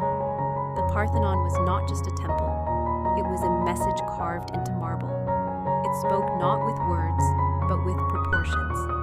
The builders followed the golden ratio, a mathematical expression of beauty found in nature, in seashells, tree branches, and human faces. They believed this ratio echoed the divine, and they shaped the temple to reflect that silent order. But the work was not only about shapes and numbers, it was about presence. Each stone had to feel right, not just fit right. Some workers had spent their entire lives shaping marble, learning how it responded to heat, to cold, to pressure. They could feel a flaw with a fingertip, long before it cracked. The sculptors worked nearby, chiseling friezes and metopes, scenes of battles and gods and centaurs that would wrap around the temple like a woven tale. These were not meant to excite or intimidate. They were reminders of Keul, of balance, of what it means to be human under the watch of the divine. And while we admire the figures frozen in white today, the builders knew them in color. Every statue in relief was once painted, reds, blues, golds, carefully applied with brushes made from animal hair and pigments ground from earth and insects. It was not the stark temple we imagine now. It was alive with hue and light, but even that color would fade, slowly, quietly, until only the shape remained. The builders prepared for that too. They didn't expect permanence, they expected change. Still, they worked with care. In the inner chamber, or cella, workers laid the foundation for the statue of Athena Parthenos, a massive gold and ivory figure crafted by Phidias, the sculptor whose vision rivaled that of architects. But while Phidias designed the statue, others carried the materials. Others set the base, measured the width of the floor, reinforced the columns that would hold the weight. Everyone contributed to what they would never own. Outside, young apprentices fetched tools, mixed mortar, swept the marble dust from pathways. They watched the elders work, learning not through lectures but through rhythm. It was in the hands, in the eyes, in the way a chisel was held, not too tight, not too loose. They learned patience, not because someone taught them, but because the stone demanded it. If you rushed, you shattered the work. If you waited, you heard it speak. Some days were windy. Dust from the city blew up the hill, coating the surfaces, filling mouths and ears. Other days brought sudden rain, and the hill became slippery, forcing the work to pause. But even in waiting, the builders studied. They reviewed sketches on parchment. They traced lines in the sand with sticks, testing angles and curves. At night, the Acropolis was quiet again. Only the moonlight touched the half-finished columns. The tools rested, piled neatly beneath canopies. The workers descended back into the city, their sandals dragging slightly from weariness, but they would return, always return, not because someone forced them, but because they believed in what they were building. Not just a temple, but a reflection of order in a chaotic world. They believed that even if their names were forgotten, the shape of their care would remain. And they were right. Because even now, centuries later, we can still see it. Not just the ruins, but the effort, the patience, the thought. It's still there, etched in stone, waiting quietly in the sun. As the Parthenon slowly rose on the Acropolis, season after season passed like soft wind through stone columns. The builders began to recognize the passing of time, not by calendars, but by changes in the marble's tone, by the grooves worn into their tools, and by the way the sun cast shadows differently across the unfinished walls. The temple was always in motion, not because the structure moved, but because the light changed it daily. In the morning, it gleamed with a silvery clarity. At noon, it blazed white and bold. And in the evening, it glowed softly, golden like the fading voice of a harp. The builders noticed these details. They had to. Their craft depended on understanding how light would land, where it would linger, and how it would shape the emotions of those who approached. They weren't just raising columns, they were guiding sunlight. They were sculpting silence. Many of them were fathers and sons. Some were friends since boyhood. Others were strangers drawn from distant towns, brought to Athens for the chance to work on something greater than themselves. And though their lives were filled with ordinary things, baking bread, sharpening blades, fetching water, during the hours on that hill, they were part of something sacred. The cutting of each block began long before it reached the Parthenon. In the quarries of Mount Pentelicus, workers toiled among clouds of white dust, selecting the right pieces of marble and striking them with measured blows. The sound echoed through the mountain, not harsh, but rhythmic. They knew when to strike and when to wait. They knew how to read the veins of the stone, how to coax it apart without breaking its heart. Oxen carried the blocks down rough trails, their hoofs steady on uneven paths, guided by men with long sticks and low voices. When the stones arrived, they were not yet perfect. That would come later. On the Acropolis, each block was inspected again, measured against the plan drawn with charcoal on smooth surfaces. Adjustments were made with care, no rushed cuts, no careless taps. The builders had a saying, "Measure with your eyes, but trust your hands." They trusted the wisdom passed down not in books, but in muscle memory and soft-spoken warnings from elders. Above all, they trusted the stone. The columns were not all the same. Though they seemed uniform to the distant eye, each one was slightly different. The shafts were made of drums, circular segments stacked carefully, and these had to align with precision. The grooves, or flutes, carved into the columns gave them elegance, but also hid slight imperfections. The capitals, those elegant tops, were shaped with curved tools, their leaves curling like still wind. Even the placement of each drum had to account for the compression caused by weight, the settling of foundations, the angle of the slope beneath. Nothing was truly flat, nothing was truly straight, and yet it looked flawless. That was the genius of the builders. They bent the rules of geometry to trick the human eye into seeing balance where there was none. They did it not to deceive, but to honor the gods with beauty that felt eternal. Lunches were simple: figs, olives, goat cheese wrapped in cloth, bread that crumbled easily. But those meals, shared in the shadow of rising marble, felt rich. There was no music, but the breeze was enough. No speeches, but glances of approval, a nod here, a shoulder touch there, carried the weight of pride. And when the sun dipped low, casting long shadows across scaffolds and stone, the workers descended slowly, their bodies tired, but their minds at ease. They walked past statues unfinished, friezes only half sketched, tools resting quietly where hands had placed them. They knew they would return, because the Parthenon was not a building. It was a rhythm, a breath, a story told in stone, and it was still being written. With each new phase of the Parthenon's construction, the atmosphere on the Acropolis became more focused, more precise, like the tightening of a bowstring just before it releases. The workers, many of whom had grown older since the first stone was laid, moved with a quiet assurance, their bodies remembering the thousands of small motions it took to build harmony out of marble. Some of them had begun as apprentices, barely old enough to lift a chisel. Now they were masters, guiding younger hands with the same patience they once received. There were no formal ceremonies to mark the transition from student to craftsman, just a nod from an elder, the quiet offering of a better tool, or being entrusted to carve a line without supervision. These small moments carried more meaning than any loud celebration ever could.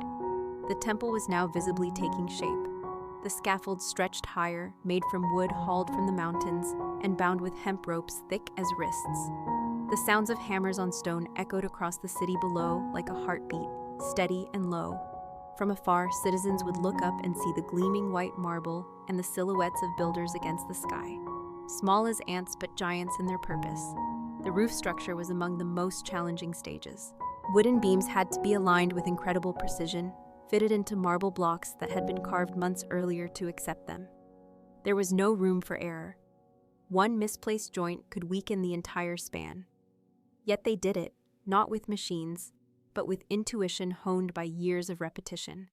They used tools crafted by their own hands, wooden compasses, bronze squares, plumb bobs dangling from horsehair string, and measuring rods marked with careful notches. And still they trusted their eyes, which could catch imperfections a tool might miss. Alongside the structural work, the sculptors continued their slow dance with the stone. The metopes and friezes now depicted grand stories, myths of the gods, battles between men and beasts, moments of triumph and balance. These were not carved in haste. Each figure took weeks, a shoulder here, a fold of cloth there. Muscles were shaped with curves so subtle, so delicate, they seemed to breathe. The stone, though silent, told stories louder than any voice. The faces were serene, never shouting, never contorted in pain. Even in scenes of conflict, the calm of the sculptor's hand could be felt. And perhaps that was the point, to show that in all things, even in chaos, there could be grace. The builders believed that what they made was more than beautiful, it was orderly, and order was sacred. Even the storage of tools was an act of reverence. Chisels were placed in rows, handles facing out. Measuring cords were coiled neatly. Shavings were swept to the edges of the site, collected and discarded at dusk. Nothing was left to randomness. The Parthenon was being built not just for the goddess, but for an idea. That the world could be shaped by reason. That effort mattered. That harmony could be carved from stone. And every evening, as the sky turned amber, and the last strokes of the day were finished, the builders would step back and look, not for approval, not for applause, but to witness the quiet progress of something that belonged to no one and to everyone. They stood shoulder to shoulder, dusty and tired, their shadows long behind them, their eyes turned forward. The temple was not finished, but it was becoming, slowly, silently, beautifully.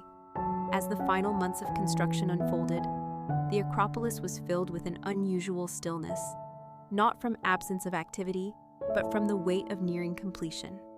The builders, who had once climbed the hill with excitement and wonder, now moved with a quiet sense of farewell. They were no longer just workers. They had become caretakers of a vision, protectors of proportion, guides of stone toward meaning. The columns now stood in perfect lines, not because they were mathematically identical, but because they were made to appear so. The builders knew that if the human eye sensed symmetry, it would find peace. So they sculpted subtle illusions into the structure. The platform curved gently, ever so slightly, so that rain would not pool and the temple would seem to rise with elegance. The corner columns were made a bit thicker to counter the play of light and prevent them from seeming too thin. Nothing was accidental.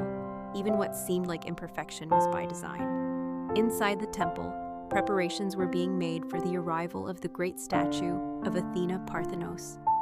The space was vast, held in silence by the marble walls that now echoed with reverence.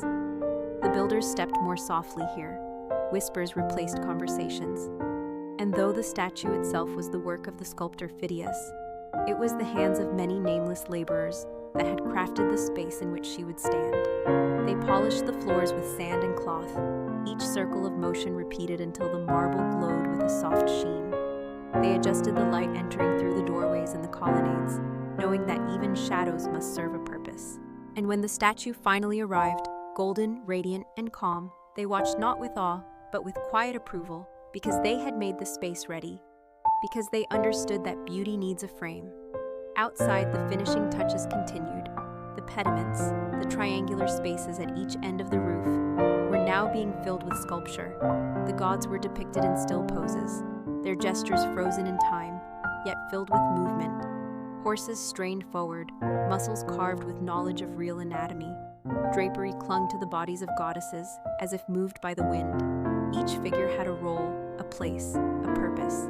The builders and sculptors knew that when seen from below, these forms would seem distant, high above, like the heavens they represented. But to those who carved them, they were close, intimate, personal. They touched every detail, sanded every edge. Sometimes they even spoke to the marble as they worked. Not out of madness, but out of habit, out of relationship. They had come to know the stone, and the stone had come to know them. As the days shortened and the wind grew cooler, the project neared its end. The workers took longer pauses during meals. They looked out over the city, over Athens with its rooftops and markets, and people who would one day walk among their finished work. Some wondered how long the temple would stand. Others never asked. They built not for eternity, but for the present, for the act itself. They understood that permanence is not promised, only effort. And they gave their effort freely. At sunset, the temple now glowed, not just from the stone itself, but from the memory of hands that shaped it, from the breath left behind in each groove and line. The scaffolds were slowly taken down, the ropes coiled and stored, the tools packed away, some for future use, others to be buried in the ground as offerings. The builders did not hold a grand celebration. There was no feast, no parade, just a final day of quiet labor, a final stroke of chisel against stone. And when they walked away, they left something behind. Not just a structure, but a lesson. That care is sacred. That craft matters. That beauty, even when made by imperfect hands, can reflect the divine.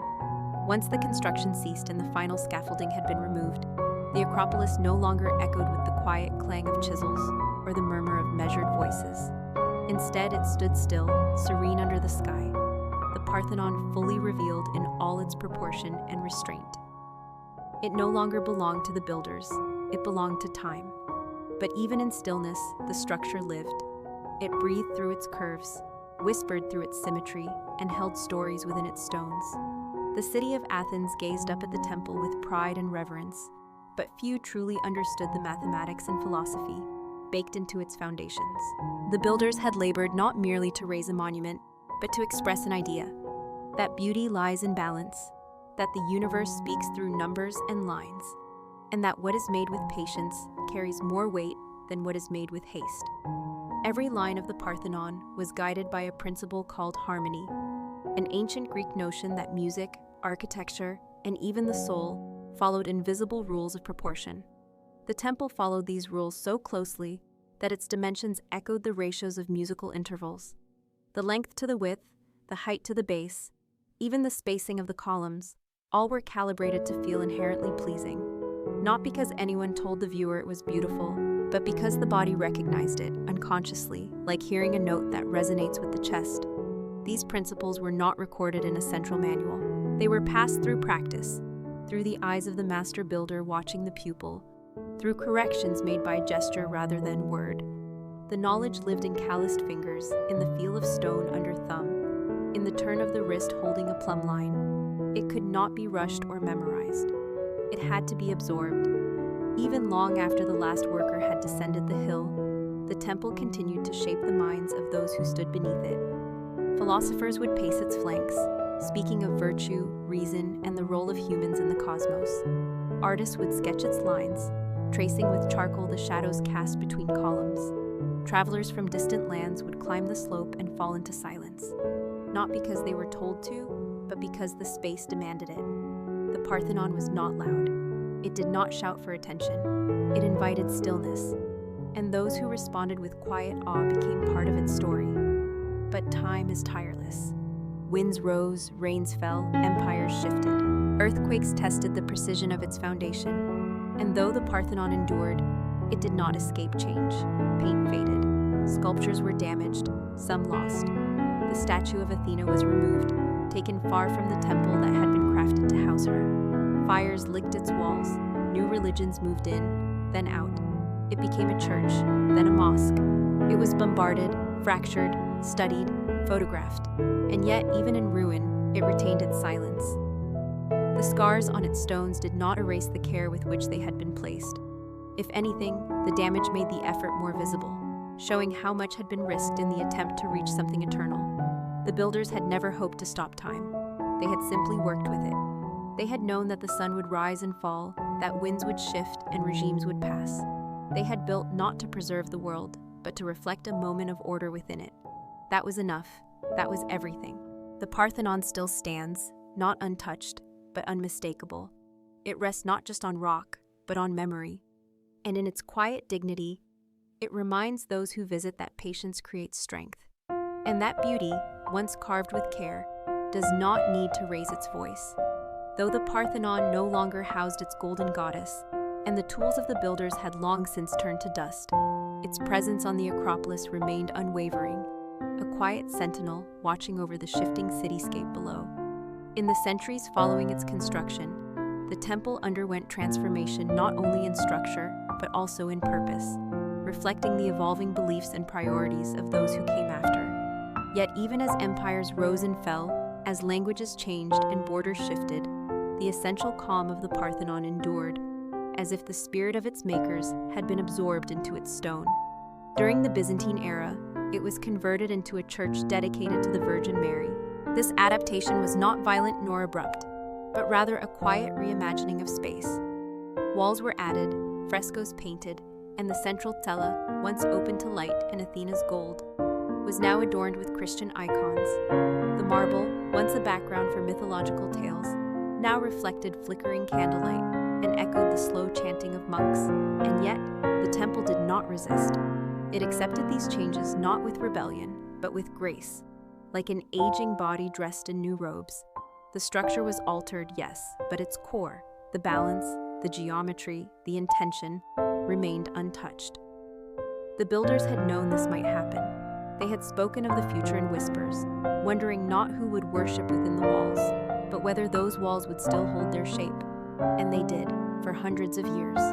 Later, under Ottoman rule, the Parthenon became a mosque. A minaret was added, and the chants changed again, now echoing with calls to prayer that rose and fell like the rhythms of marble cutting once did.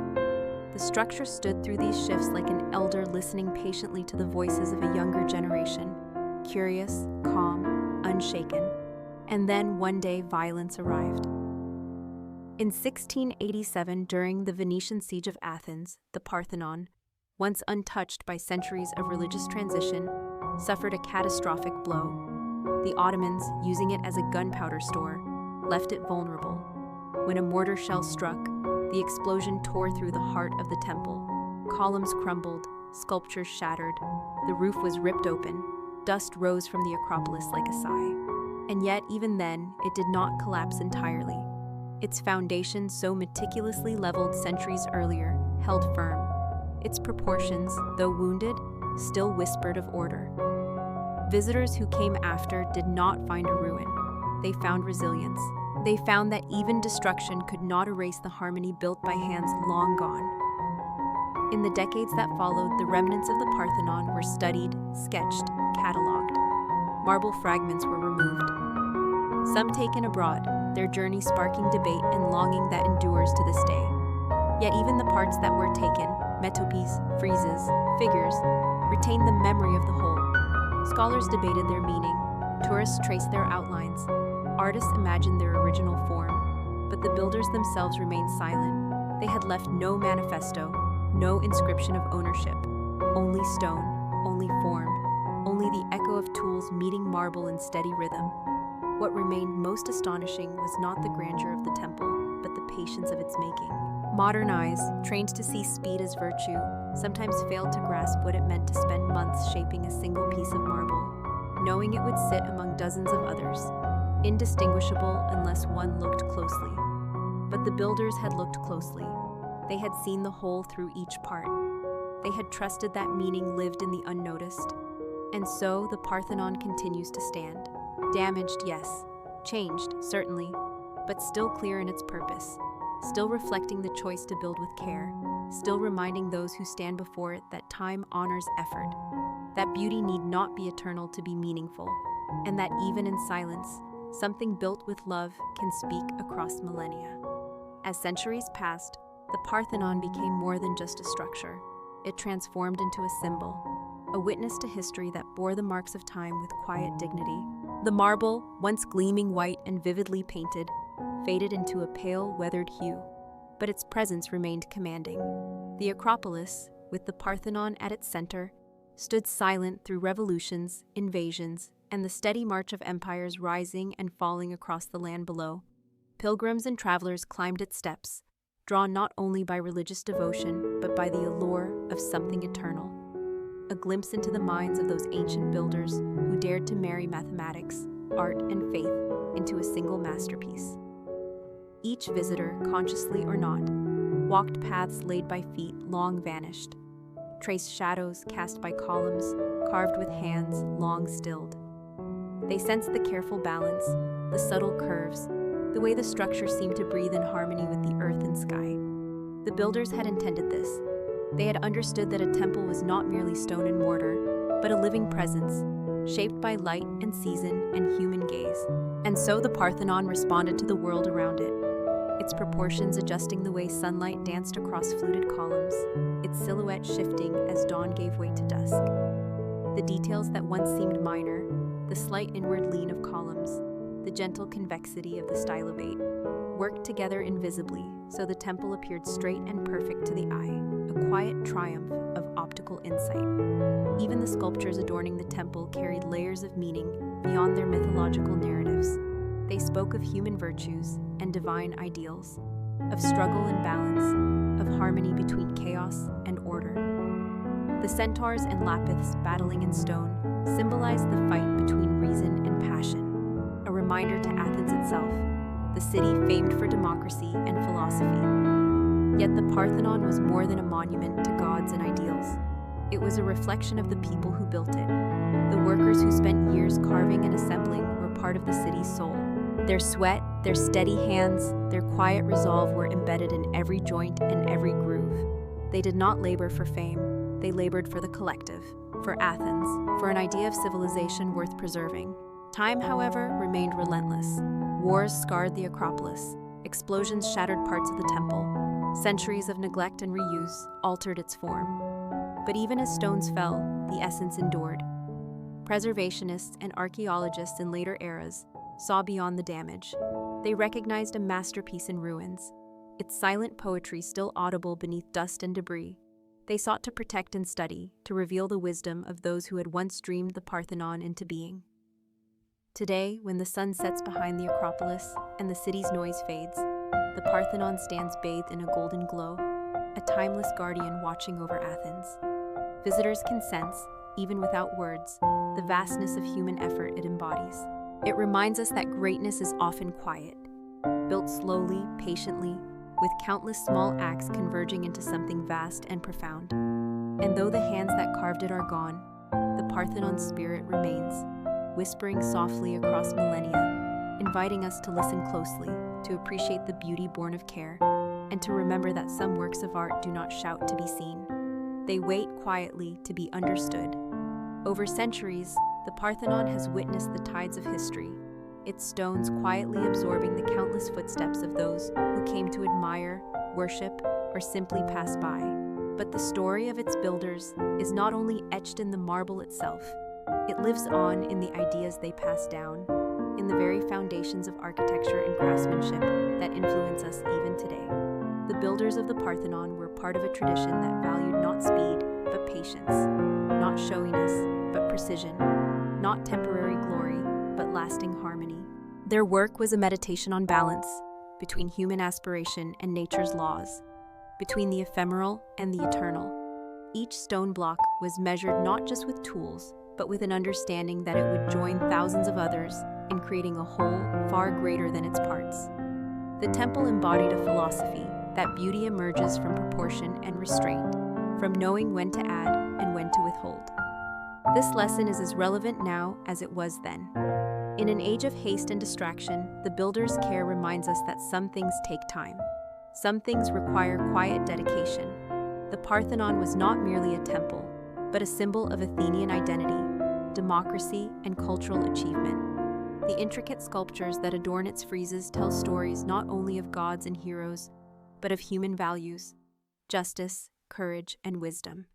The battle scenes, the processions, the gods and mortals alike carved with exquisite detail, all represent a shared narrative woven into stone. It was a story told by many hands over many years, with each sculptor and mason contributing their vision to a collective masterpiece. What is perhaps most remarkable is that despite the passing of millennia, the Parthenon still speaks to us. Its silence is profound, inviting reflection rather than commanding attention. It teaches us that true craftsmanship is humble, focused not on self-promotion, but on serving a purpose beyond oneself. It encourages us to find peace in structure, harmony in limits, and meaning in subtlety. Modern architects and artists continue to study its proportions and principles, drawing inspiration from its enduring balance and elegance. The principles of the golden ratio, the subtle optical corrections that prevent illusions, and the careful integration with the surrounding landscape are lessons in timeless design. The Parthenon is a bridge across time, connecting us to a world where art, science, and spirituality were not separate but interwoven. But the story does not end with the stone and marble. It extends to the people who cared for the temple after the builders had gone: priests, pilgrims, restorers, and scholars who ensured its survival through centuries of change. It continues in every visitor who pauses to appreciate its quiet grandeur, in every whisper of wind that moves through its columns, and in every shadow that falls across its steps. The builders of the Parthenon understood something fundamental, that to create something worthy of the gods requires more than skill. It requires patience, humility, and a willingness to become part of something greater than oneself. Their legacy is not only the temple that still stands, but the example they set. That beauty and meaning are crafted slowly, deliberately, and with care. And as the sun sets on the Acropolis, bathing the Parthenon in a golden light, we are reminded that some of the greatest works of humanity are born in silence and endure not by shouting, but by enduring with grace. As the years passed, the Parthenon stood not merely as a building of stone and marble, but as a living testament to the quiet dedication of those who built it. Though time would weather its surfaces and history would reshape its purpose, the spirit of its creators remained embedded within its every curve and corner. The builders of the Parthenon never sought fame or recognition. Their names have largely been lost to history, yet their craftsmanship endures as a silent dialogue between past and present. They labored in measured rhythm, driven by a deep understanding that true greatness grows not from haste, but from patience, precision, and humility. The temple was designed to embody an ideal, the harmony of proportions, the balance between form and function, the convergence of art and mathematics. Every column, every carving, every subtle optical adjustment was a deliberate choice, reflecting a worldview that revered order and beauty as reflections of the divine.